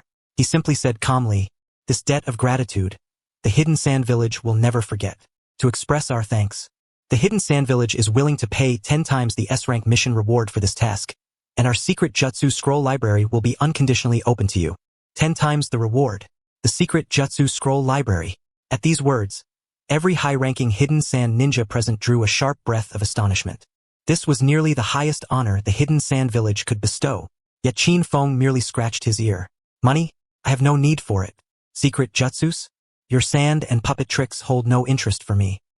He approached the elder, who was still feverishly writing, and pointed at the scroll. The reward and such don't matter, but there is one thing you must write clearly. Please say it. The elder stammered. Qin Feng raised a finger and declared, the mission duration, from the moment I left Konoha to the moment I returned your Kazekage alive, did not exceed 6 hours.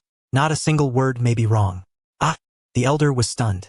He could not comprehend why this man, indifferent to money and secret arts, was so fixated on the mission's time frame. But he dared not ask. With the neatest handwriting of his life, he copied the statement verbatim onto the scroll. When finished, he respectfully handed it to Gaara. Gaara glanced at the scroll, then without hesitation bit his finger and pressed his blood seal upon it, affixing the mark representing the highest authority of the Kazekage. All done. Qin Feng snatched the scroll from his hand, tenderly blew on the ink, then carefully folded it and tucked it into his bosom. His expression of satisfaction was as if he had obtained not a mere piece of paper, but a ticket to paradise. Mission accomplished. Job well done. He clapped his hands and turned to leave. Wait a moment. Gaara called out once more. What else? Qin Feng turned back, his face brimming with impatience. I'll say it now, I'm skipping dinner and tea. I'm in a rush. Gaara looked at him, those jade-green eyes imbued with a profound confusion. I only wish to ask one question. You possess such formidable power, what is it that you fight for? This question pricked the ears of everyone present. They too longed to know the inner heart of this godlike youth, and what grand conviction and will he harbored within. Is it to protect the village? To secure peace in the ninja world? Or is it for some loftier ideal, one beyond their grasp? Qin Feng gazed at Gaara's face, etched with insatiable curiosity, and paused for a moment. Then, with a look that seemed to regard him as a fool, he fixed his eyes on him. Battle? Who said I'm fighting for battle? He declared with unwavering conviction the answer that shattered the worldviews of everyone present. Everything I do is simply so I can sleep soundly and peacefully. Do you understand how profound the meaning of a perfect nap is to life? That kind of sunlight just right, the breeze gentle, sleeping until naturally awakened, and waking up without a single worry. On Qin Feng's face appeared an expression of deep yearning and blissful intoxication. That, he said, was the ultimate secret of his life.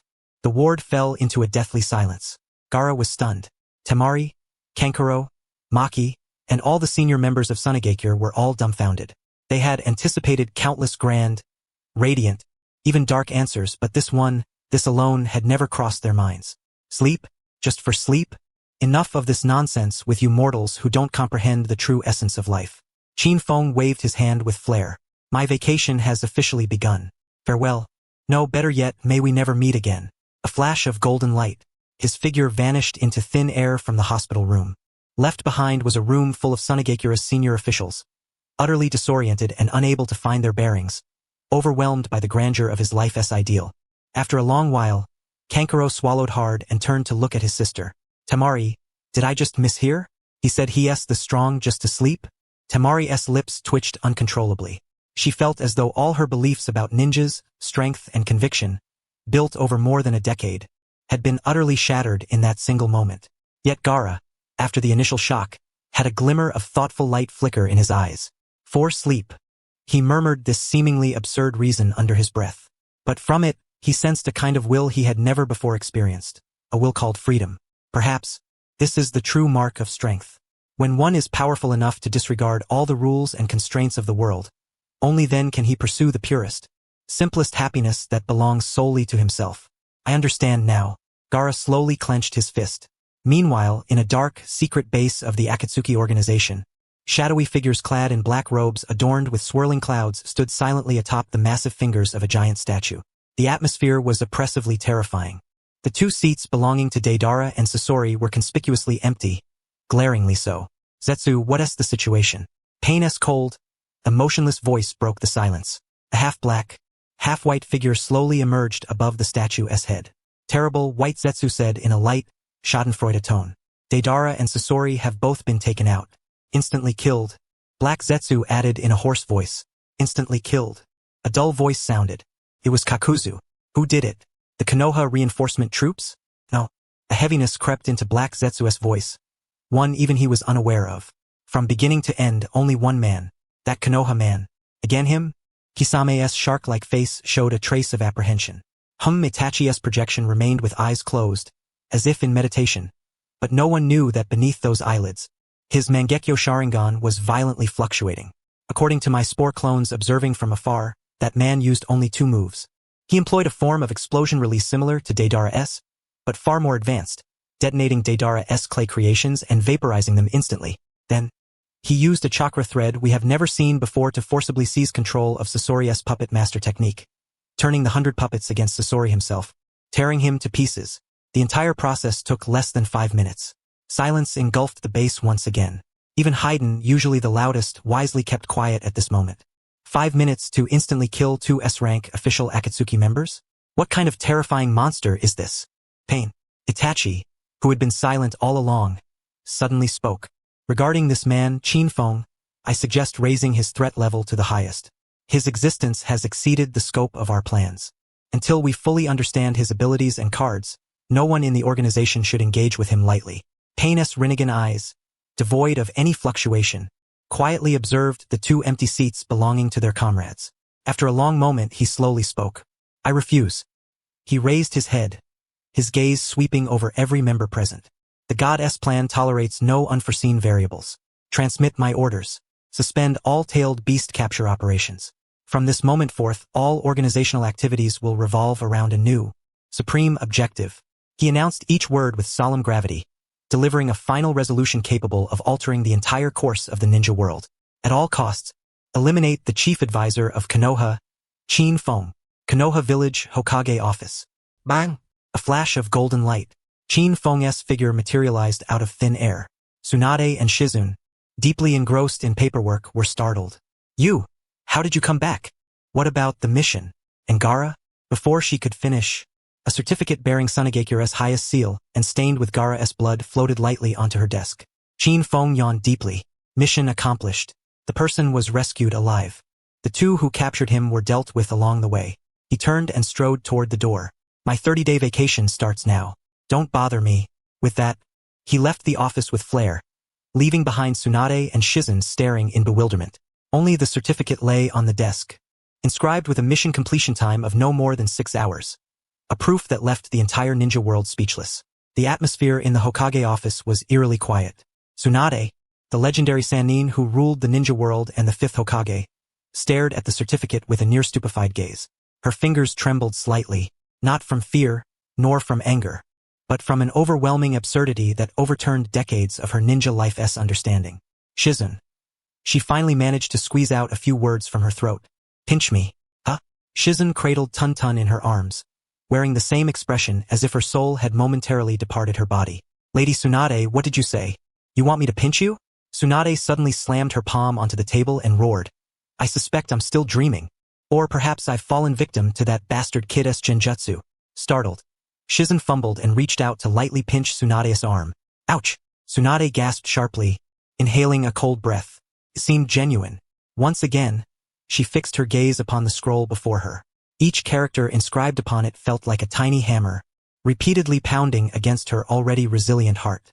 Mission rank, S-Class, highest urgency. Mission details.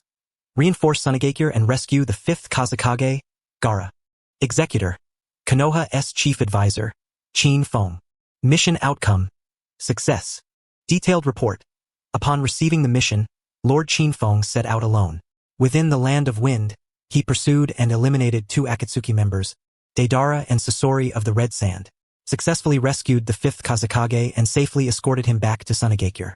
Confirmed by Sunagakure's medical team, the Kazekage is unharmed. Total mission duration. No more than 6 hours. 6 hours. Departing from Konoha, covering thousands of kilometers round trip, crossing 2 nations, and effortlessly dispatching 2 S-Class rogue ninjas. All within 6 hours. Is this truly within the realm of human capability? Even her grandfather, the first Hokage revered as the god of shinobi, could not have accomplished such an absurd feat. This is no longer the work of a mere ninja, Tsunade murmured weakly, sinking into her chair. This must be the work of a deity. Lady Tsunade, what about advisor Qin Feng? Shizun asked softly. He is on vacation.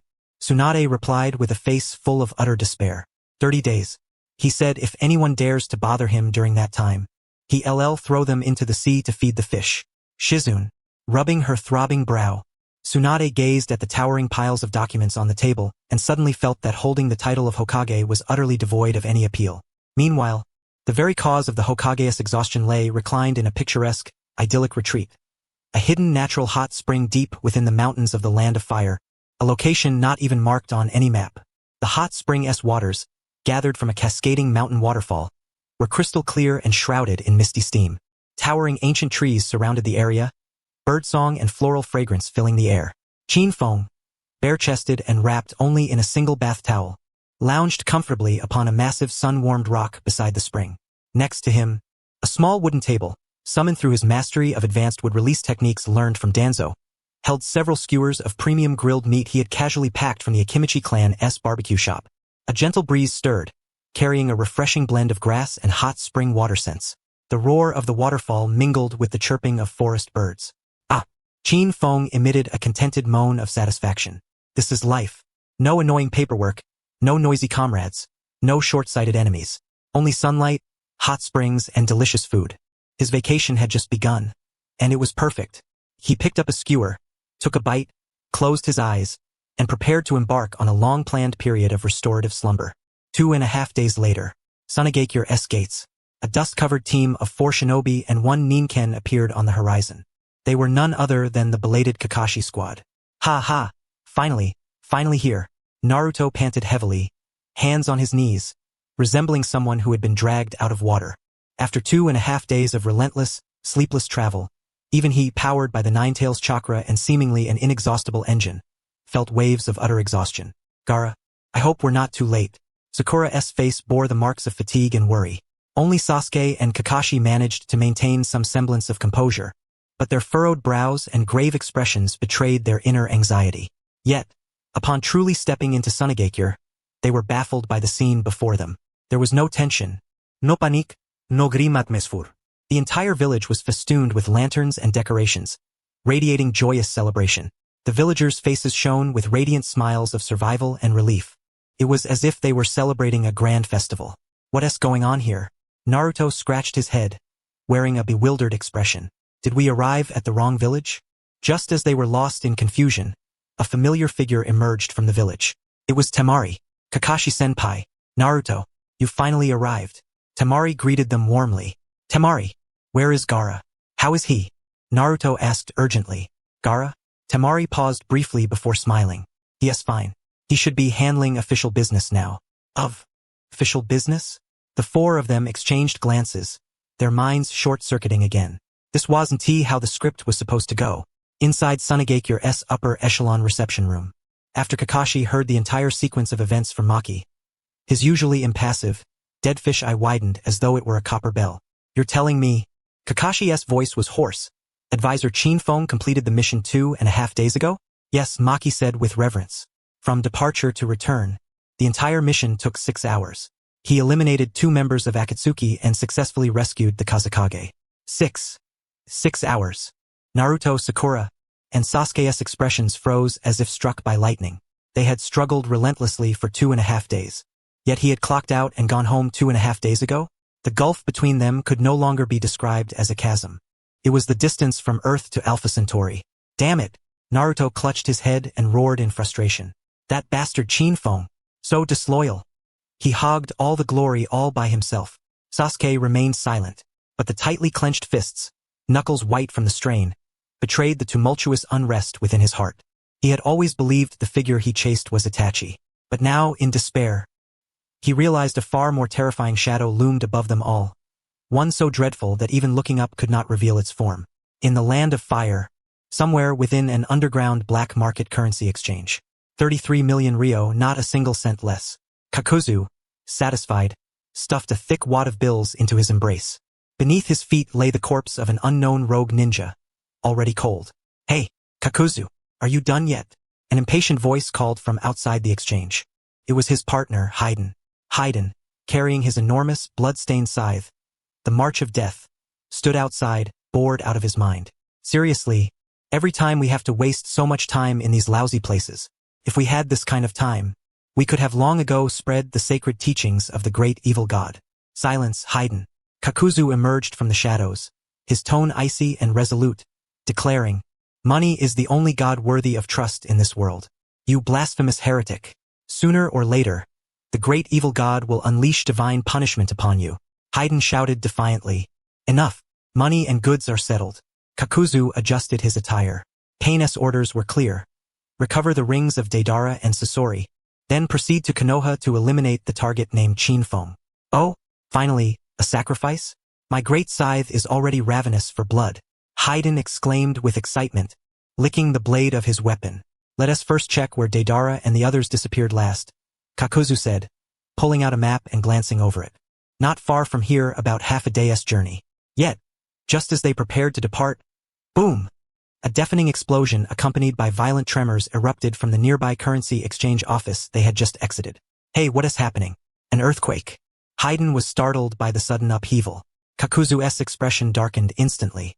He sensed that the exchange office where he had just completed his transaction, along with everyone and all the money inside, had been utterly leveled in that single blast. My money! Who did this?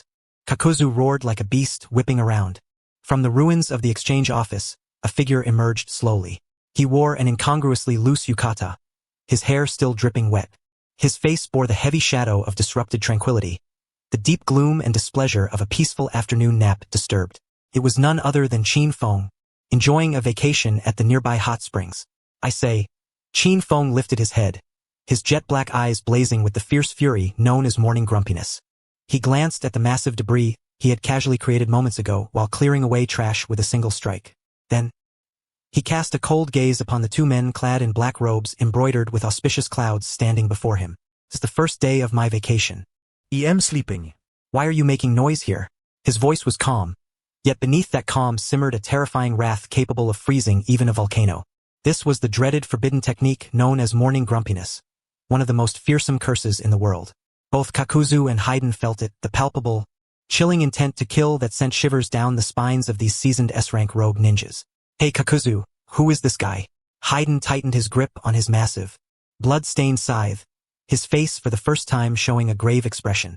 His aura is so strong. Kakuzu's 5 hearts pounded uncontrollably. His pupils locked onto the casually draped godly robe over Chinfeng's yukata. The chief advisor. Yes, the target. The man from Konoha Pain ordered us to eliminate. Kakuzu's voice was hoarse and dry, laced with unprecedented vigilance. Oh, is that him? The one who took down Deidara and Sasori? Haiden's solemnity swiftly gave way to a morbid, ecstatic excitement. Wonderful. Such a powerful sacrifice. The great evil god will surely be most pleased. Hey, you're Qin Feng, right? Haydn pointed his massive scythe at him, laughing arrogantly. Today I'll offer you up to the great evil god. You should feel honored. Yet Qin Feng, unfazed by the taunts, merely flicked his ear expressionlessly. Evil god? What is that? Some new kind of barbecue? You bastard! How dare you insult the great evil god? I'll chop you into pieces and make you feel the ultimate agony. Haydn was thoroughly enraged. With a sudden stomp, he launched himself like a cannonball, swinging the enormous scythe with a roar that tore through the air, aiming directly at Qin Feng's head. The strike was devastating, powerful enough to cleave a tank in two. Yet Qin Feng only extended 2 fingers, his index and middle finger. To Haydn's disbelief, those slender, pale fingers nonchalantly pinched the blade of the blood-soaked March scythe, a weapon capable of splitting mountains and cracking stones. Clang! A crisp metallic chime rang out. The scythe halted, suspended less than half a meter above Qin Feng's head, unable to advance an inch. Impossible. Haydn's eyes nearly popped out of their sockets. He summoned every ounce of strength, his face turning a deep purplish hue, but the scythe remained as if welded in place, utterly immobile. Is this man a monster? Haydn gasped. Weapon-s decent, Qin Feng remarked casually. Then, applying a slight force with his fingers holding the scythe, crack, a sharp snap echoed. A spiderweb-like fissure appeared on the blade of the blood-soaked March scythe, forged from a special, indestructible alloy. No! Haydn emitted a heart-wrenching, agonized scream. Qin Feng paid him no heed as a system prompt sounded in his mind. Alert! Special forbidden technique detected. Cursed jutsu of death's blood. Beginning analysis. Analysis complete. You have fully comprehended all principles and weaknesses of the great evil god's curse ritual. This technique requires acquiring the enemy's blood and drawing a ritual circle on the ground, cursing the foe through self-inflicted harm. Evaluation.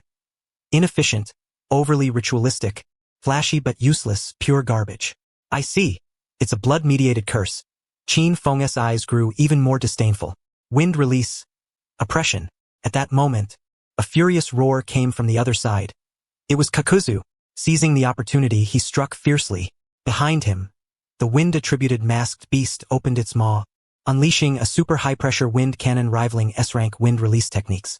The terrifying white gust instantly engulfed Qin Feng's figure, carving a horrifying chasm dozens of meters deep into the earth beneath him. Got him. Kakuzu's heart leapt with joy. But in the next instant, his joy turned to bone-chilling cold dread. As the storm dispersed, Qin Feng stood still as ever in the same spot. Not a single thread of his yukata was torn. It was as if the cataclysmic blow had been nothing more than a gentle spring breeze. Not bad. Qin Feng nodded at Kakuzu. At last, an attack with some semblance of effort. Again the system's voice echoed in his mind. Alert! S-rank forbidden technique detected, Earth Grudge Fear. Beginning analysis. Analysis complete. You have fully comprehended the principle behind this technique, which extends one's lifespan and enables the use of multiple elemental chakras by seizing the hearts of others. Upon examination, the target's body harbors 5 hearts concurrently. Their respective elements are wind, fire, lightning, water, and earth. Assessment. A patchwork monstrosity that robs Peter to pay Paul. Possessing too many hearts, it is prone to arrhythmia and thus not recommended for study. 5 hearts? No wonder he is so resilient. Qin Feng's face revealed an expression of realization. Then, a deeper, more palpable impatience settled over him. So, to kill you, one must kill 5 times? What a nuisance. What did you say?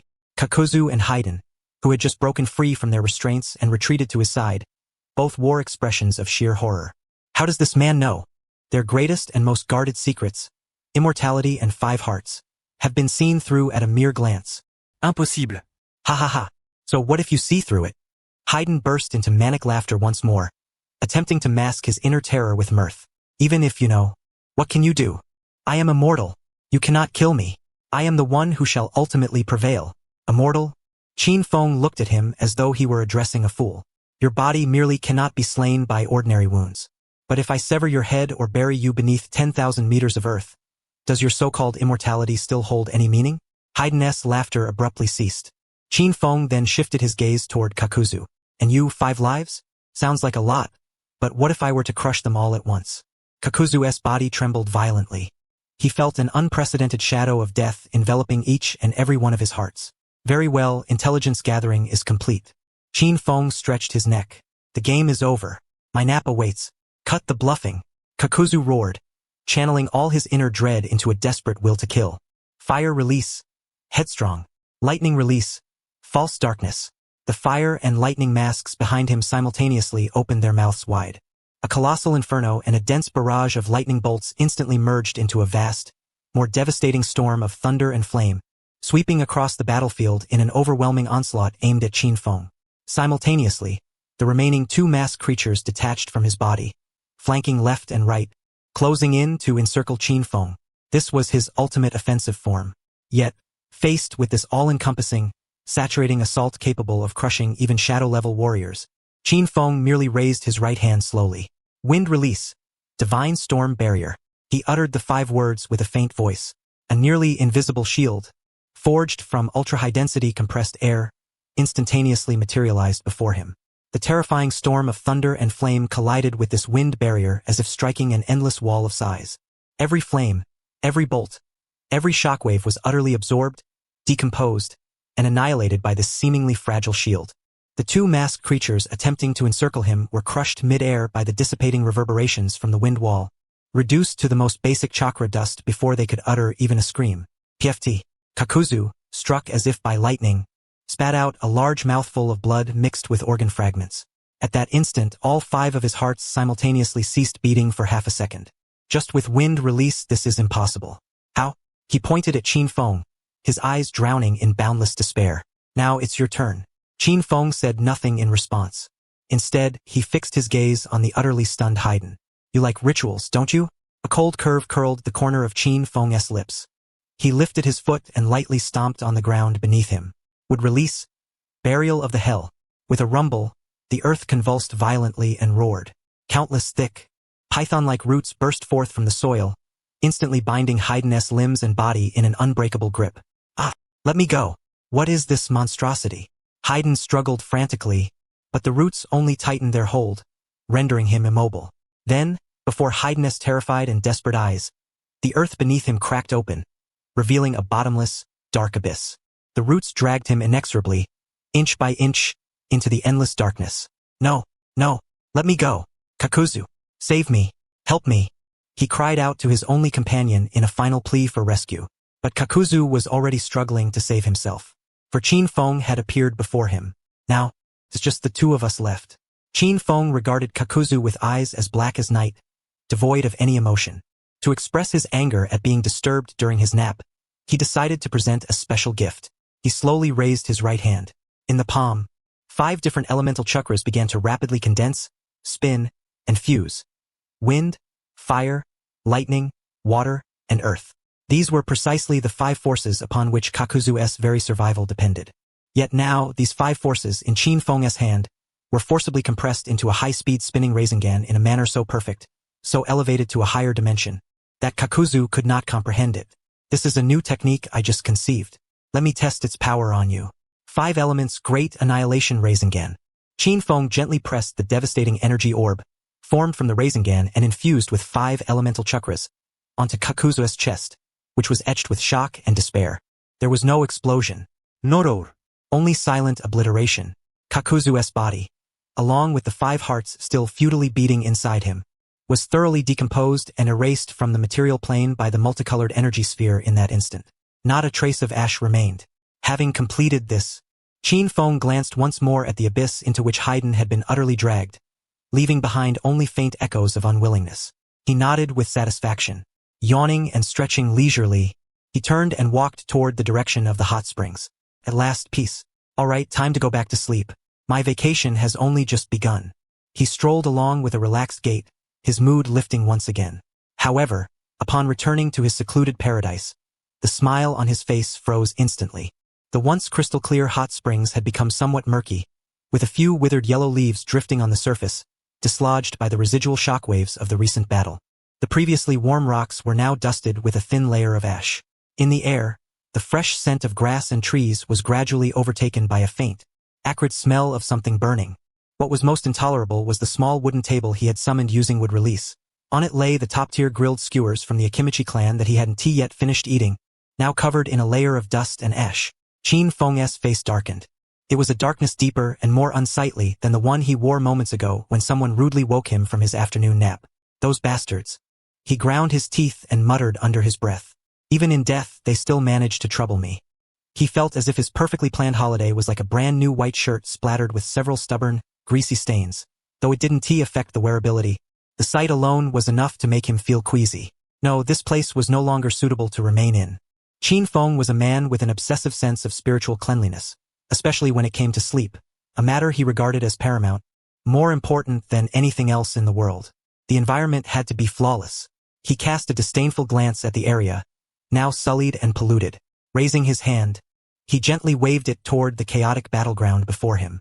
Would release, all-encompassing manifestation. With a rolling thunder, the earth began to mend itself in a manner that defied the laws of nature. The ravines carved by wind release were filled in. The scorched soil sprouted fresh, tender green grass once more. Broken trees swiftly grew new branches and sprouted leaves, restoring their original form with visible speed. In just over 10 seconds, everything here became even more vibrant and full of life than before. Having completed this, Qin Feng lacked even the slightest interest to take another look. With a swift use of Flying Thunder God technique, he returned to Konoha village, to his own home. He needed a bath, a change of clothes, and then to rethink the disastrously eventful itinerary of his holiday. He had to find a place absolutely, unquestionably free from any disturbance. As he showered, he rapidly filtered potential locations in his mind. At that moment, beep, a crisp notification sounded in his mind. One click max level privilege cooldown has ended. Oh, that quickly. A trace of pleasant surprise appeared on Qin Feng's face. It meant that 3 full days had passed since he had effortlessly slain Deidara and Sasori and deciphered explosion release. Time really flew. It felt as if he had just awakened. Qin Feng dried himself and slipped into a clean set of casual clothes. Since he had acquired a new max-level privilege, he might as well find some amusement first. Closing his eyes, his max-level sensory ability surged forth like an invisible tide, radiating outward from Konoha village to its outskirts. This time, he was not searching for enemies. He was looking for toys. Countless chakra signals flashed through his mind. Most were ordinary genin and Chunin engaged in dull D-rank or C-rank missions. Suddenly, he detected a familiar chakra signature. It was Asuma's team. They appeared to be tracking something in a forest near the border of the Land of Fire. Could it be that they were investigating the very gold exchange facility he had just wiped out? A playful smile curved Qin Feng's lips. His figure flickered and vanished from the room. The border forest of the Land of Fire. Seriously, finally an A-rank mission, and it was just to investigate some ruins. Ino leapt from branch to branch, complaining with displeasure. Stop whining, Ino. Choji stuffed chips into his mouth. At least getting out is better than staying cooped up in the village. Such a bother. Shikamaru yawned, as lethargic as ever. Leading the group was Asuma, smoking a cigarette, his expression somewhat grave. Everyone stay alert. He spoke in a low voice. According to the intel, that underground gold exchange was razed to the ground in an instant. Whoever did this was no ordinary foe. Suddenly, Asuma's footsteps halted abruptly. He spun around sharply, his chakra blade drawn, eyes wary as they fixed on a large tree behind them. Who's there? Shikamaru and the others immediately stopped and assumed combat stances. From behind the tree, a figure emerged slowly. Yo, long time no see, Asuma. Qin Feng, dressed in casual attire, hands tucked into his pockets, greeted them with an air of ease. Qin, advisor Qin Feng. The 4 of them stood frozen. What are you doing here? Asuma's face was full of astonishment. Aren't you supposed to be on vacation? Yeah. Qin Feng nodded matter-of-factly. Just out to clear my head. Is that not allowed? Clear your head? You traveled hundreds of kilometers from Konoha to the border forest just to clear your head? You must be joking. Shikamaru stared at Qin Feng, his mind racing. A thought flashed like lightning through his brain. Could it be that the gold exchange facility you're here investigating the facility that was destroyed, aren't you? Qin Feng seemed to see through his thoughts and spoke directly. Yes, that's right. Asuma nodded. Stop looking into it. Qin Feng waved his hand dismissively. I did it. The 4 of them turned to stone once again. Why? Ino stammered. Oh, nothing much. Qin Feng scratched his ear, his expression calm and indifferent. A few flies were buzzing around while I was sleeping. Far too noisy. So I just swatted them away. Flies? Flies capable of raising an entire gold exchange facility in an instant? Asuma felt as if he might drop his cigarette. He decided it was pointless to argue. Trying to reason with this man was pure folly. At that moment, Qin Feng's gaze landed on the uniquely shaped chakra blade in Asuma's hand. Beep. Special weapon application technique detected. Chakra blade analysis initiated. Analysis complete. You have fully comprehended the principle of this technique. By infusing your own wind nature chakra into specially crafted metal, the cutting power is maximized. Would you like to expend one max level privilege to elevate the chakra blade application to max level? At max level, you may infuse any nature of chakra into any medium, granting it a form and power beyond limits. Oh, that is rather intriguing. A glimmer of interest flashed in Qin Feng's eyes. Confirm. Beep. Congratulations, host. Chakra blade application has been successfully enhanced to max level. Alright then, I won't disturb your mission any longer. Qin Feng nodded with satisfaction and turned to leave. I still have to find my next perfect vacation spot. A flash of golden light. His figure vanished once more into thin air, leaving behind Asuma and the others standing disheveled in the wind. That teacher Asuma Shikamaru looked at the empty space, utterly dispirited. Are we still continuing the mission? Asuma silently dropped his cigarette butt to the ground and crushed it underfoot. Mission my foot. Fall back. Let us go home. The atmosphere at the Akatsuki base was so oppressive that even the light seemed unable to penetrate. The massive outer path demonic statue bore several illusory projections, all shrouded in silence. The 4 vacant positions once held by Deidara, Sasori, Kakuzu, and Haiden lay empty, resembling 4 black holes mocking their absence. In a mere span of 3 days, the organization had suffered the loss of 4 S-rank official members, a catastrophic defeat unprecedented since Akatsuki's inception. The voice of pain resonated coldly, as if echoing from the depths of the netherworld. A half-black, half-white figure gradually materialized. This time, even Haku, usually the most mischievous, could not muster a smile. In the voices of Kakuzu and Haiden, there was a terror and trembling so profound that even they themselves found it unfamiliar. According to the final intelligence relayed by the spore clones, Haiden had been entombed alive deep beneath the earth by that man, using a technique akin to the first Hokage's would release. The mere mention of this term suffocated everyone present, especially Itachi, whose projection flickered with a rare instability. Yes, would release. Black Zetsu's voice grew increasingly hoarse. And Kakuzu, that man, obliterated him utterly with a Rasengan infused with all 5 chakra natures. A Rasengan combining all 5 elemental chakra natures? For the first time, Kisame's shark-like face revealed an expression of bewilderment. He could not fathom what kind of ninjutsu that must be. That man has seen through all our secrets. Black Zetsu continued. Haiden's immortality, Kakuzu's 5 hearts, they were but jokes written on paper before him. He is not human. He is a monster. Within the base, a deathly silence prevailed. Every member was struck dumb by the despair-laden intelligence. Pain. After a long pause, Itachi slowly spoke, his voice heavier than ever before. I rescind my previous recommendation. Regarding this man, we can no longer assess him with a ninja-s mindset. Any attempt to eliminate him is tantamount to suicide. Pain remained silent. Those Rinnegan eyes, meant to oversee all beings as godly eyes, for the first time lost all their luster. He was wrong.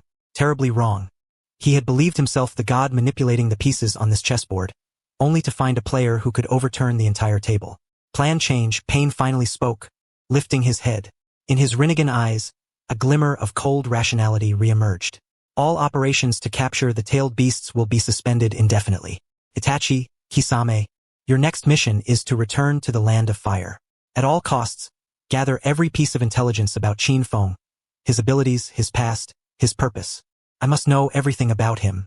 Remember, Pain's voice grew stern. Only observe. Under no circumstances engage. In a crescent-shaped bay unknown to most, in the southern land of fire, the beach stretched out, white as snow with sand fine as powder.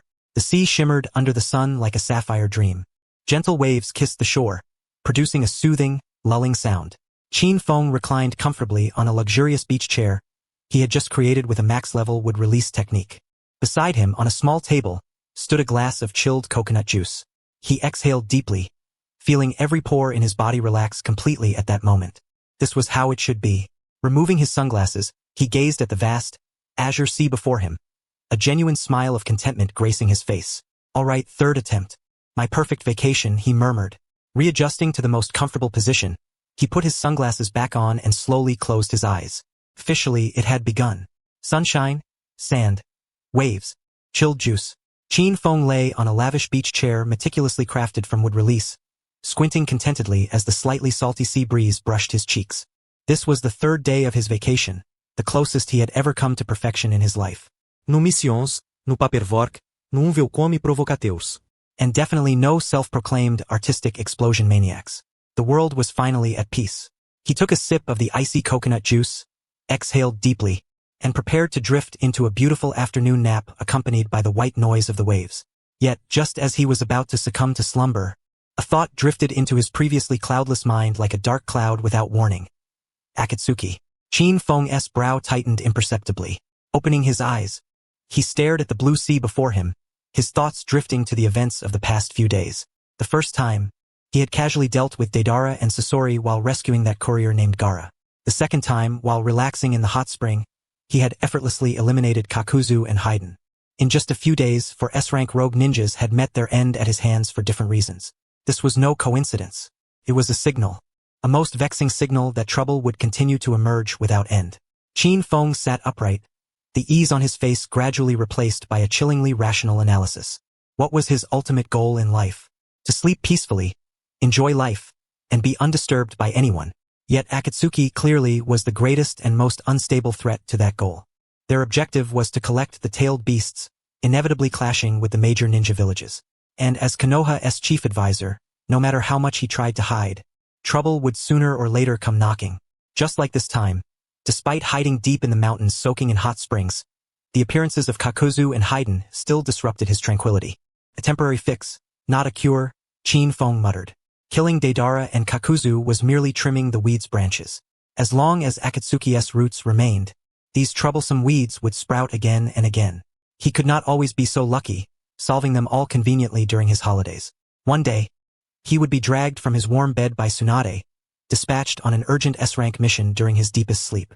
The very thought darkened his face. Absolutely not. His perfect life plan could never tolerate such blemishes. Therefore, there was only one conclusion. To secure a truly permanent, perfect vacation free from any disturbance, he must strike proactively before trouble found him. He had to uproot Akatsuki, the greatest source of future chaos, once and for all. A definitive solution. With this resolve, Qin Feng's mood suddenly brightened. He rose to his feet and stretched leisurely, a familiar, languid smile once again gracing his countenance. Yet within that smile lurked a chilling coldness, a murderous intent so frigid it could freeze even the vast ocean. Very well, the decision was made. Before embarking on my long-term slumber plan, I shall first undertake a thorough and sweeping purge. He recalled the map of the ninja world and the intelligence Jiraiya had once mentioned regarding the leader of the Akatsuki. The target, the land of rain, Annihilation. Qin Feng casually produced a specially crafted kunai inscribed with the flying thunder god technique and hurled it with great force toward the land of rain. The kunai transformed into a streak of light, vanishing into the horizon. In the next instant, he activated the flying thunder god technique, his figure disappearing from the beach. Through consecutive spatial leaps, Qin Feng's silhouette flickered like a phantom across the continent's skies. Mere minutes later, on a desolate cliff at the border of the land of rain, a flash of golden light revealed Qin Feng's presence. He lifted his gaze toward the distant land shrouded in heavy dark clouds and endless rain, sensing the pervasive damp chill and sorrow that hung in the air. Truly, a place that sours the spirit. He curled his lip and then closed his eyes. This time, his maxed-out sensory ability was no longer aimless scanning but operated like the most sophisticated radar, concentrating all its power on the steel jungle-like Amigakure. In an instant, a three-dimensional structural map of the entire village vividly unfolded in his mind. He perceived the perception barrier enveloping the village like an inescapable net, formed by raindrops. He discerned the hidden entity deep within the village, the skeletal figure of Nagato, resembling a mechanical spider connected to countless conduits. And there, atop the village's tallest steel tower, stood the orange-haired figure serving as the outer path of pain. Found it. Qin Feng opened his eyes, a playful curve lifting the corner of his mouth. Then, it was time to knock. He fixed his sights on the tower's summit and once again transformed into a golden flash, vanishing from the cliff. Atop the highest steel tower in Amigakure, the outer path Pain and Conan stood facing the icy rain, discussing the organization's future plans. Suddenly, Pain's Rinnegan eyes, normally as tranquil as a deep well, contracted sharply. Through the Rain Tiger Freedom technique, he sensed it. A point, an anomaly that should not exist, had appeared without warning behind him, right on the tower's summit. There, the rain was mysteriously parted by an invisible force, falling nowhere. An intruder, and one who appeared directly before him. Who? Pain and Conan spun around abruptly, assuming battle stances. Not far behind them stood a black-haired youth dressed in beach shorts and a floral shirt, disdainfully brushing off a few droplets of rain clinging to his body from his spatial passage. His feet stood firmly upon the metal surface of the tower's pinnacle. Really? No courtesy to warn the guest before making a show of force? Qin Feng lifted his head, revealing those calm, jet-black eyes. Greetings. He regarded the two clearly leaders, with a polite yet detached, businesslike smile. Is this the headquarters of the Akatsuki? Pain and Conan's pupils contracted violently. This man had not only shattered their prideful sensory barrier, but had also spoken their greatest secret outright. He was Qin Feng, the monster classified as the highest threat level in their intelligence reports. I have recently encountered some troubles caused by members of your organization. Qin Feng spoke as if oblivious to their heightened alertness. To prevent such unpleasantness from recurring, I have decided to discuss with your leader the matter of your organization's permanent dissolution. Conan was stunned. Even Pain, who prided himself as a god, was momentarily speechless. To discuss the permanent disbandment of the Akatsuki? What an absurd and arrogant declaration. Then you must be the leader here. Qin Feng's gaze settled upon Pain's Rinnegan, which radiated an eerie ripple. Shall we begin? Arrogance. The utmost arrogance. Such naked provocation and desecration of a god. Mortal. At last, a trace of wrath flickered across Pain's face. You do not comprehend with whom you speak. Today, the gods shall personally make you taste agony. As his words fell. Whoosh, whoosh, whoosh, whoosh, whoosh. 5 figures surged like phantoms from various corners of the village, landing steadily beside Pain. The 6 paths of Pain united. 6 pairs of identical Rinnegan eyes locked unblinkingly from 6 directions upon Qin Feng atop the tower. The terrifying pressure that could make the entire world tremble surged toward Qin Feng like a tsunami, yet Qin Feng merely nodded. Oh, the management is all here? Excellent.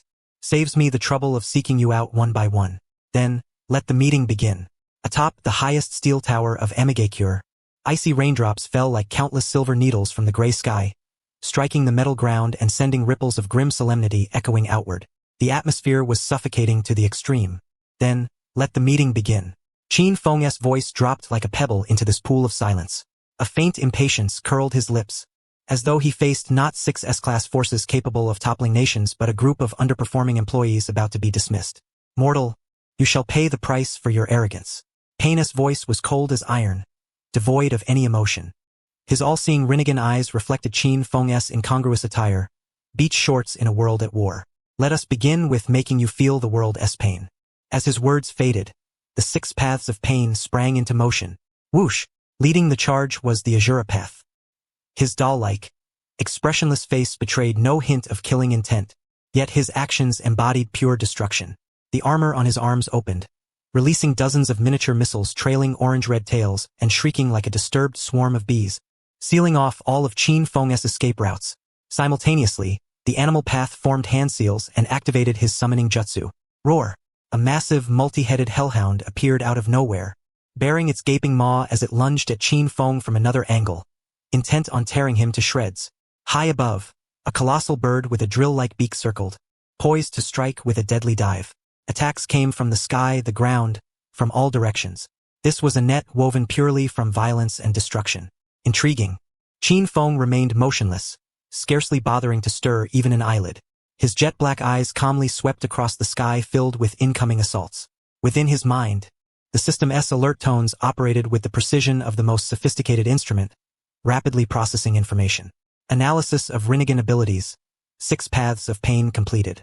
Shared vision mechanism confirmed. Chakra signal receiver, black rods, located. Identifying core abilities of each path. Deva path, manipulation of gravity and repulsion. Azura path, mechanized bodily modifications, firearms assault. Animal path, special summoning techniques without blood contracts. Human path, soul extraction. Preta path, chakra absorption. Naraka path, restoration and resurrection. Analysis conclusion, a remotely controlled, well-coordinated combat squadron. Core advantage lies in shared vision and relentless resurrection ability. Warning. 1-click max level permission. Cooldown time remaining, 22 hours. 1 attacker, 1 summoner, 1 supporter, 1 tank, 1 healer, and a commander. A mocking smile curled upon Qin Feng's lips. The configuration was indeed comprehensive. Alas, He slowly raised his right hand and gently waved it toward the missiles and summoned beasts swarming from the sky. In the face of absolute level supremacy, any intricate tactical coordination was naught but childish play. Would release Tree World Manifestation. Boom! At that very moment, the entire Hidden Rain village trembled violently, amidst the horrified and despairing gazes of all the Rain ninjas. This cold city forged from steel and concrete unprecedentedly surged with a tidal wave of green, symbolizing life and destruction.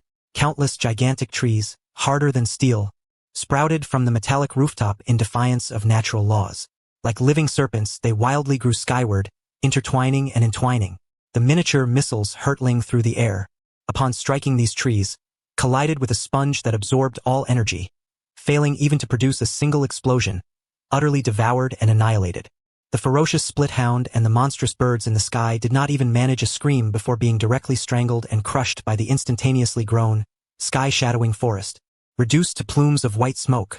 In but a single instant, the seemingly insurmountable saturation attacks from the Azura and animal paths were utterly dismantled. Would release. Atop the tower, Conan, who had maintained a serene expression throughout, for the first time revealed a visage of sheer terror.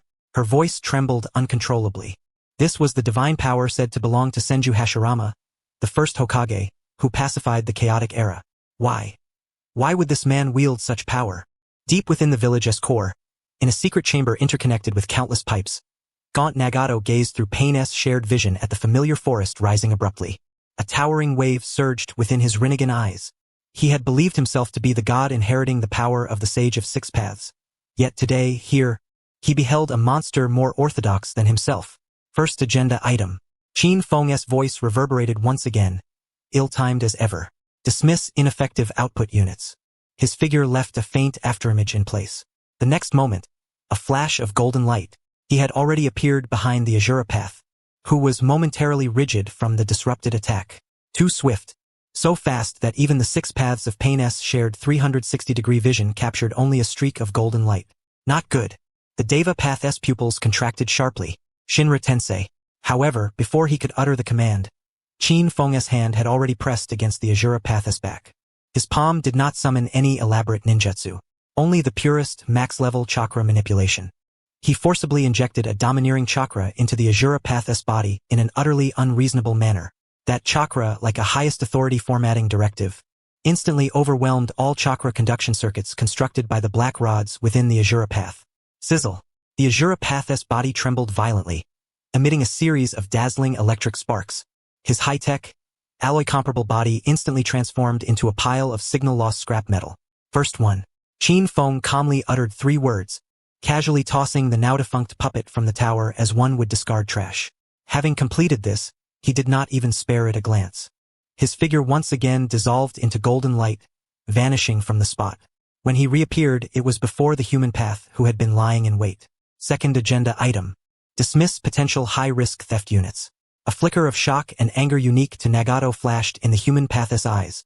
Without hesitation, he extended his hand, reaching for Qin Feng's head. If he succeeded in touching him, he could instantly extract this man's soul entirely. Yet his grasp fell short. No, it was not a miss. His hand froze midair. He, along with the space around him, seemed to be gripped by an invisible giant hand. He was immobilized. An illusion? When? A tempest far greater than before surged within Nagato's heart. The 6 paths of pain, due to the Rinnegan's shared vision trait, were virtually immune to all illusions, unless the opposing illusion's strength and rank far exceeded the Rinnegan's capacity to analyze. Your gaze tells me you are surprised. Qin Feng leisurely stood before the human path, regarding those Rinnegan eyes filled with astonishment. Don't be. Things beyond your comprehension will abound from now on. He extended his index finger, condensing a rapidly spinning, ultimate chakra sphere at its tip. A max-level Rasengan, without grand fanfare or dazzling light effects. Merely a small blue orb with energy compressed to the utmost extreme. He gently pressed this energy sphere against the human path's chest. Second one. Boom! The violent rotational force erupted in an instant. The human path's body did not even manage a semblance of resistance before being utterly torn apart and pulverized from within by the unrivaled force, scattering into countless fragments of black robes. No trace of bones remained. Not even a chance for the Naraka Path's restoration. Madman, you lunatic! Within the secret chamber, Nagato's eyes blazed with fury as he gazed upon the two figures that vanished in an instant, emitting a roar of rage.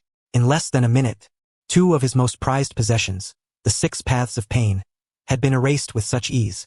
This was the gravest desecration to him. A god, almighty pull, atop the tower. Tendo Pain, finally emerging from the depths of shock, regained his composure. He stretched out his hand toward Qin Feng suspended in midair, unleashing an immense gravitational force in an instant.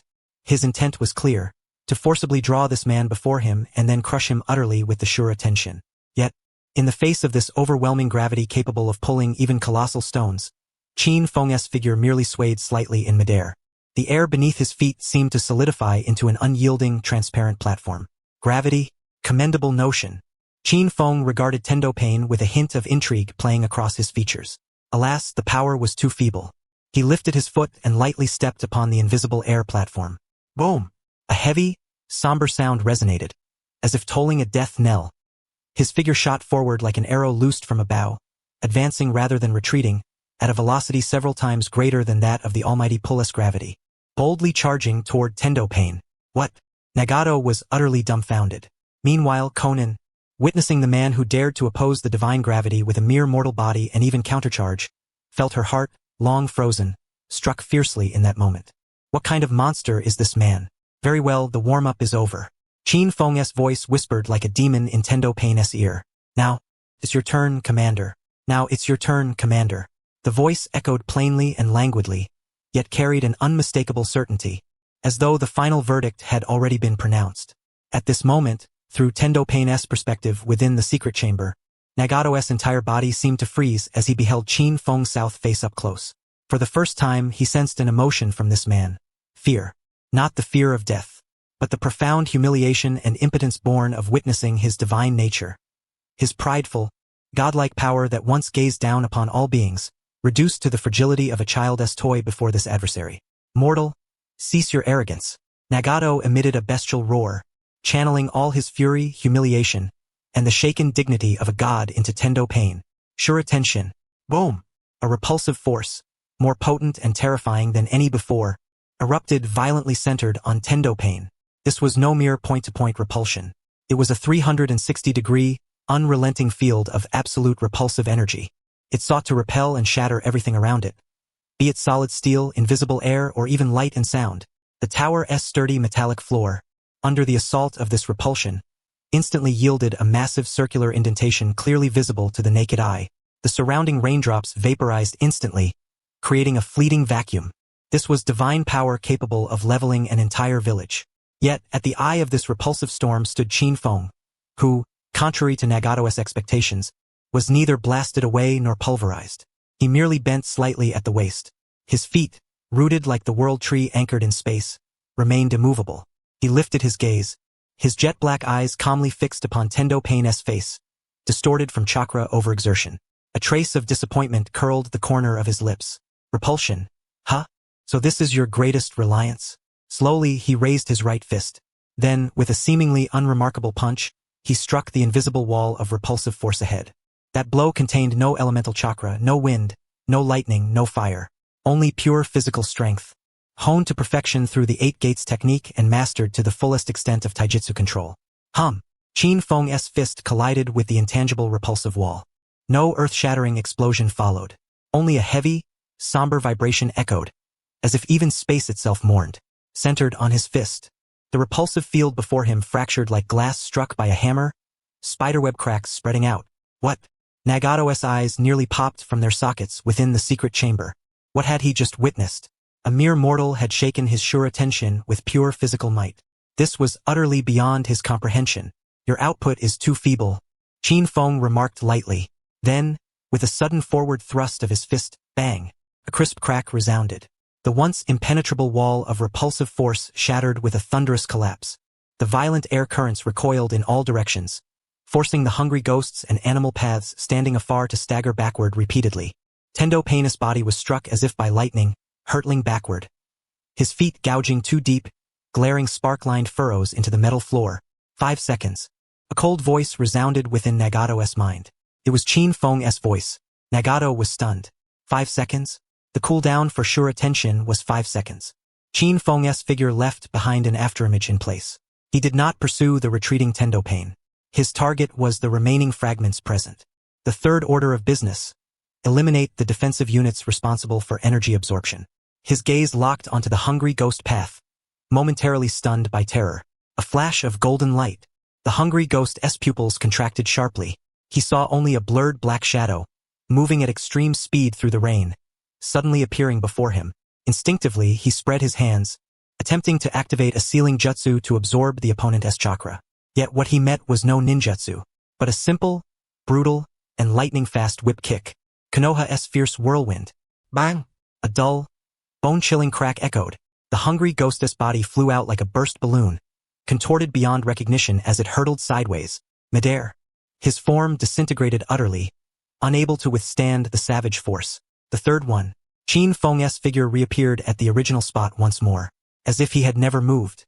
No, it was impossible. Conan gazed at the man who vanished and reappeared in an instant. Her beautiful violet eyes now filled only with boundless bewilderment and terror. 1 second. It took merely 1 second. From the moment the Deva path of pain was repelled to the instant the hungry ghost path was annihilated. This man accomplished it all in just 1 second. Then what would he do with the remaining 4 seconds?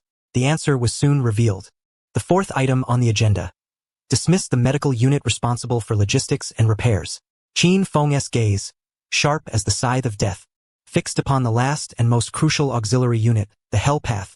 As long as the Hell Path remained, as long as the King of Hell endured, theoretically, the destroyed paths of pain could be restored and resurrected. Protect him. Nagato emitted a hysterical roar. The remaining animal path and the recently stabilized Deva path of pain unhesitatingly positioned themselves before the Hell Path. The animal path summoned several grotesque toads once again, charging forward like living shields to defend Qin Feng. Meanwhile, the Deva path of pain aimed both hands at Qin Feng, unleashing a powerful gravitational force once more. 10,000 phenomena heavenly pull. He intended to use gravity to restrain Qin Feng's unfathomable speed. However, this time, Qin Feng did not even glance at them. His figure vanished from his original position, not through rapid movement, but via genuine spatial teleportation, the flying thunder god technique. The faint, sharp sound like a blade piercing flesh, echoed. The Hell Path's body stiffened abruptly. Slowly lowering his head, he saw a palm thrust through his chest. The owner of that hand, Qin Feng, stood silently behind him, his face still adorned with that lazy yet impatient expression. The fourth one. He calmly uttered 3 words. Snap. The Hell Path's body collapsed like a puppet with severed strings, utterly lifeless. 5 seconds had elapsed. Within that brief span, 4 of the 6 paths of pain had been eliminated, leaving only the Deva path, responsible for primary offense, and the animal path, stripped of all its protective shields. Oh! In the secret chamber, Nagato watched the one after another extinguishing vision, his already gaunt frame trembling violently from extreme rage and helplessness, spewing a mouthful of fresh blood. Defeated. His pride, the 6 paths of pain, had been utterly shattered in less than 5 minutes, annihilated beyond hope. The so-called god he revered was nothing but a complete joke before this man. No, I have not lost. From Nagato's eyes erupted a final frenzy. I am God. I will show you the true power of divinity. Chibaku Tensei Supreme. He poured all remaining chakra within his body, regardless of cost, into the Deva path of pain. Atop the tower, the Deva path erupted with a terrifying chakra fluctuation, magnitude stronger than before, even tens of times greater. In the name of the divine, he would inflict agony upon the world, an ultimate repulsive force capable of erasing the entire rain-hidden village, and even a far greater region. From the map began to brew within him. Oh, ready to unleash your ultimate? Qin Feng, observing the Deva path of pain's body like a nuclear reactor on the verge of explosion, finally displayed a trace of interest. Now, this was somewhat engaging. To show respect for your final strike, he slowly assumed a starting stance. The 8th gate of the 8 gates technique, the 7th gate, the gate of shock, opened. Boom! A surge of blue steam erupted from Qin Feng's body like a volcanic explosion. That pure, overwhelming physical energy instantly vaporized all the surrounding rainwater. His skin flushed crimson from the rapid blood flow, yet his gaze remained as serene as still water. Warning. 1-click max level authority. Cooldown time remaining, 22 hours. The system's alert echoed once more in his mind. But Qin Feng no longer required it. For before absolute power, all else would fade into oblivion. Come. He beckoned the Deva path of pain with a curl of his finger. Let me witness the true strength of your so-called divine power. Destroy me. The Deva path of pain, or rather, Nagato, released his final roar. The accumulated repulsive force burst forth with cataclysmic might. Qin Feng moved as well. His figure left behind a residual silhouette shrouded in blue steam. He did not evade. He faced the cataclysmic repulsive storm head-on and unleashed a punch. Atop the highest steel tower in the rain-hidden village, time seemed stretched to infinity. On one side, the ultimate repulsive storm, amassed from all of Nagato's chakra and fury, capable of erasing an entire city from the map. On the other, a mortal fist burning with blue steam, pushing pure physical power to its absolute pinnacle. Boom! The instant Qin Feng's fist collided head-on with the world-shattering repulsive force. The entire world fell silent. No, it was not silence, but rather all sound was utterly devoured by the terrifying energy clash that defied physical laws. Centered on the contact point between fist and repulsive field, a pitch-black spherical energy void suddenly appeared. It ravenously consumed everything around. Light, air, rain, and the towering steel spire itself. The animal path and Konan, standing at a distance, were swept away by the fierce shockwaves surging from behind. Unable to react in time, Konan, in midair, mustered her last strength to transform her body into a flurry of paper fragments, narrowly escaping being torn apart by the shockwave. Yet even her paper-formed body was scattered by the aftershock across every corner of the rain-hidden village. The animal path's puppet, long bereft of consciousness, was pulverized midair into the most primitive dust. Inside the secret chamber, Nagato, witnessing this apocalyptic scene through the faltering vision of the Deva path, saw only endless blankness and confusion in his Rinnegan eyes. He beheld the most terrifying moment he would never forget. A man, enveloped in blue steam, like a demonic god. His fist, having shattered the Chibaku Tensei Supreme's repulsive field, did not hesitate in the slightest. Rather, with an even more irresistible and domineering posture, he pressed onward, piercing through that abyss of pitch-black energy, traversing the shattered space, cutting through the warped light. Then, with a resounding impact, he struck the chest of pain, the Deva path. Bang! A dull, thunderous roar so profound that Nagato's very soul trembled. That was the sound of Pain's body being utterly shattered. That form, forged from the corpse of his dearest friend, Yahiko, the mightiest of the pain paths. Beneath that single blow, it did not even endure for a single second. Like porcelain struck by a hammer, cracks spread inch by inch from the chest before exploding with a tremendous crash. It disintegrated into fragments of blood, flesh, and black rods scattered across the sky. Nagato was struck as if by lightning. He could no longer suppress the violent backlash within his body and suddenly spat out a great fountain of blood. The vision of the six paths vanished completely. He became blind and deaf, severed utterly from the outside world. He had lost utterly and utterly defeated. His body was left broken and battered. The so-called god he had been was, before this man, not even worthy of being called a decent joke. Atop the highest tower, it could no longer truly be called a tower's peak now. The upper half of the tallest building in Amigakure had been completely leveled by the terrifying collision of energy moments ago. Qin Feng slowly retracted his fist. The blue steam that had erupted from him like a volcanic eruption gradually subsided. His skin returned to its normal hue, as if that cataclysmic punch capable of destroying heaven and earth had been nothing more than a routine practice swing to him. He glanced down at the platform beneath his feet, now reduced to ruins, and further below, the steel city engulfed in panic and chaos. His brow furrowed slightly. Perhaps he had exerted himself a little too much. He muttered to himself what a hassle to clean up. He seemed utterly unaware that he was the true culprit behind all this. At that moment, the system's prompt sounded in his mind as scheduled. Ding! Detection of all Rinnegan skill pathways completed. Deep analysis commencing. Data comparison in progress. Core privileges under review. Analysis complete. You have fully comprehended all abilities and secrets of the Rinnegan. Rinnegan ability overview core privilege. Mastery over life and death.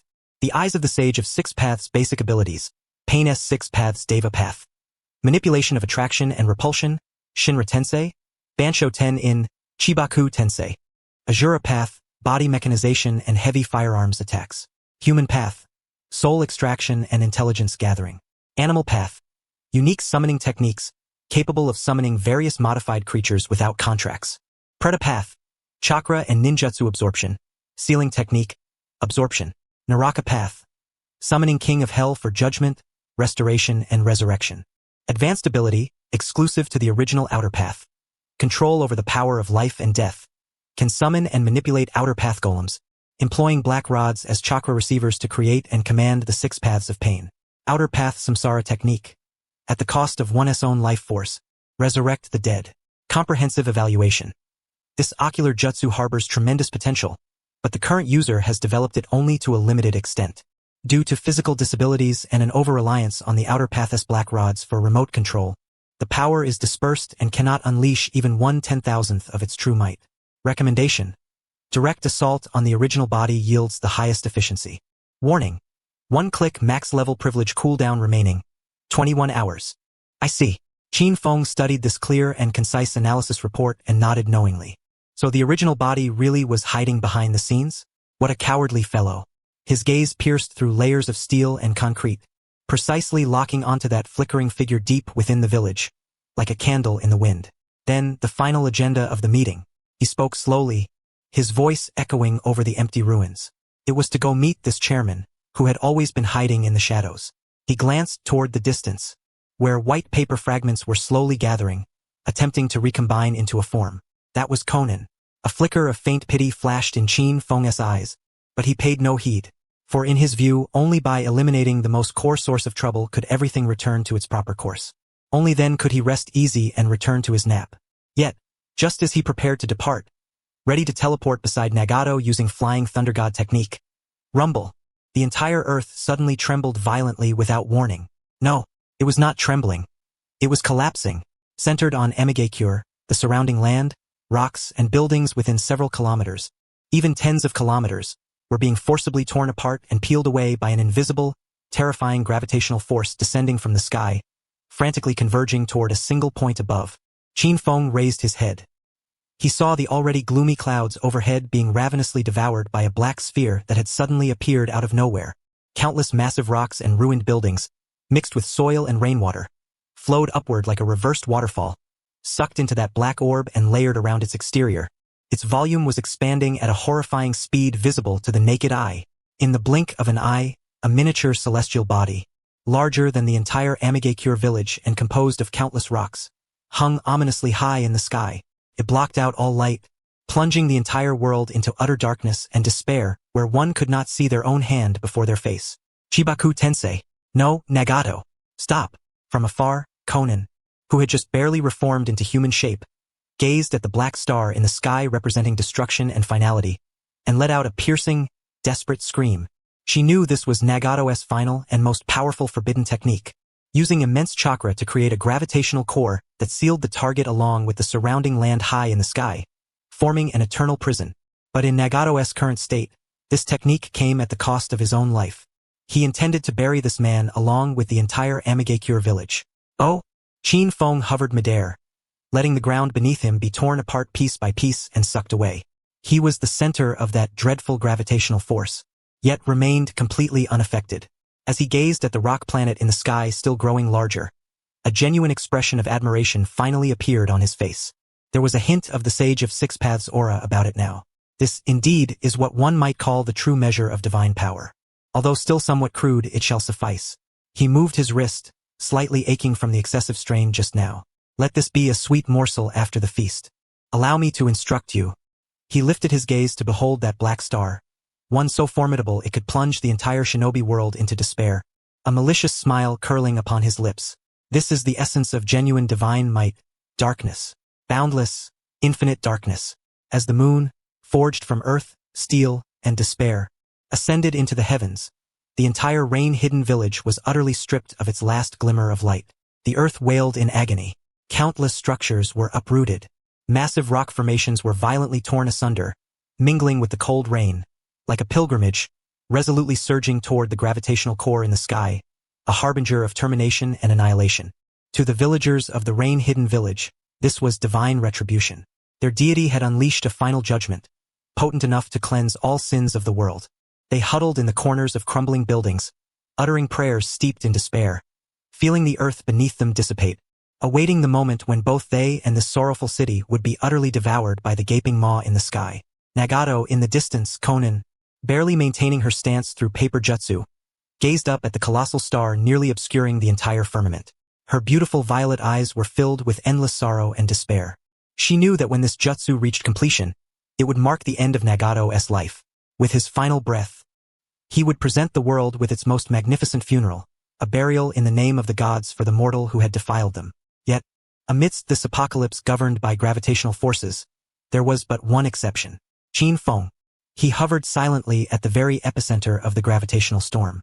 The ground beneath him had long since been torn apart and sucked away, yet he appeared to tread upon an invisible, eternal terrain. The terrifying gravity, capable of rending continental plates asunder, affected him only enough to cause the hem of his floral shirt to flutter slightly. Raising his head with keen interest, he observed the sky where the colossal rocky planet continued to amass matter and expand wildly, creating a high-density gravitational core with chakra to forcibly attract and solidify surrounding matter, forming a sealed prison. Quite intriguing indeed, and highly inventive. Qin Feng nodded approvingly, a trace of admiration gracing his face. To have developed the Rinnegan to such an extent is commendable. Yet, alas, his tone shifted, a hint of regret flickering in his eyes, as though a teacher appraising a student's work. Your power is too dispersed. Had your true self been here, perhaps I might have taken you more seriously. Nevertheless, in respect to your enlightenment, I shall employ a somewhat more flamboyant technique to bring your grand funeral to its conclusion. With that, he slowly extended his right hand. A low hum resonated as a standard-sized blue Rasengan rapidly spun into form within his palm. Within the secret chamber, Nagato, utterly drained, caught sight of this through his last tenuous connection to the core of the demonic statue of the outer path. A glimmer of confusion and disdain flickered in his dim Rinnegan. A Rasengan? You would dare to challenge the Six Paths Sage-'s creation technique with such a mere jutsu? Yet, in the next instant, his contempt froze utterly. SSSH, a dazzling azure streak, sharp as the keenest blade, surged into the Rasengan. That was the slicing wind. The entire edge of the Rasengan instantly became a multitude of finely spun, high-velocity wind blades. But that was not all. Boom! A searing crimson erupted within, like molten lava. That was the explosive fire. The raging flames caused the entire sphere to swell unstably. Sizzle. Golden serpentine bolts of lightning coiled like chains. That was the piercing thunder. The ultimate paralysis and penetration coursed wildly within. Hum. A thick layer of earthy ochre bestowed upon it the weight of mountains. That was the steadfast earth. Splash. Finally, a deep, profound indigo enveloped it completely. That was the water's resilience and erosion. Wind, fire, thunder, earth, water. 5 elements, each with properties entirely distinct and even mutually restraining, were forcibly and unreasonably melded by Qin Feng into a single, diminutive Rasengan. At this moment, what Qin Feng held was no longer a mere Rasengan. It was a chaotic orb of energy, composed of 5 wildly volatile forces, roaring and struggling, striving to annihilate all. The space around it subtly warped, as if unable to withstand the impending, all-consuming power of obliteration. The 5 elements' great annihilation Rasengan. Qin Feng uttered the name of his technique coolly. No, what is that? For the first time, a tremor of fear revealed itself within Nagato's hollow Rinnegan. From that small sphere, he sensed an ultimate terror capable of reducing this world entirely to nothingness. Go. With a sweep of his arm, Qin Feng hurled the nearly uncontrollable 5 elements' great annihilation Rasengan toward the black core of the demonic statue of the outer path, which radiated infinite gravity. With all his might, he cast it forth. The chaotic energy ball transformed into a dazzling, multicolored streak, trailing a long tail, defiantly surging against the terrifying gravity that could swallow mountains, racing toward the heavens. Boom! At the moment the tiny orb collided with the black gravitational core, the entire world seemed to be silenced. There was no cataclysmic explosion, only an all-consuming, ultimate white light. Within that blinding radiance, the 5 primal elements erupted in full force. Wind became a dimensional blade tearing through space. Fire transformed into the sun's true flames that consumed all. Thunder turned into billions of judgmental thunder dragons. Earth became endless dust pulverizing stars. Water morphed into the sea of oblivion, eroding everything. The core, constructed of high-density chakra and deemed indestructible, could not endure even a single second against this pure force born solely for annihilation.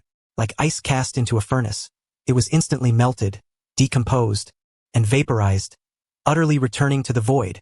PFT. At the moment the gravitational core was shattered, Nagato seemed struck by lightning, spewing a mouthful of blood as his final link to the demonic statue of the outer path was completely severed.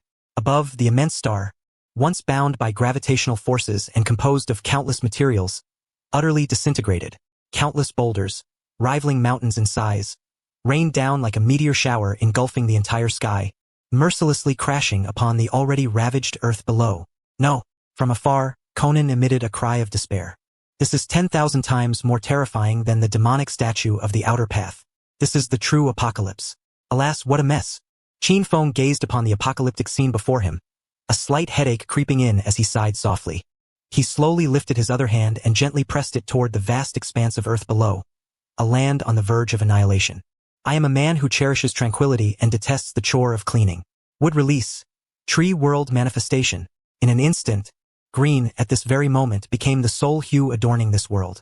Countless towering ancient trees erupted from the shattered ground with a near-manic fervor. They did not seek to assault anyone. Instead, they intertwined and entwined midair, weaving an immense, verdant canopy net that enveloped the entire land of rain. Boom! Boom! Boom! Boom! Boom! Countless massive boulders thundered down like a torrential rain, striking the colossal web of trees with earth-shattering, cataclysmic roars reminiscent of the end of days. Yet, the seemingly fragile net possessed an unimaginable resilience. It flawlessly absorbed every ounce of the impact and channeled the force deep into the Earth's core. It caught them all. It actually caught the entire meteor shower, a calamity capable of obliterating a nation. Having accomplished this, Qin Feng appeared as if he had performed a trivial, inconsequential task. His gaze pierced through the fractured sky and the giant web of trees, settling with precision on the village's depths, where a red-haired youth teetered on the brink of death. Warning. One-click max-level authority activated. Cooldown remaining, 20 hours. The system's cold, indifferent prompt echoed once more within his mind. All right.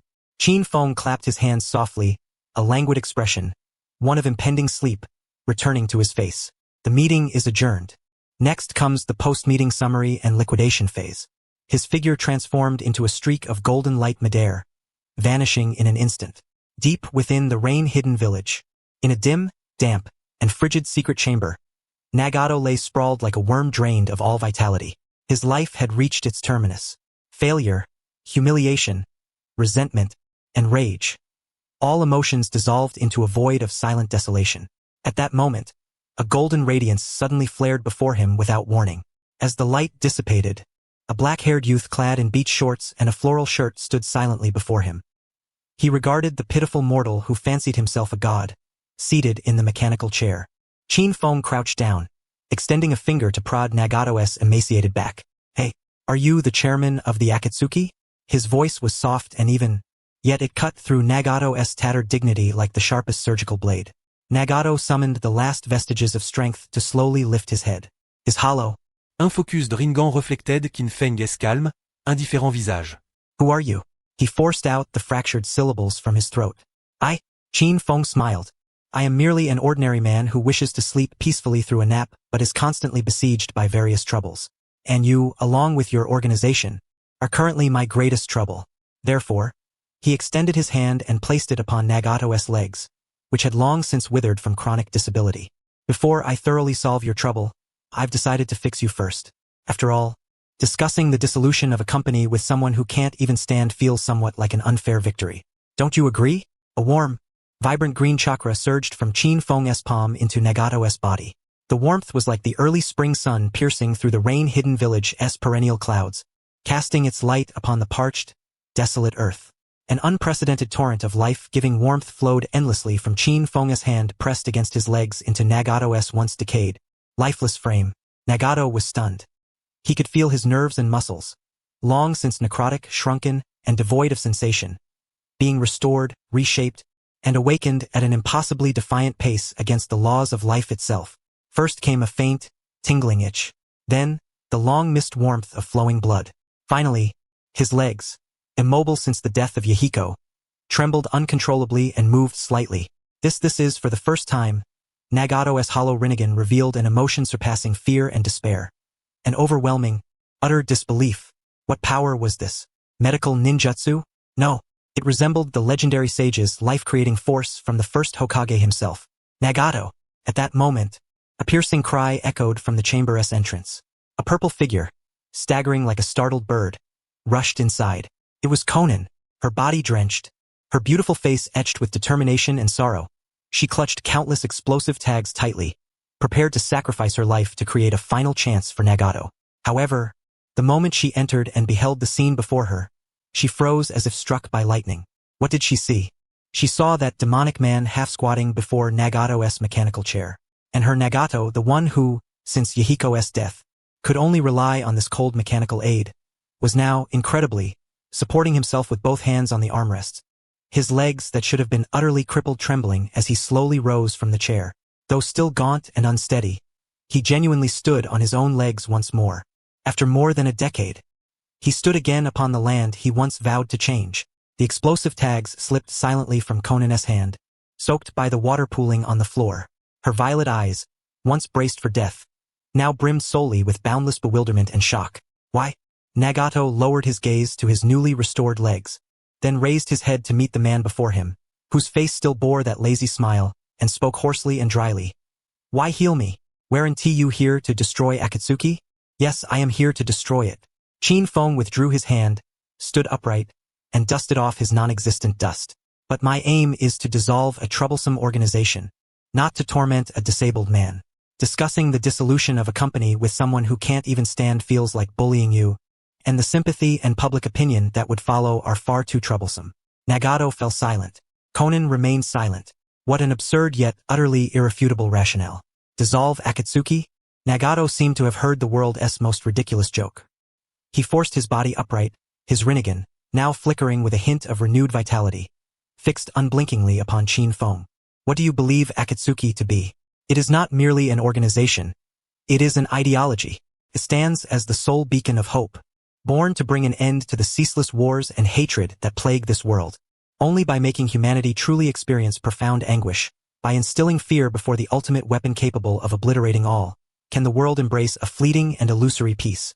You, who live basking in sunlight as the strong, could never comprehend our path. This is his conviction, the solitary answer he and Yahiko forged with their blood and lives. Pain? Fear? Qin Feng smiled. Within that smile lay a trace of unhidden pity and derision. Nagato, you have mistaken one thing. The suffering you speak of is not the key to mutual understanding among people. It is merely the lamentations of the weak. You seek only to wield a greater hammer to shatter all that displeases you. This will not cultivate understanding. It will only breed more hatred and rebellion. You sit in this shadowed corner, gazing upon the world from your self-righteous godlike perspective. Yet you have never truly sought to understand a single soul. You are mistaken. Nagato's emotions surged. I have lost cherished friends. I have felt this nation's unceasing sorrow. I understand more than anyone else. No, you understand nothing. Qin Feng's voice was soft, yet like a mighty hammer. It struck Nagato's heart with brutal force. You believe sacrifice is noble, a price that must be paid to achieve peace. But have you ever considered? Qin Feng's gaze sharpened to an unprecedented edge. That is nothing but powerless self-comfort. True strength does not exchange sacrifice for peace. True strength is to become so formidable as to create a world that requires no one to be sacrificed. As his words fell, Qin Feng slowly raised his hand. Closing his eyes, he reached out with his spirit to feel. A gentle yet vast spiritual force, as boundless as the ocean, instantly enveloped Nagato and Konin. Their vision darkened, but in the next moment, a brand new perspective blossomed within their minds. This was no cold visual signal shared through the rinnegan. It was a grander, more comprehensive perception. They saw the entire hidden rain village suspended in midair. Beneath them yawned a bottomless chasm, torn asunder by the Deva Path's almighty push. Above them hung a deathly canopy of countless massive stones, slowly crumbling. Fear, despair, wails. Negative emotions from every villager surged into their senses like a tide, compelling them to empathize. This was the pain Nagato had inflicted upon this nation. Yet, above this agony, a verdant vault, woven from countless towering trees, steadfastly supported the dying canopy poised to fall. The meteors, capable of erasing the entire country from the map, were tenderly absorbed and nullified upon striking this colossal web. Not only that, they could even perceive the roots of these giant trees spreading at an unimaginable speed across the shattered land below. They were repairing, reconstituting, creating. They were transforming this catastrophe, one capable of annihilating all, into nourishment for all living things with their inexhaustible vitality. They even witnessed the cold rain clouds that had cloaked the hidden rain village for countless years being gently pushed aside by this surging life force. A golden ray of long mist sunlight pierced through the cloud-s seams, casting its glow upon the green vault. This was Nagato's body trembled violently. What had he seen? Destruction and creation, death and rebirth, hell and paradise, all unfolding simultaneously in the same place. And the source of all this was the man before them. Do you see now? Qin Feng's voice resonated once more in the depths of their souls. This is my answer. Destruction is simple, but to create hope with your own hands after destruction, that is what a god, as you call him, ought to do. Nagato, the choice now rests in your hands. You may continue to cling to your pitiful doctrine of pain, and I will release my grip, letting the sky and your village return to oblivion. Or, a meaningful smile curled upon Qin Feng's lips. Dissolve your childish Akatsuki. I offer you and your comrades a new choice, to witness with your own eyes a true, everlasting peace achieved without war, without sacrifice, and even without pain. Your and Yahiko's original dream, I shall bring it to fruition. Yahiko, at the utterance of that name, Nagato's fragile psychological defenses shattered utterly. He remembered that spirited friend who vowed to become the pillar of this nation. He remembered Yahiko, who still trusted him at death's door, and trusting him with their dream. What had he done? He had wielded Yahiko's body to bring the world endless suffering and destruction. Yet this man before him, wielding power beyond his imagination, had ushered in rebirth and hope after destruction. Who, then, was the true God? Who was the bridge that truly led to peace? The answer was unmistakable. Thud. Nagato's legs, which had just found footing, could no longer bear him, and he fell heavily to his knees. This time not from weakness, but from relinquishing all the burdensome obsessions and pride long too heavy to bear. He bowed deeply to Qin Feng, lowering his haughty head that had fancied itself divine. I have lost. Relief and profound bitterness mingled in his voice. The path I insisted upon was wrong. If your path can truly realize Yahiko's dream, then this power of the eyes shall be yours to guide. Konan watched silently as tears slid down her cheeks. She did not intervene, for she knew that in this moment, her Nagato was truly freed from that endless nightmare. Qin Feng regarded the kneeling Nagato with satisfaction. Very well, Chairman. Welcome to the new world. Very well, Chairman. Qin Feng's expression bore the ease of one concluding a troublesome acquisition and preparing to leave the office. However, I suggest you rise. Meetings are far less efficient conducted on one's knees. Nagato stiffened but, under Konan's concerned gaze, slowly straightened his body once more. His Rinnegan, which had only ever looked down upon the world from darkness, now met the gaze of the man before him on equal footing. The sensation was strange, yet tinged with a peculiar relief. Then, as the newly appointed chairman, I shall now announce the company's future direction and the first personnel appointment. Qin Feng cleared his throat, as if truly immersed in a solemn board meeting. First, the external environment required rectification. He extended a finger, pointing toward the desolate scene outside the room, where countless massive stones and debris still hovered in the apocalyptic landscape. His brow furrowed deeply. This mess was far too unsightly. It severely disrupted the quality of my sleep. Upon finishing his words, he did not even form hand seals. Instead, he gently pressed his hand against the metallic wall beside him. Would release, myriad forests manifest. A thunderous rumble erupted. The entire hidden rain village, no, the entire land of rain, seemed, at that very moment, infused with an inexhaustible pulse of life. If the earlier descent of the tree world had merely created a forest, then what Qin Feng now unleashed was truly the power of creation itself. Within the utterly numbed and stunned perceptions of Nagato and Konan, the vast green net that covered the entire nation's sky began to undergo a qualitative transformation. Countless branches, as if living arms, tenderly cradled those colossal stones comparable to mountains. They did not shatter them but, like the most skilled artisans, began to decompose and reshape them. The rocks were ground into the finest soil. Steel was broken down into its most elemental metals.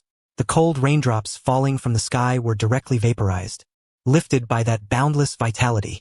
The heavy rain clouds that had shrouded the land of rain for centuries were forcibly rent apart by this unstoppable surge of life energy rising from below, tearing open a vast chasm.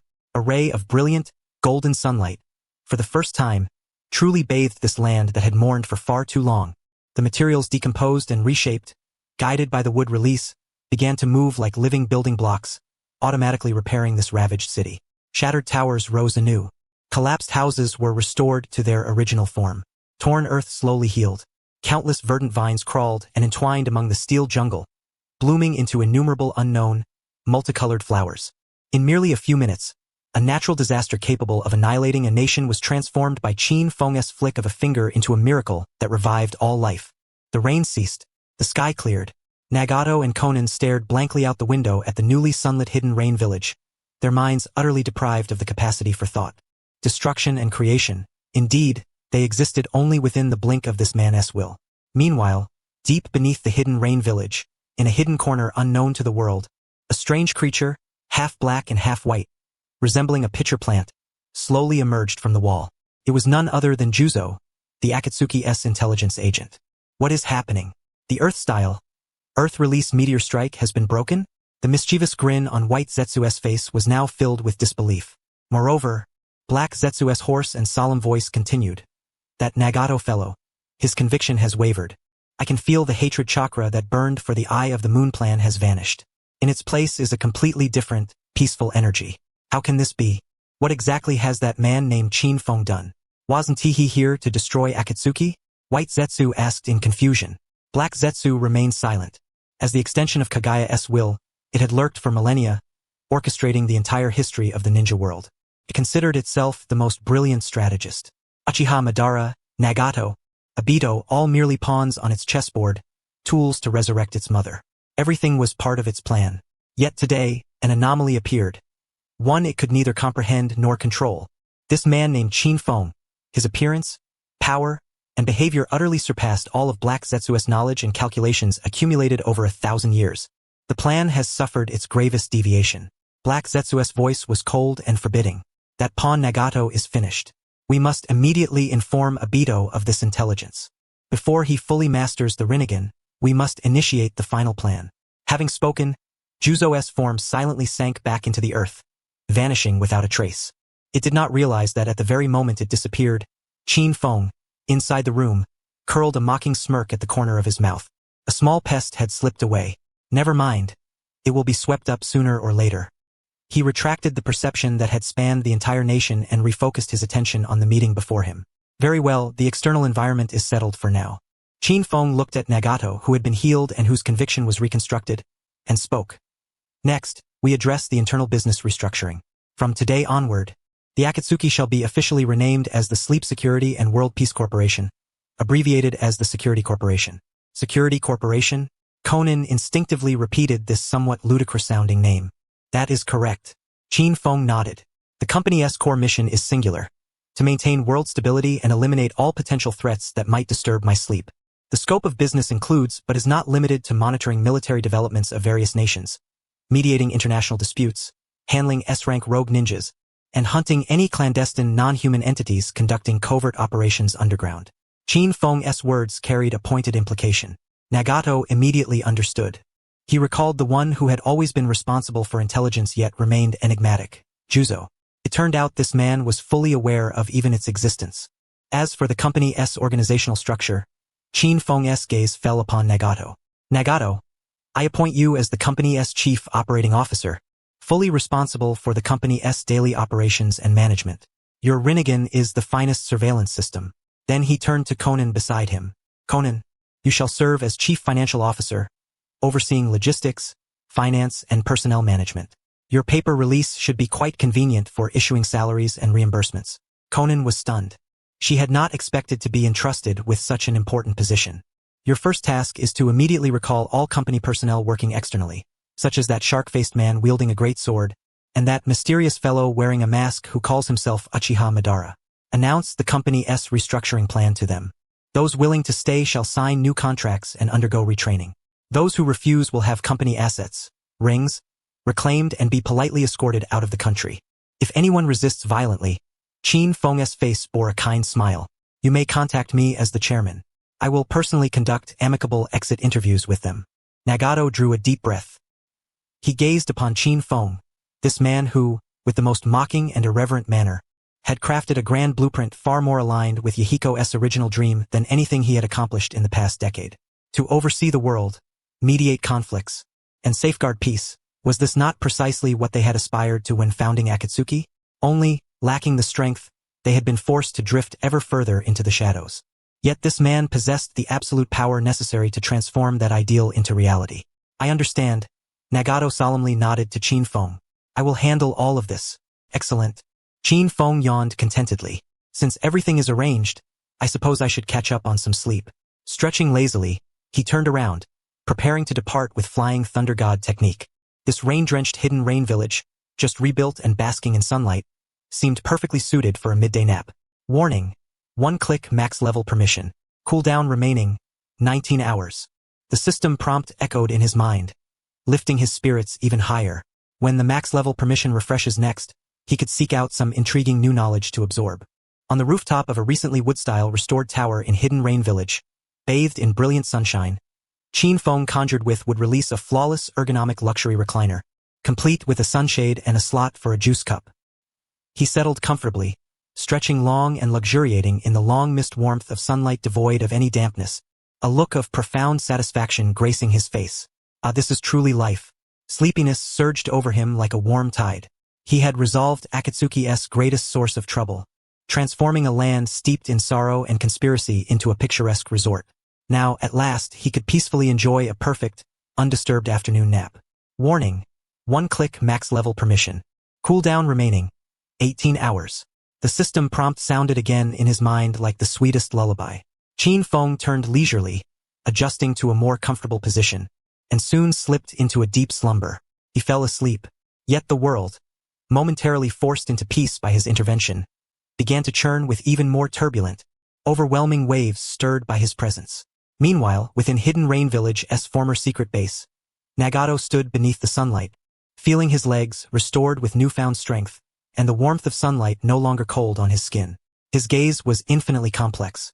Beside him, Conan draped a clean cloak over his shoulders, concealing skin that had grown excessively pale from years spent away from daylight. Nagato, what do we do now? Conan's voice carried a trace of uncertainty. Execute the chairman's orders. Nagato swiftly assumed his new role as chief operating officer. The company's business restructuring must be completed without delay. He closed his eyes, and those vast Rinnegan eyes unleashed their power once more. But this time, not to convey the will of the gods. Rather, as the global surveillance system of the security company, they sent a recall notice to employees scattered across the world. Using the specially forged rings worn on the fingers of Akatsuki members, he constructed a mental link bridge. All members were to return immediately to headquarters. His voice, devoid of emotion yet imbued with an unyielding will, resounded simultaneously in the minds of every Akatsuki member. Beside a remote lake in the land of water, the surface churned wildly as a colossal three-tailed Isabu struggled fiercely, stirring monstrous waves.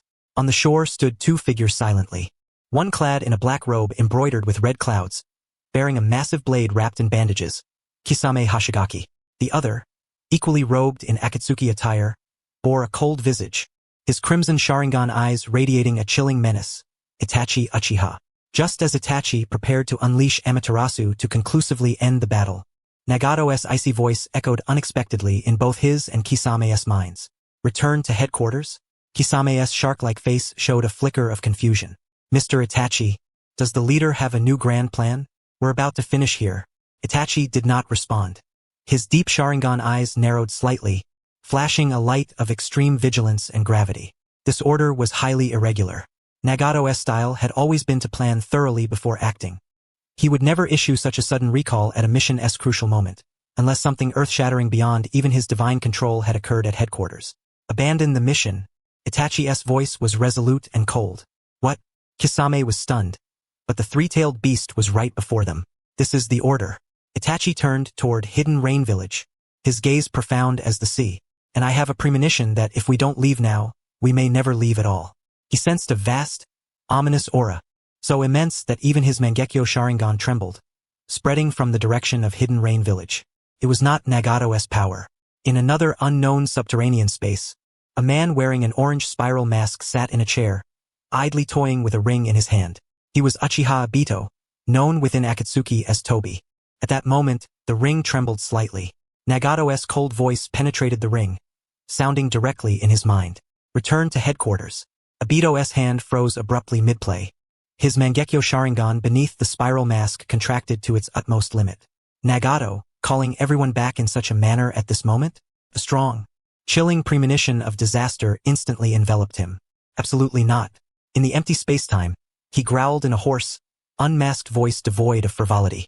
Suddenly, a half-black, Half-white pitcher plant seeped from the ground like a liquid. Obito, something's wrong. Catastrophe has struck. White Zetsu's laughing face was now etched with unprecedented terror and panic. Our plan is completely ruined. Speak. Obito's voice, a single word, seemed to freeze the entire spacetime. It's that monster from Konoha, Chin Fong. He single-handedly shattered Hidden Rain Village. The 6 paths of pain have been utterly annihilated.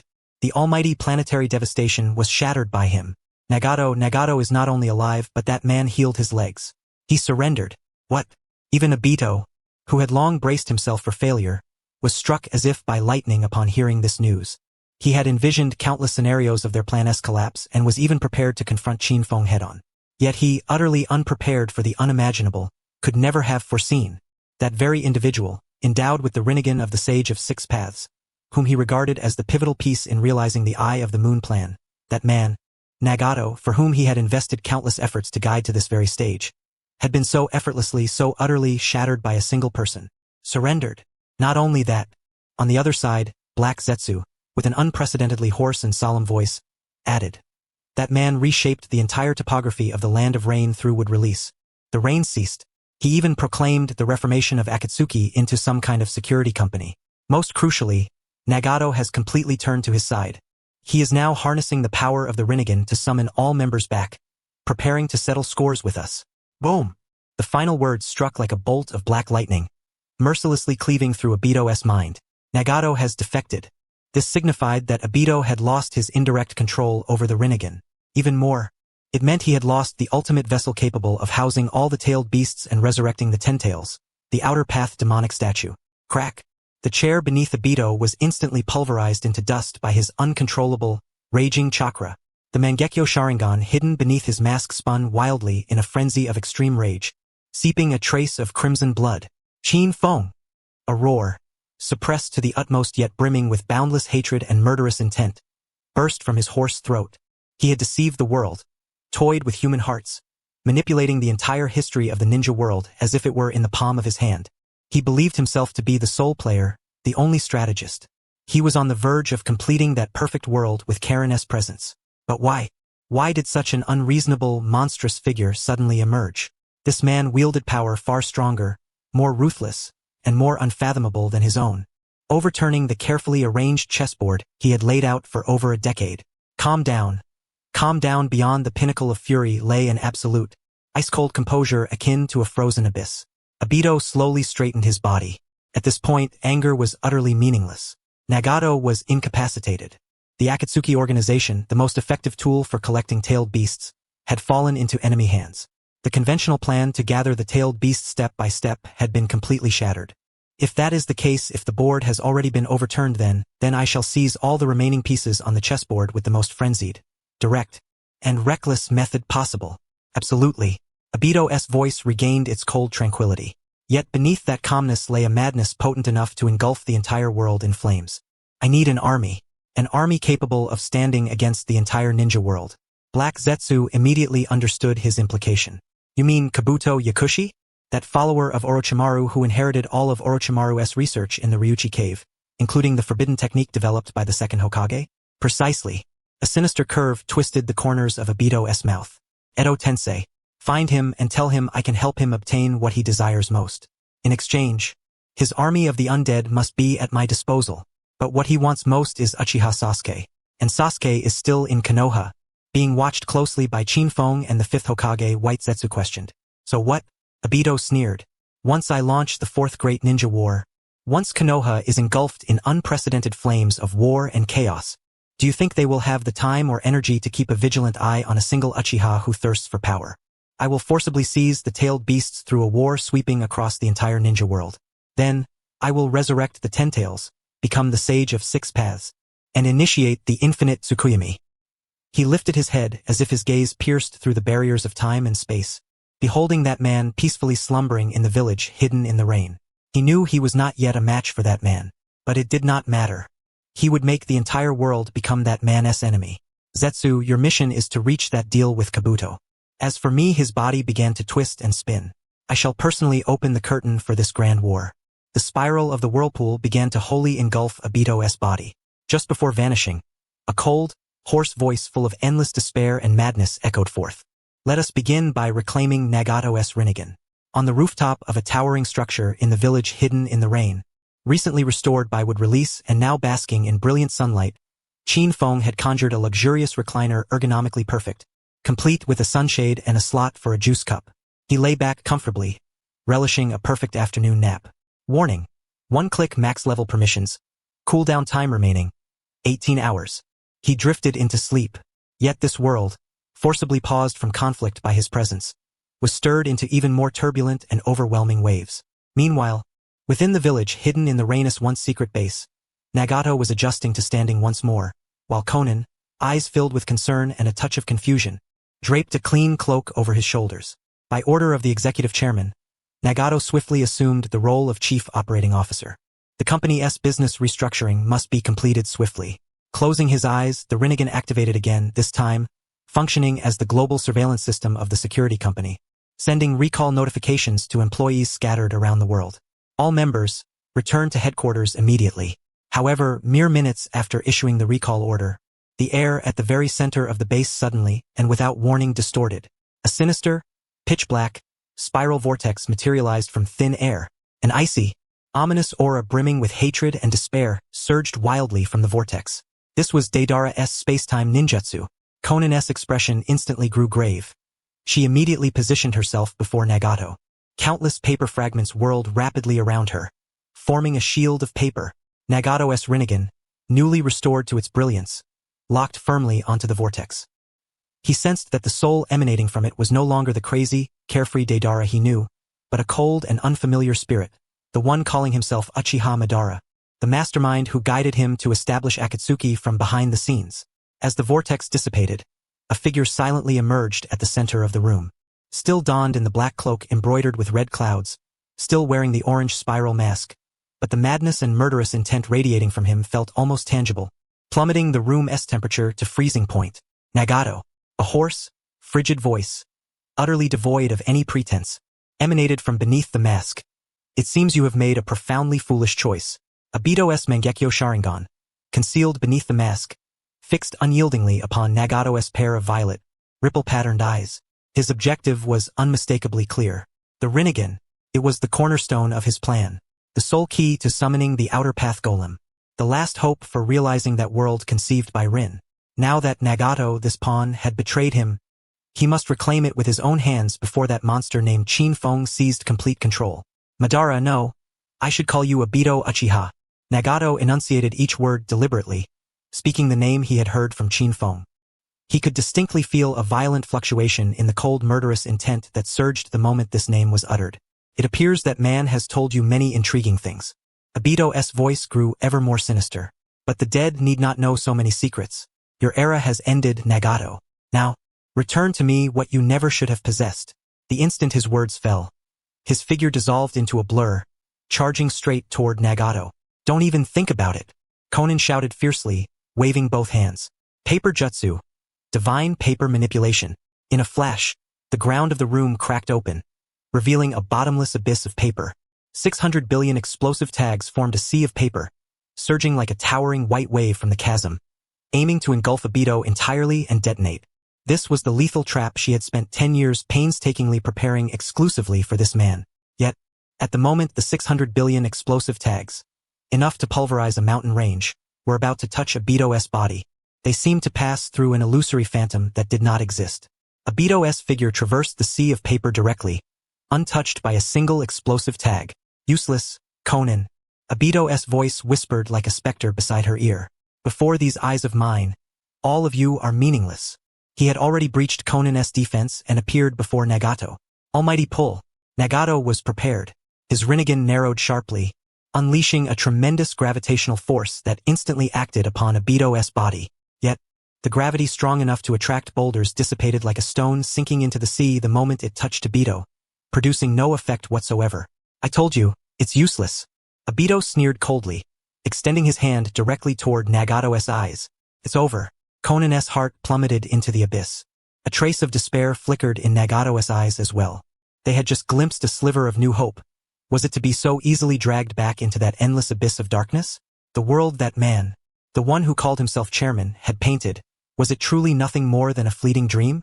Just as Obito's fingers were about to brush Nagato's eyelids, a hand, an unremarkable hand, clad in a floral shirt sleeve, appeared without warning before Obito's wrist and gently grasped it. Time seemed to freeze at that moment. Obito froze in place. His gloved right hand hung suspended midair, unable to move even an inch. He snapped his head around and saw a young face, sleepy-eyed and filled with impatience. Qin Feng. He had silently appeared beside him without a sound. How is this possible? A tidal wave of shock surged within Obito's heart. He sensed no chakra fluctuations, no trace of spatial ninjutsu. This man seemed to have stood there all along. How could you possibly touch me? Obito cried out in disbelief. His Kamui granted him the ultimate defense by transferring parts of his body into an alternate dimension, rendering him intangible and immune to all physical attacks. How could this man have seized him while in a phased state? Keep it down. Qin Feng yawned, rubbing his eyes, while his other hand made a hushed gesture. I was sleeping upstairs and you woke me up. He glanced at the wrist firmly held in his grasp and wore a look of disdain. Your little trick of hiding your body in another dimension is indeed clever. But don't you know? Qin Feng's face bore a look of pity, as if gazing upon a fool. Any ability that requires a connection can be broken if you disrupt that connection's signal. And what I have to do is very simple. Qin Feng slowly raised his other hand and snapped his fingers in the air. Snap. That is, to sever your connection. The instant his words fell, Obito was horrified to discover that the bloodline link to Kamui's space had been forcibly severed by a far more domineering and ruthless spatial force. He was locked into this reality. His intangibility had failed. No, this cannot be. This is a power only the Sage of Six Paths could possess. Who exactly are you? Obito was plunged into unprecedented terror. This was no longer a mere overwhelming display of strength. It was absolute dominion over laws and concepts. This man's understanding of space-time ninjutsu far surpassed not only Obito's but the entire shinobi world's collective comprehension. Who am I? Qin Feng tilted his head, then cast his gaze toward the equally dumbfounded Nagato and Konan. Chief Operating Officer Nagato, Chief Financial Officer Konan. Qin Feng's voice was languid yet carried an undeniable authority. This gentleman should be an employee of our company coming to process his resignation. Correct? It seems he has serious objections to the company's restructuring plan, not only violently resisting the rules but even attempting personal attacks against his superiors. According to our newly issued employee code of conduct, how should such a situation be handled? He did not glance once at the mastermind held in his grasp like a lamb to the slaughter. Instead, he turned his intrigued gaze toward his newly appointed management duo, as if awaiting their response. Nagato and Konan stared blankly at this absurd yet staggering scene, their minds nearly ceasing to function. Meanwhile, Obito, hearing mention of the employee code and feeling the terrifying force on his wrist that would not budge no matter how he struggled, felt his heart, already filled with hatred and despair, become utterly overwhelmed by an emotion unknown to him since Rin's death. Fear.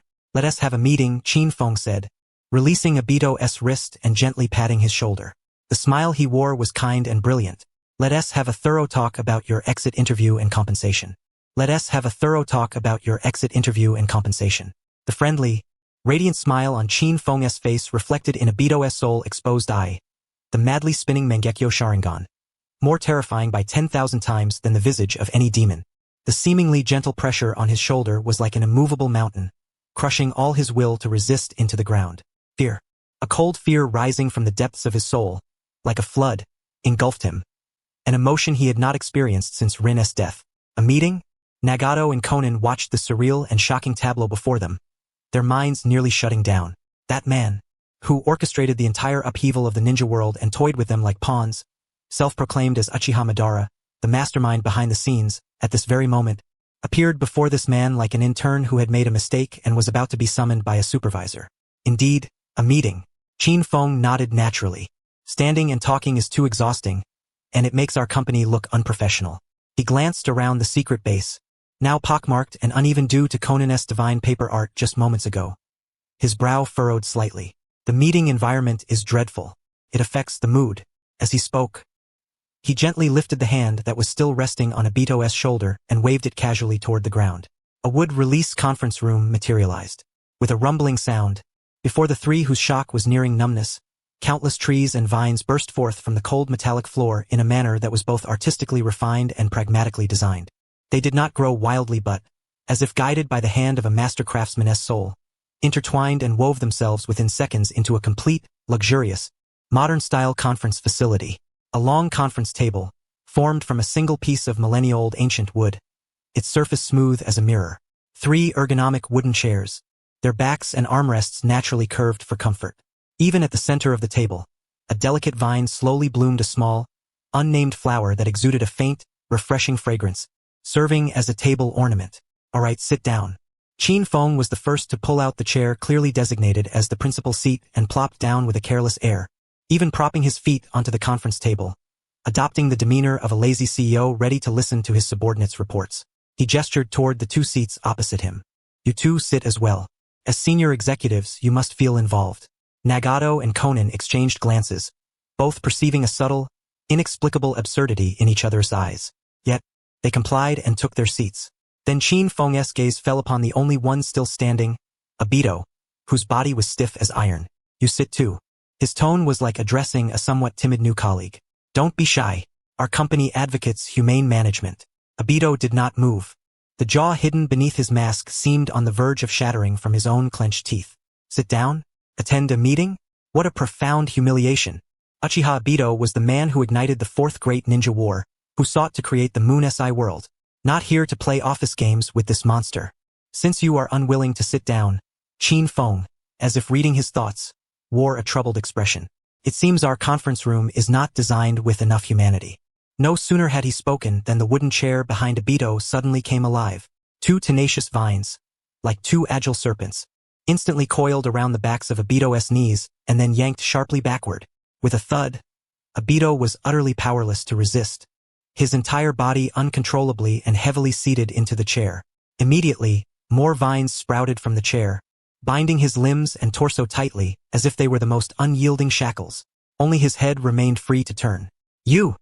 Obito let out a roar, stifling boundless fury and humiliation. All present, Qin Feng ignored his rage, picked up the small flower on the table, inhaled its faint scent, then casually cleaned his ear, as if the roar moments ago was nothing more than the annoying buzz of a fly. He cleared his throat and with a formulaic tone typical of meeting openings, declared, "Then, the first exit interview of our security company regarding former Akatsuki member Tobi, also known as Uchiha Obito, now officially begins." He turned his gaze to Obito, his eyes scrutinizing as if inspecting a financial report riddled with errors. "Mr. Obito, first, on behalf of the company, I express the strongest condemnation of your attempt to use violence against senior management and the seizure of company core assets, the Rinnegan. Such actions severely violate our company's labor laws and gravely damage the camaraderie within our peaceful and friendly family. Do you have anything to say in your defense?" Obito stared fixedly at Qin Feng, the blood vessels in the Sharingan beneath his mask nearly bursting. Defense? Against this demon who utterly shattered everything he was? He would rather die. Very well, it seems you tacitly admit guilt. Qin Feng nodded, clearly satisfied with his silence. Then, we shall proceed to the second agenda item, your severance compensation. In light of the severe impact you have inflicted upon the company and the serious mental distress caused to me personally, who could have otherwise slept an extra hour, the board of directors, after careful and unanimous deliberation. He paused, a remarkably benevolent smile appearing on his face. Has decided to confiscate all your personal assets as compensation for your departure. At the instant these words fell, Qin Feng's foot, still resting on the table, lightly flicked toward Obito.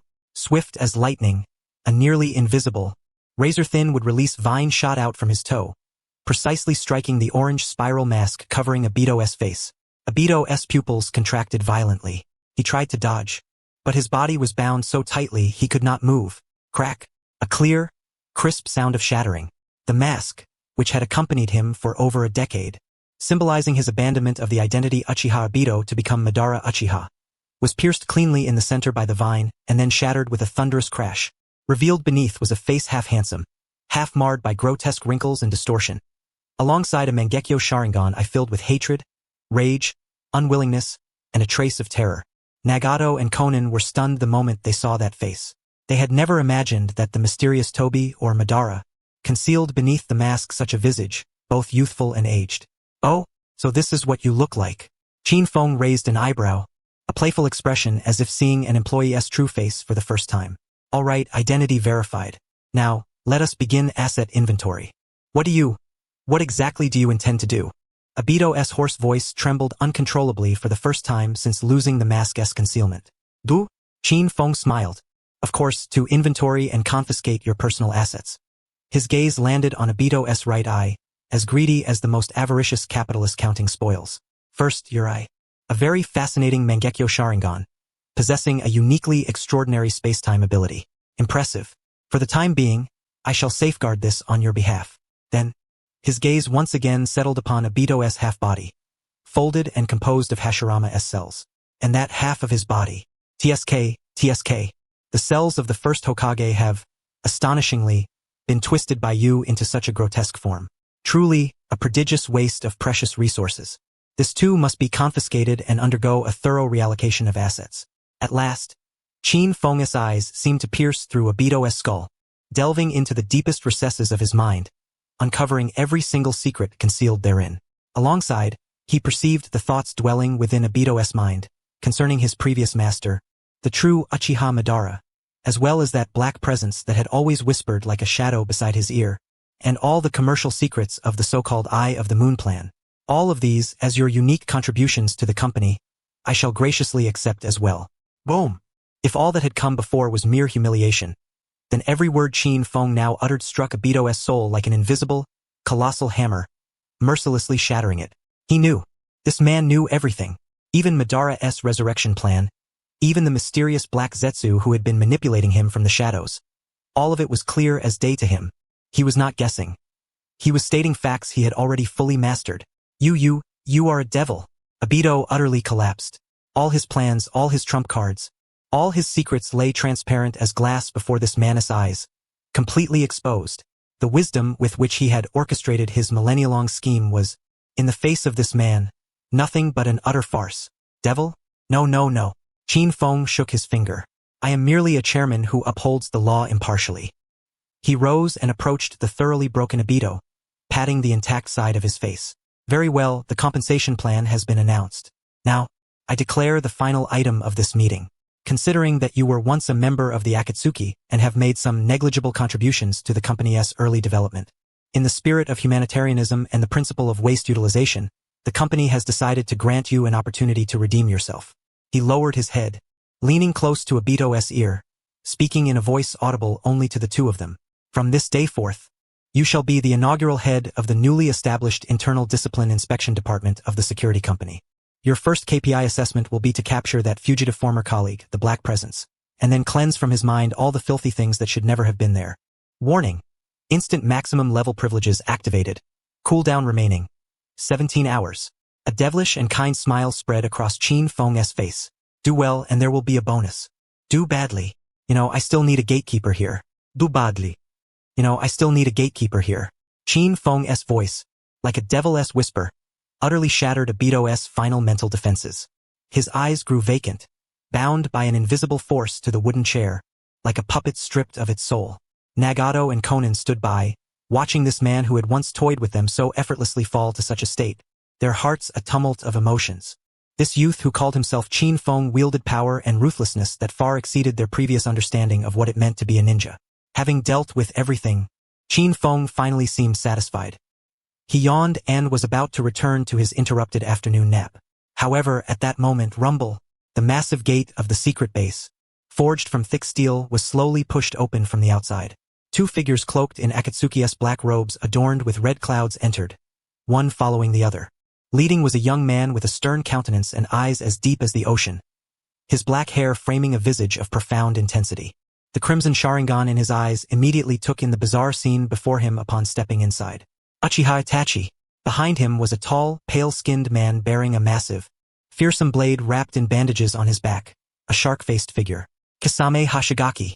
Upon witnessing the wooden conference setup materialized in the room's center and the languid youth seated at the head, Kisame's pupils contracted sharply, while Itachi's expression grew profoundly grave. It's you, Qin Feng. Kisame's voice brimmed with caution as he instantly recognized the man who had single-handedly subdued both him and Itachi on Shizuka Street. Instinctively, he gripped the hilt of the samahata on his back, his muscles tensing as if facing a formidable adversary. Itachi said nothing, but his actions spoke volumes. He stepped forward, seemingly casually positioning himself between Kisame and Qin Feng, his Mangekyo Sharingan slowly spinning, focusing all his attention on Qin Feng. He could sense that Qin Feng's aura was far more unfathomable than the last time they met on Shizuka Street. Oh, aren't these the two guests who left without notice last time? Qin Feng glanced lazily at them. What's this? Came back to finish the fight they left unfinished? His gaze swept over Itachi and Kisame, finally settling on the figure bound to the chair, his mask shattered. Itachi and Kisame followed his gaze. When they saw the broken orange whirlpool mask on the floor and the half-scarred face unveiled on the chair, one they had never seen before, a tidal wave of shock surged within their hearts. Obito, no, the man who claimed to be Madara. He had been unmasked, appearing here in such a pitiful and humiliating state. In that instant, both understood. An unimaginable cataclysm had transpired in Amigakure, and the undisputed mastermind was none other than Qin Feng before them. It seems your leaders have encountered some minor internal management disputes. Qin Feng's voice was calm and unruffled. I am merely here to mediate. Mediate? Kisame's mouth twitched. Looking at Obito, who resembled a prisoner, and Nagato, who clearly had submitted, this is no mediation. It is outright suppression. The chakra within him began to surge uncontrollably. Samahata on his back sensed the battle intent and emitted an excited low growl. I advise you to calm down. Qin Feng's gaze suddenly shifted to Samahata behind Kisame. Without taking any action, merely tightening his gaze slightly. Buzz! Kisame felt a sudden, intense panic emanate from behind him. Samahata, the sentient blade connected to his will, now resembled a loach confronted by a true dragon. Emitting a piercing wail, it desperately tried to retreat into its bandages, the entire blade trembling violently. A primal terror surged unmistakably into Kisame's mind. Samahata? What's wrong? Kisame was horrified. He had never witnessed Samahata so afraid. It is frightened, Qin Feng said coolly. Cold sweat instantly streamed down Kisame's face. At that moment, Itachi stepped forward, positioning himself before Kisame, and bowed deeply to Qin Feng. This was the highest form of respect a shinobi could offer to an insurmountable and absolute sovereign. Lord Qin Feng. Itachi's voice was calm and resolute, devoid of any trace of subservience, only a measured decisiveness born from careful judgment. Your purpose here has surely been fulfilled. May I inquire what your next course of action will be? He did not ask what had transpired. Instead, he directly questioned the outcome. This was both a probe and a declaration. Qin Feng glanced at Itachi with a hint of surprise, a playful curve gracing the corner of his mouth. Uchiha Itachi, you are far cleverer than I imagined. One who perceives the true state of affairs can always make the most judicious choice. Before this man, all pretenses were futile. Rather than passively having his disguise unmasked, it was better to actively acknowledge the other's omniscience. Very well. Qin Feng nodded. In that case, I shall grant you a choice. Continue clinging to your pitiful belief in guarding the light amidst darkness, or stand beneath the true sun and witness how I create a world where darkness need not exist at all. Itachi's body trembled imperceptibly. A world where darkness need not exist. How audacious yet tantalizing a vision that was. He recalled Danzo's death, the miraculous alteration of the Rain Country's weather by this very man. Perhaps he truly could accomplish it. My choice hinges upon whether the world you intend to create is truly worth my brother's survival. Itachi replied with a calm yet unyielding firmness. Interesting. Qin Feng smiled, no longer pressing him. He understood that a man like Itachi required conviction through deeds. His gaze shifted to Kisame, who stood nearby, and he spoke coolly. As for you, the world without lies you seek can only exist under an absolute order founded upon absolute power. For in my world, any falsehood is utterly meaningless. Kisame fell silent. He observed the instantly intimidated Samahata, the resolute decision of his comrade Itachi, and then glanced at Madara, who seemed to have lost everything. For the first time, the scales within his heart tipped violently. All right, the matter of internal consolidation shall rest for now. Qin Feng rose, weary of their inner struggles. Approaching the ashen-faced Obito, he placed his palm gently upon the latter's head. Before addressing the next problem, I require the latest, most comprehensive list of troubles. A gentle yet irresistible mental force surged into Obito's mind, projecting every detail of the Moon SI plan, the true resurrection scheme of Uchiha Madara, and the conspiracy just issued to Zetsu to ally with Kabuto Yakushi and ignite the Fourth Great Ninja War, playing out frame by frame like a vivid motion picture within Qin Feng's consciousness. Seconds later, Qin Feng withdrew his hand, a cold smile curling upon his lips. Yakushi Kabuto Edo Tensei, Fourth Great Ninja War, he murmured, each word causing the expressions of Itachi and Nagato present to shift dramatically. A bunch of restless rats. Since they so enjoy crawling from their graves, I shall help them seal those tombs even tighter. Turning, Qin Feng issued new orders to Nagato and Itachi. Nagato, Itachi, your mission is to immediately consolidate all available forces, inform the 5 great shinobi villages that Akatsuki has been brought under my control, and expose the conspiracies of Obito and Yakushi Kabuto in instigating war. War was indeed imminent, yet the initiator and the terminator would both be him. And I, a chilling coldness flashed in Qin Feng's eyes. I shall personally pay a visit to the heir of Orochimaru, who delights in manipulating the souls of the dead. With those words, his figure transformed into a golden streak and vanished instantly, leaving behind a cold echo resonating within the chamber. The location has been confirmed. Obito's memories made it unmistakably clear. The site lay at the border of the land of Earth, within a forbidden zone known as the Forest of Bones. Legend held this place as the graveyard of ancient colossal beasts. Enormous, unidentified skeletal remains scattered across the land, forming a bizarre, twisted white forest. The air was heavy with decay and death, shrouded perpetually in a gray mist, a desolation even the most seasoned bounty hunters dared not tread. Yet, at the deepest recesses of this deathly domain, within a cavern constructed from gigantic ribs, flickered a faint purple flame. This was the lair of Yakushi Kabuto, the inheritor of Orochimaru's will. Inside the cavern, countless enormous cultivation tanks immersed grotesque experimental subjects. Intricate formations and runes were etched into the floor. Yakushi Kabuto stood before a colossal scroll, his face marked by a morbid fanaticism and excitement. He had reached an agreement with the masked man who claimed to be Madara. Using his perfected Edo Tensei army, he would aid in launching the 4th Great Ninja War.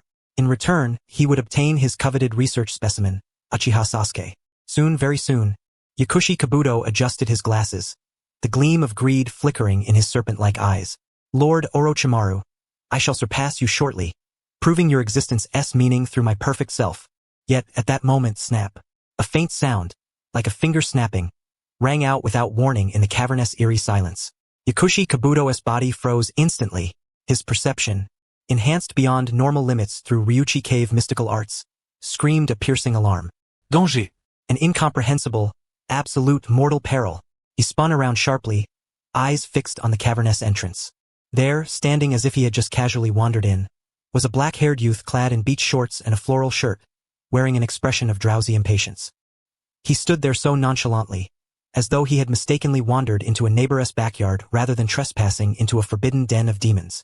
Qin Feng. Yakushi Kabuto's voice grew hoarse and sharp. His chakra coiled like a venomous serpent, poised to strike lethally at any instant. How could you have found this place? This man, the chief advisor of Konoha, the monster who single-handedly ended Konoha's collapse plan, repelled Lord Orochimaru, and even orchestrated Danzo's downfall. His information was classified at the highest level. Yet why was he here? Oh, you must be Yakushi Kabuto? Qin Feng yawned, rubbing his eyes. Using Flying Thunder God technique, he had directly teleported to the location recorded in Obito's memories without even changing his posture. He surveyed the cavern, saturated with formaldehyde and the stench of corpses, and frowned in distaste. Poor taste. The air is terrible too. It seriously disrupts sleep quality. He seemed utterly indifferent to Yakushi Kabuto's battle-ready stance, casually offering his critique. I heard you intend to gather a large group of already deceased individuals to host a massive worldwide party? Yakushi Kabuto's pupils contracted sharply. How could this man know of the 4th Great Ninja War Plan? Only he and Obito had known of it. So, you were sent by Obito? Yakushi Kabuto's body arched slightly, akin to a cobra poised to strike. He endeavored to extract even the faintest fragment of intelligence from Qin Feng's form. Yet, he failed utterly. His prideful sage perception, upon extending toward his opponent, vanished like a stone sinking into the sea, yielding no response whatsoever. The other's body resembled an abyssal black hole, bottomless and capable of devouring all. No, I am not sent by him. Qin Feng shook his head. To be precise, he now answers to me. Answers to you? Kabuto was momentarily stunned. Yes, he attempted to lay hands on my men, was apprehended on the spot, and is currently reflecting on his actions. Qin Feng stated this earth-shattering truth, one that could upheave the entire ninja world, with an extraordinarily calm tone. And now, I have come to speak with you. What you intend to do next will severely disturb my rest. Thus, I must stop you before you begin. Kabuto's mind went utterly blank. Toby, captured by him? Reflecting on his deeds. What nonsense is this man spouting? Yet, His keen instincts screamed wildly that every word this man uttered was true. That very Uchiha Tobi, whom even he feared, had truly fallen. It seems there is nothing more to discuss between us. After the pinnacle of shock came a chilling murderous intent. Kabuto instantly made the most rational decision. This man is an enemy, an adversary 10,000 times more terrifying than he had imagined. In that case, there is no room for hesitation. Originally, this surprise was meant for the allied shinobi forces of the 5 great nations. A morbid and sinister smile crept across Kabuto's face. However, since you are so eager to come and meet your demise, I shall let you witness the true power of a god ahead of time. He brought his hands together abruptly. Impure world reincarnation. Boom! The entire forest of skeletons trembled violently. Before Qin Feng, a coffin unlike any other, inscribed with intricate seals, slowly rose from the earth. The chakra emanating from the coffin was immense, malevolent, and suffused with a domineering aura of sovereign supremacy. Merely the residual energy caused the surrounding air to congeal. This was when Qin Feng raised an eyebrow, finally revealing a trace of interest upon his countenance. Indeed, you must have heard the legend of him.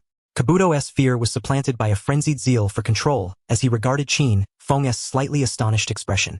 He is the pinnacle of the Uchiha clan, the sole figure capable of standing toe-to-toe with the god of shinobi, Hashirama Senju, the living legend. Come fort, my strongest pawn. Uchiha Madara. Bang! With Kabuto's fervent roar, the coffin lid was blasted open from within by a tremendous force. A man clad in dark crimson layered armor, bearing long black hair and crossing his arms over his chest, emerged silently.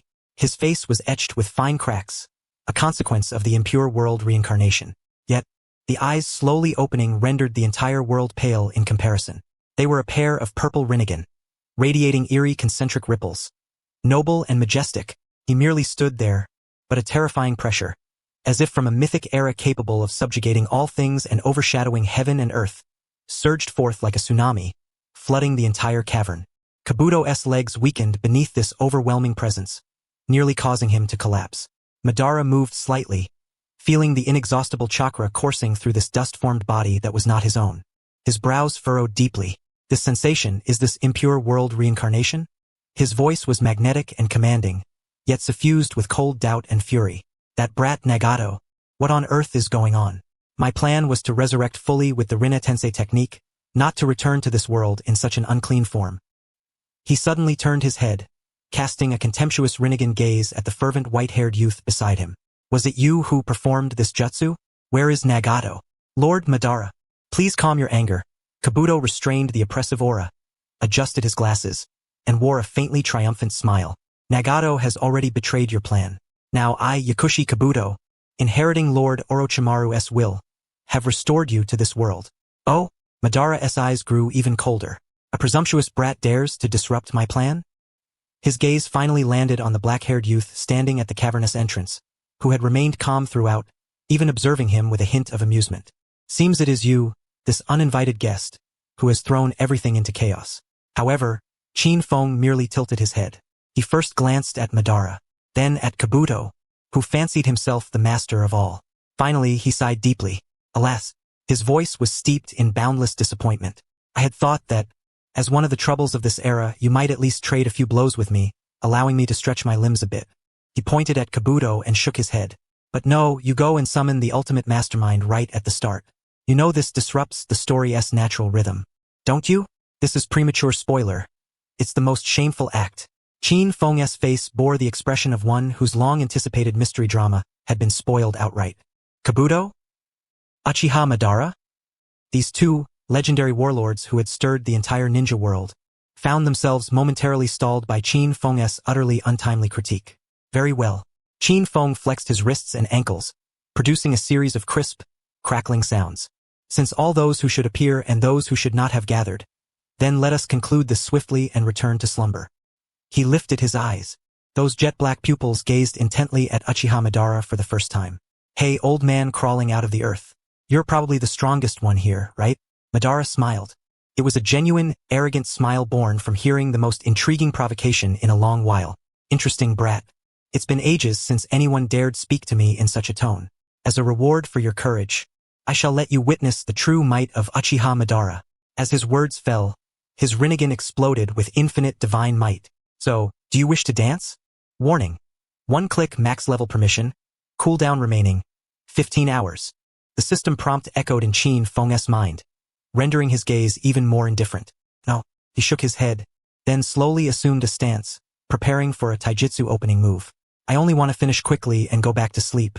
Within the forest of bones, deep inside the colossal cavern, the air seemed to freeze the very moment those words, reminiscent of Madara Uchiha's phrase, "So, would you like to dance?" were spoken. That was a kind of absolute confidence born from the age of myth, the legendary ninja Azura Shura issuing the most arrogant challenge to an unknown junior. Standing opposite him was Kabuto Yakushi, his entire body surging with highly concentrated chakra, his snake-like eyes flickering with both vigilance and fanaticism. His proud sage mode clearly perceived the chasm-like gap in power before this pure force. Yet, as the direct recipient of this oppressive aura, Qin Feng merely shook his head. No, his answer was simple and decisive. I only want to finish quickly and go back to sleep. The moment the words fell, Qin Feng's casual floral shirt fluttered as if stirred by an invisible breeze, and the ground beneath his feet sank slightly.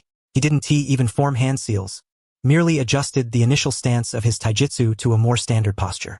Madara Uchiha laughed. A joyous, exhilarating, and wild laugh. Interesting brat. It's been a long time since anyone stood so upright before me. Since you don't want to dance, then I shall force you to dance. Fire release.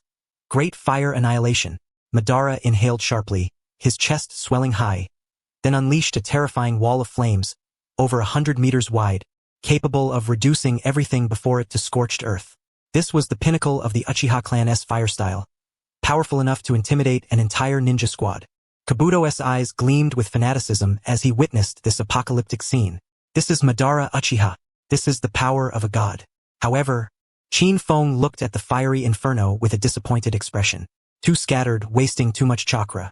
He also formed hand seals with such speed that even Kabuto's sage perception could only catch a fleeting afterimage. Fire release. Great fire annihilation. Qin Feng too unleashed this technique, but what spewed from his mouth was not a sea of fire, but a fan-shaped wave of flame, compressed to the utmost, its hue deepening into a purple shade. If Madara's fire style was a tsunami, then Qin Feng's was a laser slicing through the ocean. The purple fire wave struck Madara's fire sea with greater speed, higher temperature, and pinpoint accuracy. There was no earth-shattering explosion, only an eerie silence. Madara's orange-red sea of flames was instantly swallowed and melted as if ice cast into a furnace by Qin Feng's purple flame wave, which, without losing momentum, surged directly toward Madara himself. What? Madara's pupils contracted sharply. He crossed his hands to shield himself, forced backward several steps by the backlash of his own fire style, barely managing to deflect it. Interesting. It seems you're not just all talk. Madara's gaze grew even more excited. Well then, warm-up's over. Susanoo. Boom. A colossal surge of blue chakra erupted, shaking the entire cavern. Bones, meridians, flesh, armor. In an instant, a towering 100-meter-tall, fully formed Susanoo wielding twin swords rose up, smashing through the cavernous ceiling and trampling the pale forest of bones beneath its feet. Well then, brat. From within Susanoo came Madara's voice, godlike and declarative. Now, how will you respond? Qin Feng raised his head, casting a glance at the gigantic blue demon. His brow furrowed deeper. The spectacle was grand, but it was all show and no substance. He muttered his complaint. Then his figure transformed into a golden flash in place. The next moment, he appeared before Susanoo, hovering at eye level with its massive face. Too slow. He shook his head and charged forward before the blue demon could swing its mountain-cleaving greatsword. Bang! Qin Feng delivered a fierce kick to Susanoo's sword-wielding wrist. With a thunderous crack, the colossal chakra greatsword was kicked from its grasp, soaring high before embedding itself with a crash into a distant cliff. Using brute force against Susanoo? Shock flickered in Madara's eyes within Susanoo. But before he could react, Qin Feng clung like a relentless parasite, moving at high speed across Susanoo's enormous body. Every punch and kick struck precisely at its joints and energy nodes. The so-called absolute defense blue demon was gradually overwhelmed by pure taijutsu, sparks of chakra bursting from its body. Would release. Tree world birth. At that moment, Madara shifted tactics. He ceased controlling Susanoo's attacks and formed hand seals. Countless massive vines surged from within Susanoo's feet, like a pack of predatory giant pythons, wrapping around Qin Feng from all directions. Would release. Qin Feng paused his assault, wearing a peculiar expression as he observed the advancing vines. Suspended midair, he allowed the vines to envelop him layer upon layer, forming a gigantic wooden cage. Let me show you what true wood release means. Wood release. Myriad phenomena. Rumble. A surge of green energy far more majestic and vibrant than Madara's would release burst forth from Qin Feng's body. The wooden cage enclosing him instantly burst open, shattered by countless newborn, thicker, and more resilient golden vines. The golden vines, seemingly alive like colossal dragons, wrapped in reverse around Madara's gigantic blue Susanoo, frenziedly absorbing its chakra. Impossible. Madara's voice was for the first time tinged with uncontrollable shock. My would release. How could you possibly? Divine power, descend. Tenge shining star. Furious beyond measure, Madara unleashed his final deadly move. The sky darkened as a colossal meteor, blotting out the sun, tore through the clouds, hurtling down with apocalyptic force. Now that S more like it. Qin Feng gazed at the rapidly enlarging meteor in his vision, finally revealing a trace of approval. Sage mode. Activate. Almost instantly, a perfect sage mask appeared around Qin Feng's eyes, and a vast natural energy surged into his body. Eighth gate. Gate of shock. Open. Boom. A blue steam mixed with natural energy erupted from Qin Feng like a volcanic explosion. His skin flushed crimson from the rapid blood flow, yet his gaze remained as calm as still water. He stomped fiercely toward the sky and the meteor that could bring despair to all living things. Bang! The air beneath his feet was split by a visible circular shockwave. His figure shot forward like a golden cannonball swimming upstream, boldly meeting the world-ending star head-on. What is he trying to do? Madara's pupils contracted violently within Susanoo. Sage art. Daytime tiger. Roar. A ferocious tigeress roar, as if from the primordial wilds, echoed through heaven and earth. A white tiger-shaped shockwave, forged from pure pressure, taijutsu energy and sage chakra, many times larger than before, surged skyward. Boom! With a deafening explosion, the world-ending meteor shattered midair, dissolving into a rain of blazing fragments. There's another one. Qin Feng hovered at the heart of the explosion, sensing a second gravitational pull from above. This never ends. A deep impatience disturbed his expression. This time, he didn't even bother to use Daytime Tiger. He merely punched the second falling meteor from afar with a single blow. That single punch, unadorned and unpretentious, yet embodied the pinnacle of natural energy manipulation under Sage Mode. Behold, the meteorite, even larger than the first, began to disintegrate from within halfway through its descent. Without any forewarning, as if erased by an invisible force of cosmic law, dissolving into a vast cloud of dust and vanishing into the void. This is impossible. Madara was utterly stunned. All his pride, his Rinnegan, his would release, his Susanoo, were reduced to mere jokes in the presence of this man. Very well, the warm-up is over. Qin Feng's figure plummeted vertically from midair like a meteor, his target aimed directly at the Susanoo's head, tightly ensnared by golden vines. His attack remained a simple punch. Yet this punch contained the penetrating power of a Sage's technique combined with the explosive force of the seventh gate. Bang! A crisp shattering sound rang out so sharply that the entire world seemed to fall silent. The fully realized Susanoo, reputed to possess divine power, was pierced through the crown of its head by a single strike. A colossal fissure spread from its skull throughout its body, and then, like a shattered glass masterpiece, it exploded with a thunderous crash. Qin Feng's silhouette passed through the scattered fragments of light and seized the neck of the impure world reincarnation Madara Uchiha, who was tumbling from the sky, then mercilessly slammed him onto the ground. Boom! The earth was smashed into a vast, deep crater.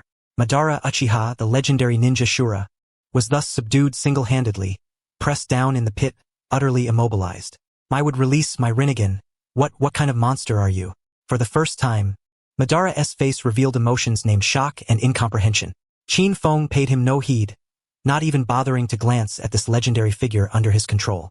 Instead, he slowly lifted his head and cast his gaze toward a shadowed corner of the cavern, where no one stood. A playful smile curled upon his lips. Underground rat, you've been watching for so long. Aren't you coming out to talk? To talk about your great plan, schemed for over 1,000 years, to resurrect your mother? Qin Feng's voice, calm yet laced with mockery, echoed through the deathly silent forest of bones. Each word fell like an invisible sledgehammer, striking with brutal force upon the souls of two beings. One was the ninja Shura, Madara Uchiha, pinned down and helpless, who had moments ago looked down upon the world. The other emerged from the shadows beneath him, writhing slowly like black sludge, splitting apart, the bizarre creature with half of its body spiraling like a vortex. Korezetsu, what exactly are you saying? Korezetsu's voice betrayed an unprecedented terror and trembling for the first time. Its twisted face, with its solitary eye fixed unblinkingly on Qin Feng, was filled with a ghostly disbelief. 1,000 years, a full millennium. This plan was so covert, so grand, so flawless. It was the sole ultimate mastermind behind this world. Yet why did this outrageously youthful man, who seemingly appeared from nowhere, know all of this? Even the deepest, most secret purpose of resurrecting Mother was laid bare before him. Oh, you want me to explain in more detail? Qin Feng's eyes gleamed with amusement as he observed Korezetsu's horrified expression. He even released the hand that had been pressing on Madara, as if utterly unconcerned about the once arrogant man's potential resistance. Madara indeed made no move, for at this very moment, his mind was being rocked by a tsunami of turmoil stirred by Qin Feng's words. Resurrect Mother? What does that mean? Korezetsu isn't it the will I created with Yin-Yang release? An ominous premonition, 10,000 times more intense than being physically defeated by Qin Feng, coiled around his heart like a venomous serpent. Then let us start from the beginning. Qin Feng pointed at the utterly panicked Korezetsu in front of Madara. First of all, Madara Uchiha, you must understand one thing. This entity is not your creation. On the contrary, from start to finish, you have been nothing more than one of its pawns. What? Madara's pupils abruptly shifted to Korezetsu, his rinnegan blazing with an unprecedented, icy murderous intent. No, that is not true. Madara, don't listen to his lies. I am your will. Korezetsu screamed in terror, desperately attempting to deny. Still denying? Qin Feng shook his head, then continued in a tone as matter-of-fact as reciting a history textbook. It is Kaguya Akatsuki, the rabbit goddess you all speak of, who, just before being sealed by her two sons, the Sage of Six Paths, Hagoromo and Hamura, used her last strength to create a third son. Its sole mission was to orchestrate the resurrection of its mother. To that end, it first falsified the stone monument left by the Sage of Six Paths to the Uchiha clan, portraying the infinite Tsukuyomi as the ultimate genjutsu that would bring salvation to the Uchiha, rather than a ritual to revive Kaguya. Then, it possessed countless reincarnations of Indra and Ashura, guiding them to slaughter each other, biding its time until a perfect host appeared who possessed both the Sage's body and the Sage's eyes. And you, Madara Uchiha, are the perfect pawn it has waited over 1,000 years for. Each word from Qin Feng struck Madara's face like a merciless slap. It was this entity that made you transplant the rinnegan to Nagato, that forced you to cling to life in the cave, waiting for a moment arranged by it, only to be resurrected in flawless form, becoming the Ten-Tails Jinchuriki to launch the infinite Tsukuyomi. And in the end, it, your most trusted will, delivered the fatal blow from behind, using you as the ultimate sacrifice to resurrect its mother. Deathly silence. As Qin Feng uttered the last word, the entire world sank into a death-like stillness. Madara Uchiha slowly rose from the ground. He did not look at Qin Feng. His rinnegan fixed relentlessly upon Korezetsu, who had curled into a trembling ball of terror beneath him. His body trembled slightly, not from anger, but from utter humiliation. He, Madara Uchiha, who had dominated the Warring States period, matched only by Hashirama Senju, who considered himself the supreme player over all beings. Yet, in the end, all his deeds, all his pride, all his schemes, all his ambitions, were merely parts of another's script. Aha! An agonized roar, suppressed to the utmost, filled with endless humiliation and madness, erupted from Madara's throat. Korezetsu, I will grind you to dust. A terrifying chakra surged skyward from him. He was about to tear apart this black scoundrel who had deceived him for over a century without hesitation. Yet Qin Feng merely raised his hand. An invisible force instantly subdued the enraged Madara once more, pinning him immobile. Quiet down. Qin Feng frowned.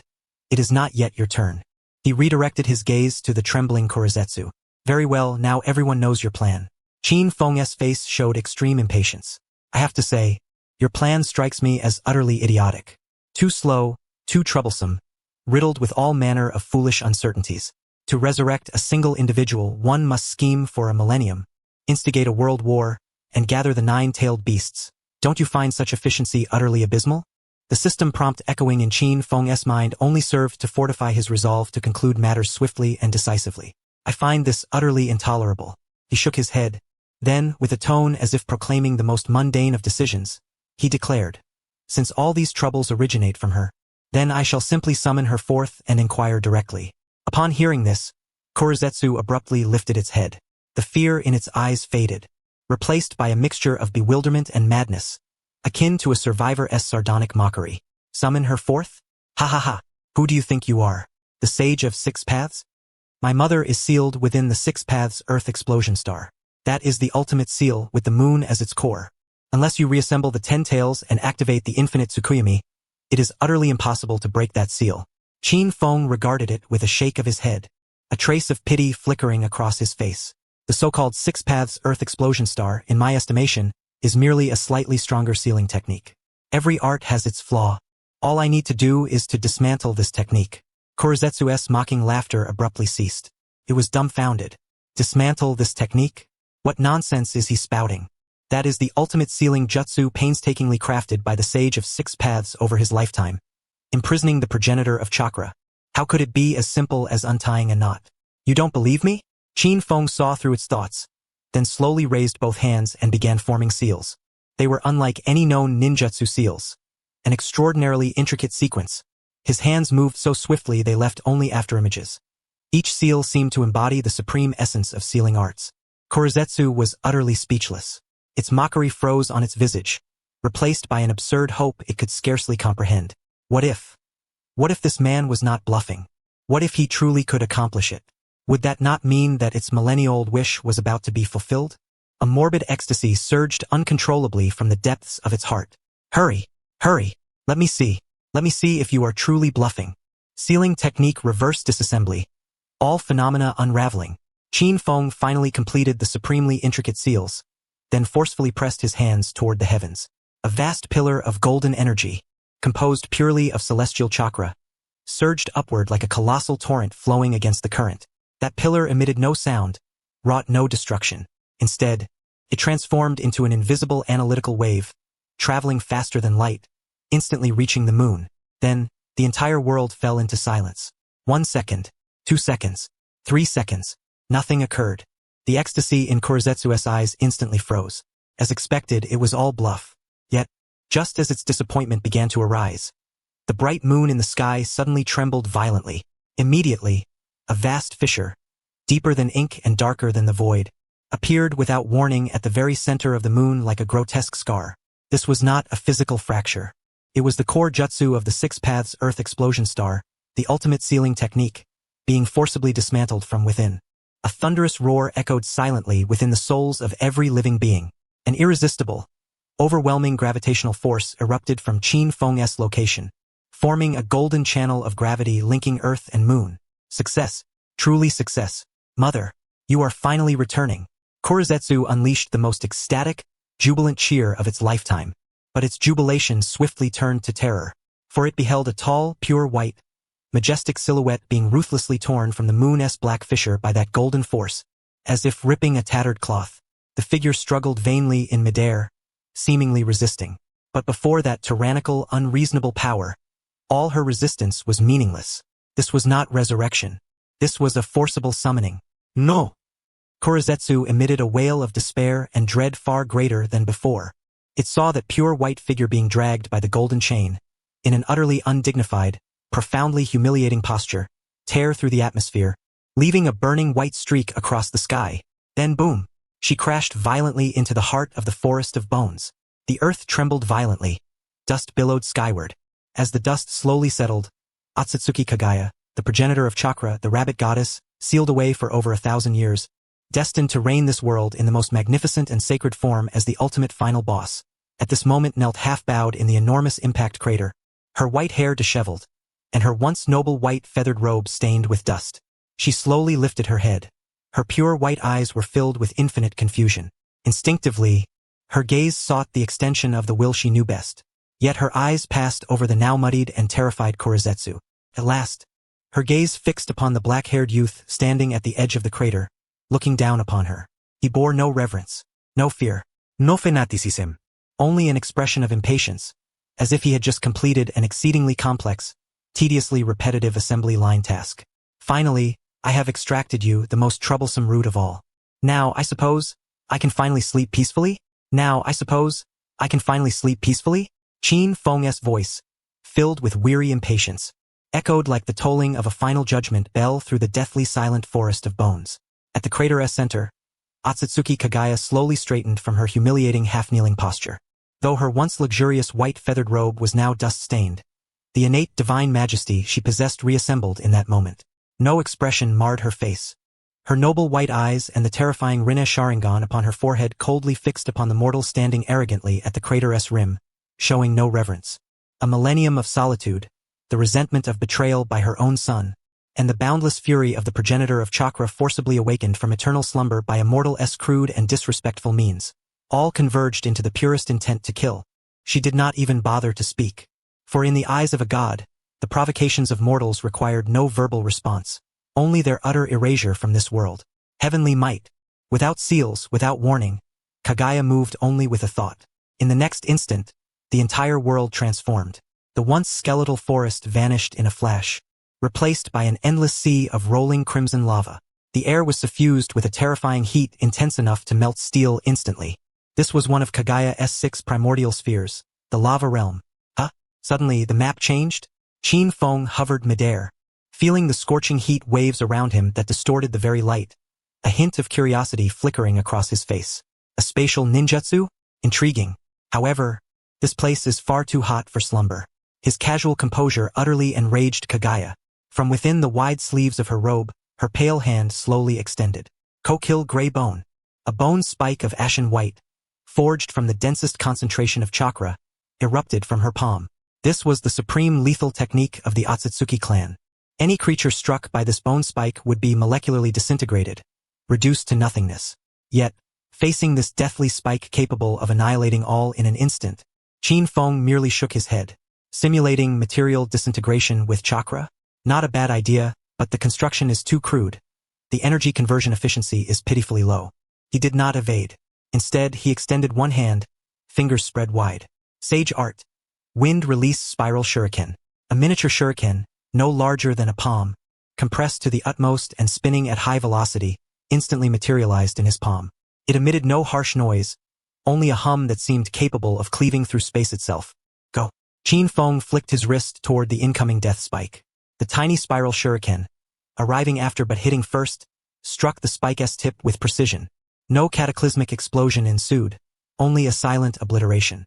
Kagaya's Kokil gray bone was forcibly and violently decomposed from its tip by countless minuscule chakra wind blades into the most fundamental chakra particles, dissipating into the air. Simultaneously, at the moment the spiral shuriken was launched, Qin Feng's figure transformed into a golden streak and vanished from sight. The flying thunder god technique. In the next heartbeat, he appeared behind Kagaya, one hand lightly resting on her shoulder without any trace of disturbance. Clap. A golden seal, composed of innumerable tiny runes, was silently imprinted upon Kagaya's feathered robe. What? For the first time, an expression of shock marred Kagaya's eternally cold visage. She could not fathom how her ultimate technique was so effortlessly countered. When had this man appeared behind her? Before she could ponder further, she hastily activated Tenno Mikazuchi again, instantly transporting herself and Qin Feng to another realm. This was a world blanketed in endless ice and snow, a realm of extreme cold. Breathing out a sigh, Kagaya gazed at the empty expanse ahead, her heart momentarily calmed. In her understanding, spatial transfers were absolute. No one could keep pace with her tempo.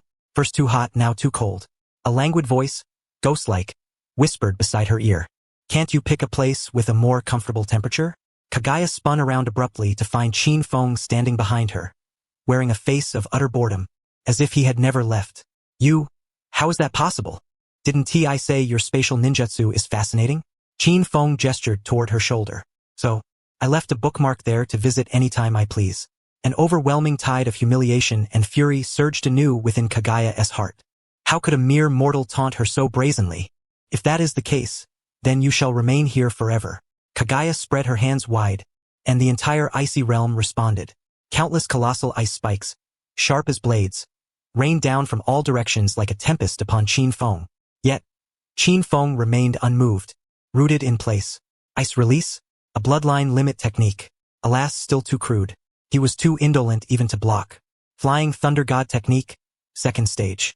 At the very moment the deadly ice spikes were about to strike, his figure vanished. The spikes, having lost their target, collided with one another and shattered into a flurry of ice crystals.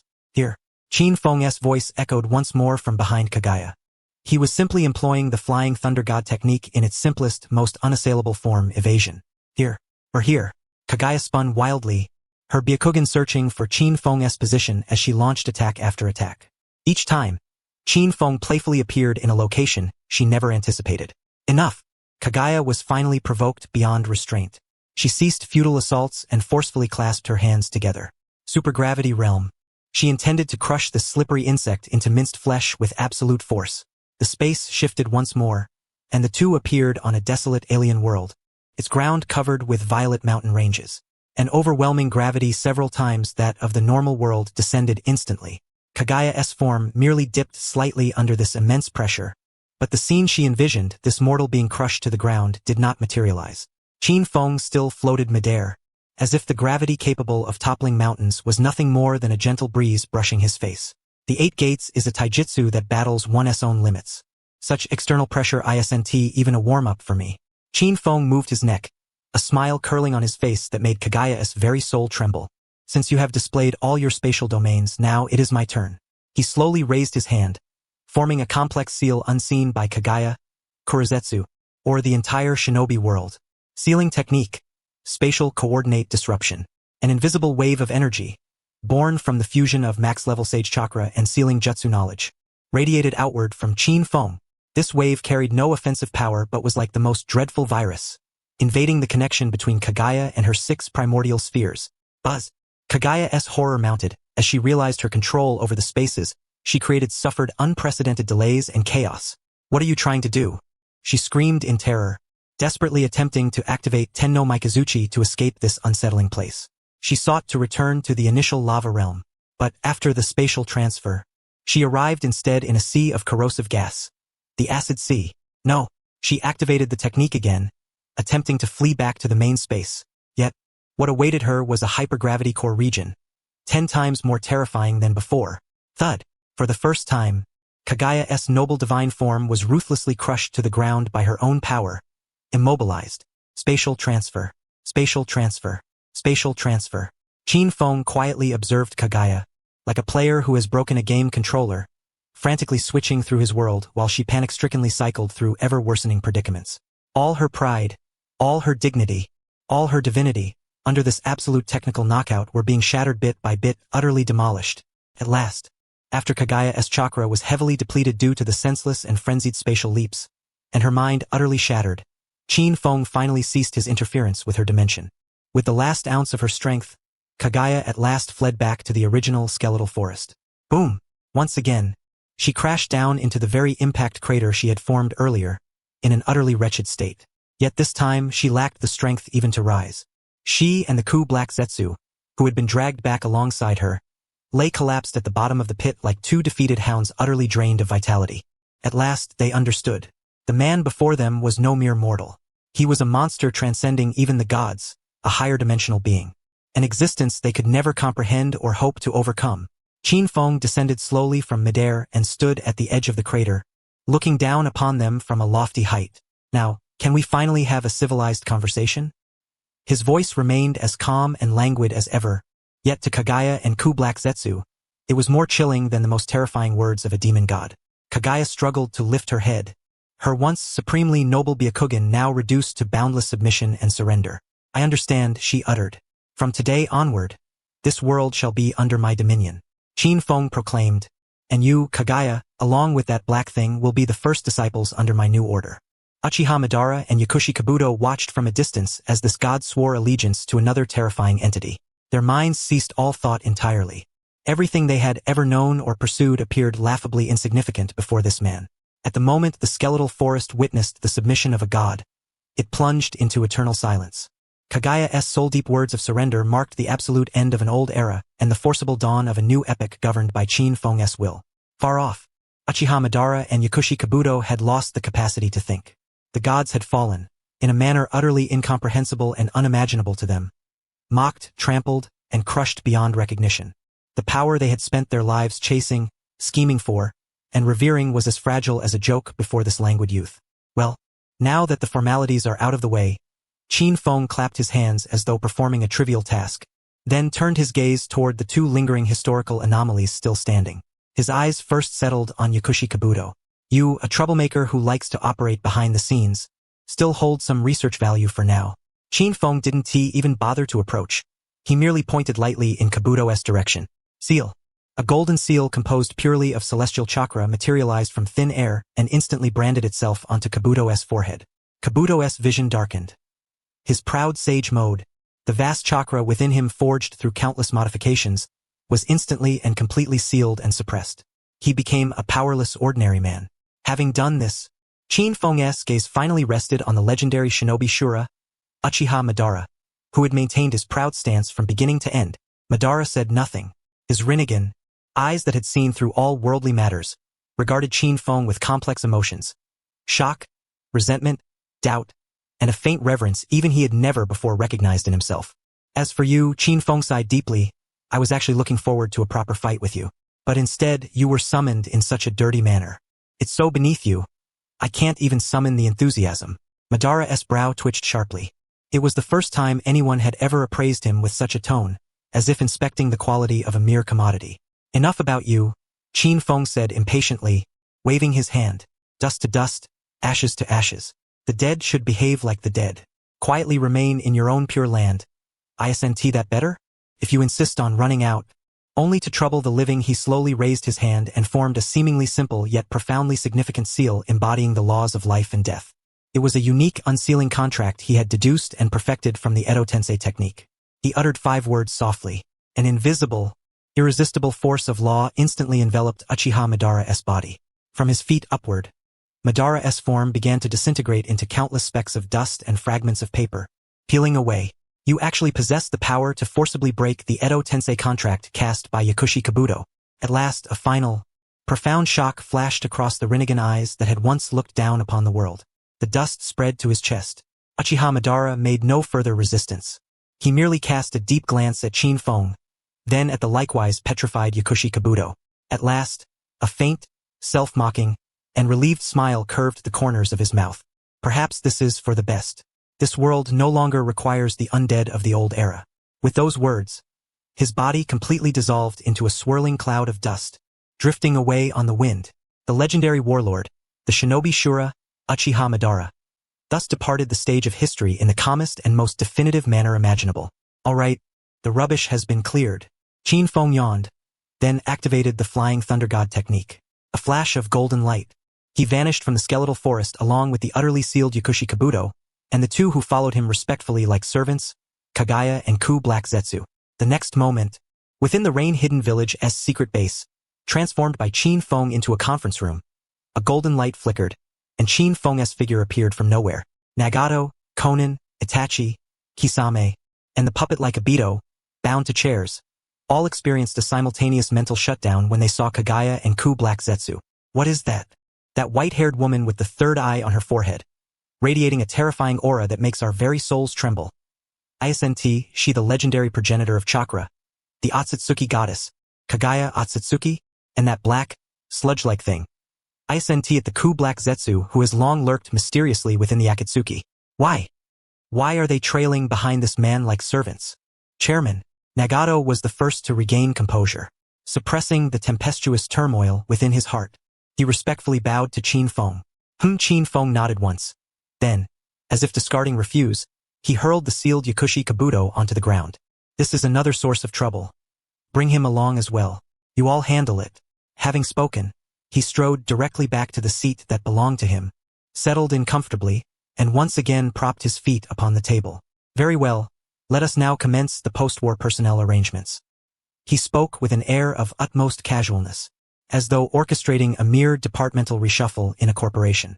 His gaze first fell upon the one standing silently and respectfully at the side, the progenitor of chakra. You are Kagaya, correct? Kagaya's body shuddered slightly before she bowed her noble head with reverence. Yes. Qin Feng gestured toward the ceiling. I have noticed that although it no longer rains in this country, the sky remains somewhat overcast. I dislike that. From this day forth, you shall serve as the Minister of the Celestial Phenomena and Energy Department within our security company. Your task is simple, to create a perpetual artificial sun for this nation, ensuring that every day is bathed in radiant sunlight and cloudless skies. The entire conference room fell into a deathly silence. Assign the progenitor of chakra to be an artificial sun. Such an absurd and tyrannical command. Yet, Kaguya merely bowed her noble head once more. Yes, I understand. Qin Feng then shifted his gaze toward the trembling figure curled up in the corner. Kurozetsu. And you, the black entity. Since you so enjoy skulking in the shadows of the world, engaging in clandestine activities, you shall continue your old trade. From this day forward, you shall be the sole member of the security company's Shadow Surveillance Department, responsible for monitoring every dark corner of this world on my behalf. Remember, you serve me. Upon hearing this, Kurozetsu seemed as if granted a great pardon, desperately nodding until his entire form melted into a puddle of subservient sludge. Having completed these arrangements, Qin Feng appeared finally satisfied. He leaned back in his chair, closed his eyes, as if preparing to enter sleep mode once more. However, mere seconds later, he irritably opened his eyes. Ugh, troublesome, he muttered under his breath. Although the greatest troubles had been resolved, a swarm of even more vexing little pests still demanded attention. He referred to the 5 great nations, as well as the so-called ninja alliance soon to be formed. Explaining and pacifying them one by one was an utter waste of time. In that case, Qin Feng's eyes flashed with an intense impatience. Let us simply summon them all at once and hold a meeting to settle matters in one fell swoop. With those words, he did not even form hand seals. Instead, he unleashed his max-level, omnipresent celestial perception, instantly blanketing the entire ninja world. Then, he activated the Flying Thunder God technique, which he had long since mastered to perfection. Fire Country, Konoha Village, Hokage's office. The 5th Hokage, Tsunade, gazed outside the window with a grave expression, her heart heavy with unease at the lingering, terrifying chakra fluctuations on the distant horizon. That cataclysmic force, what exactly was it? Suddenly, a flash of golden light streaked before her without warning. What? Before Tsunade could react, an irresistible spatial force enveloped her. Lightning Country, Kumogakure Village. The 4th Raikage, smashed the desk before him into splinters with a single punch, roaring furiously at his secretary. Have you not yet ascertained the source of that chakra which shakes the entire world? I don't care. Mobilize all forces immediately. The 4th Great Ninja War has already begun. A flash of golden light, and the Raikage's roar abruptly ceased. Mist Country, Kirigakure Village, Mizukage's office. Mei Terumi, weary and burdened, managed the village's urgent affairs while fretting over the unknown threat. Earth Country, Iwagakure Village. The aged 3rd Tsuchikage, Anoki, clutched his aching back as he flew laboriously through the air, gazing solemnly at the distant sky. Sand Country, Sunagakure Village, Kazakage's office. Gaara was urgently conferring with Kankuro and Temari on countermeasures. Then, a simultaneous flash of golden light appeared in all these locations. The next moment, a resounding bang, bang, bang, bang, bang. 5 figures materialized without warning, each collapsing into an empty seat around the conference table with varying postures. Tsunade, the Raikage, Mei Terumi, Anoki, and Gaara, the 5 Kage, the supreme rulers of the 5 great ninja villages, had been forcibly summoned to the same conference room in the most brutal, direct, and unreasonable manner imaginable. Where is this place? Who are you? After a brief dizziness caused by spatial teleportation, the 5 Kage immediately entered the highest state of alert. The Raikage's body erupted with a blue lightning chakra armor. However, when they surveyed the scene in the conference room, all movement froze.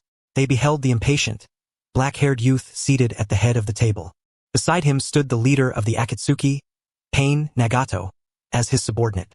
They saw the legendary S-rank rogue ninjas, Uchiha Itachi and Kisame Hashigaki. They even saw the white-haired woman standing silently in the corner like a deity, radiating a terrifying aura that disrupted their chakra flow. All present. Now that everyone is here, Qin Feng utterly disregarded the 5 Kage's expressions of horror, speaking with an unassailable tone of declaration. This is the first expanded joint meeting between the 5 Kage and the security company. The sole agenda is to inform you all that, he paused briefly, then announced with the casualness of remarking on pleasant weather, the so-called 4th Great Ninja War has already been effortlessly resolved by me. From this day forward, this world shall be officially under my dominion. The story ends here.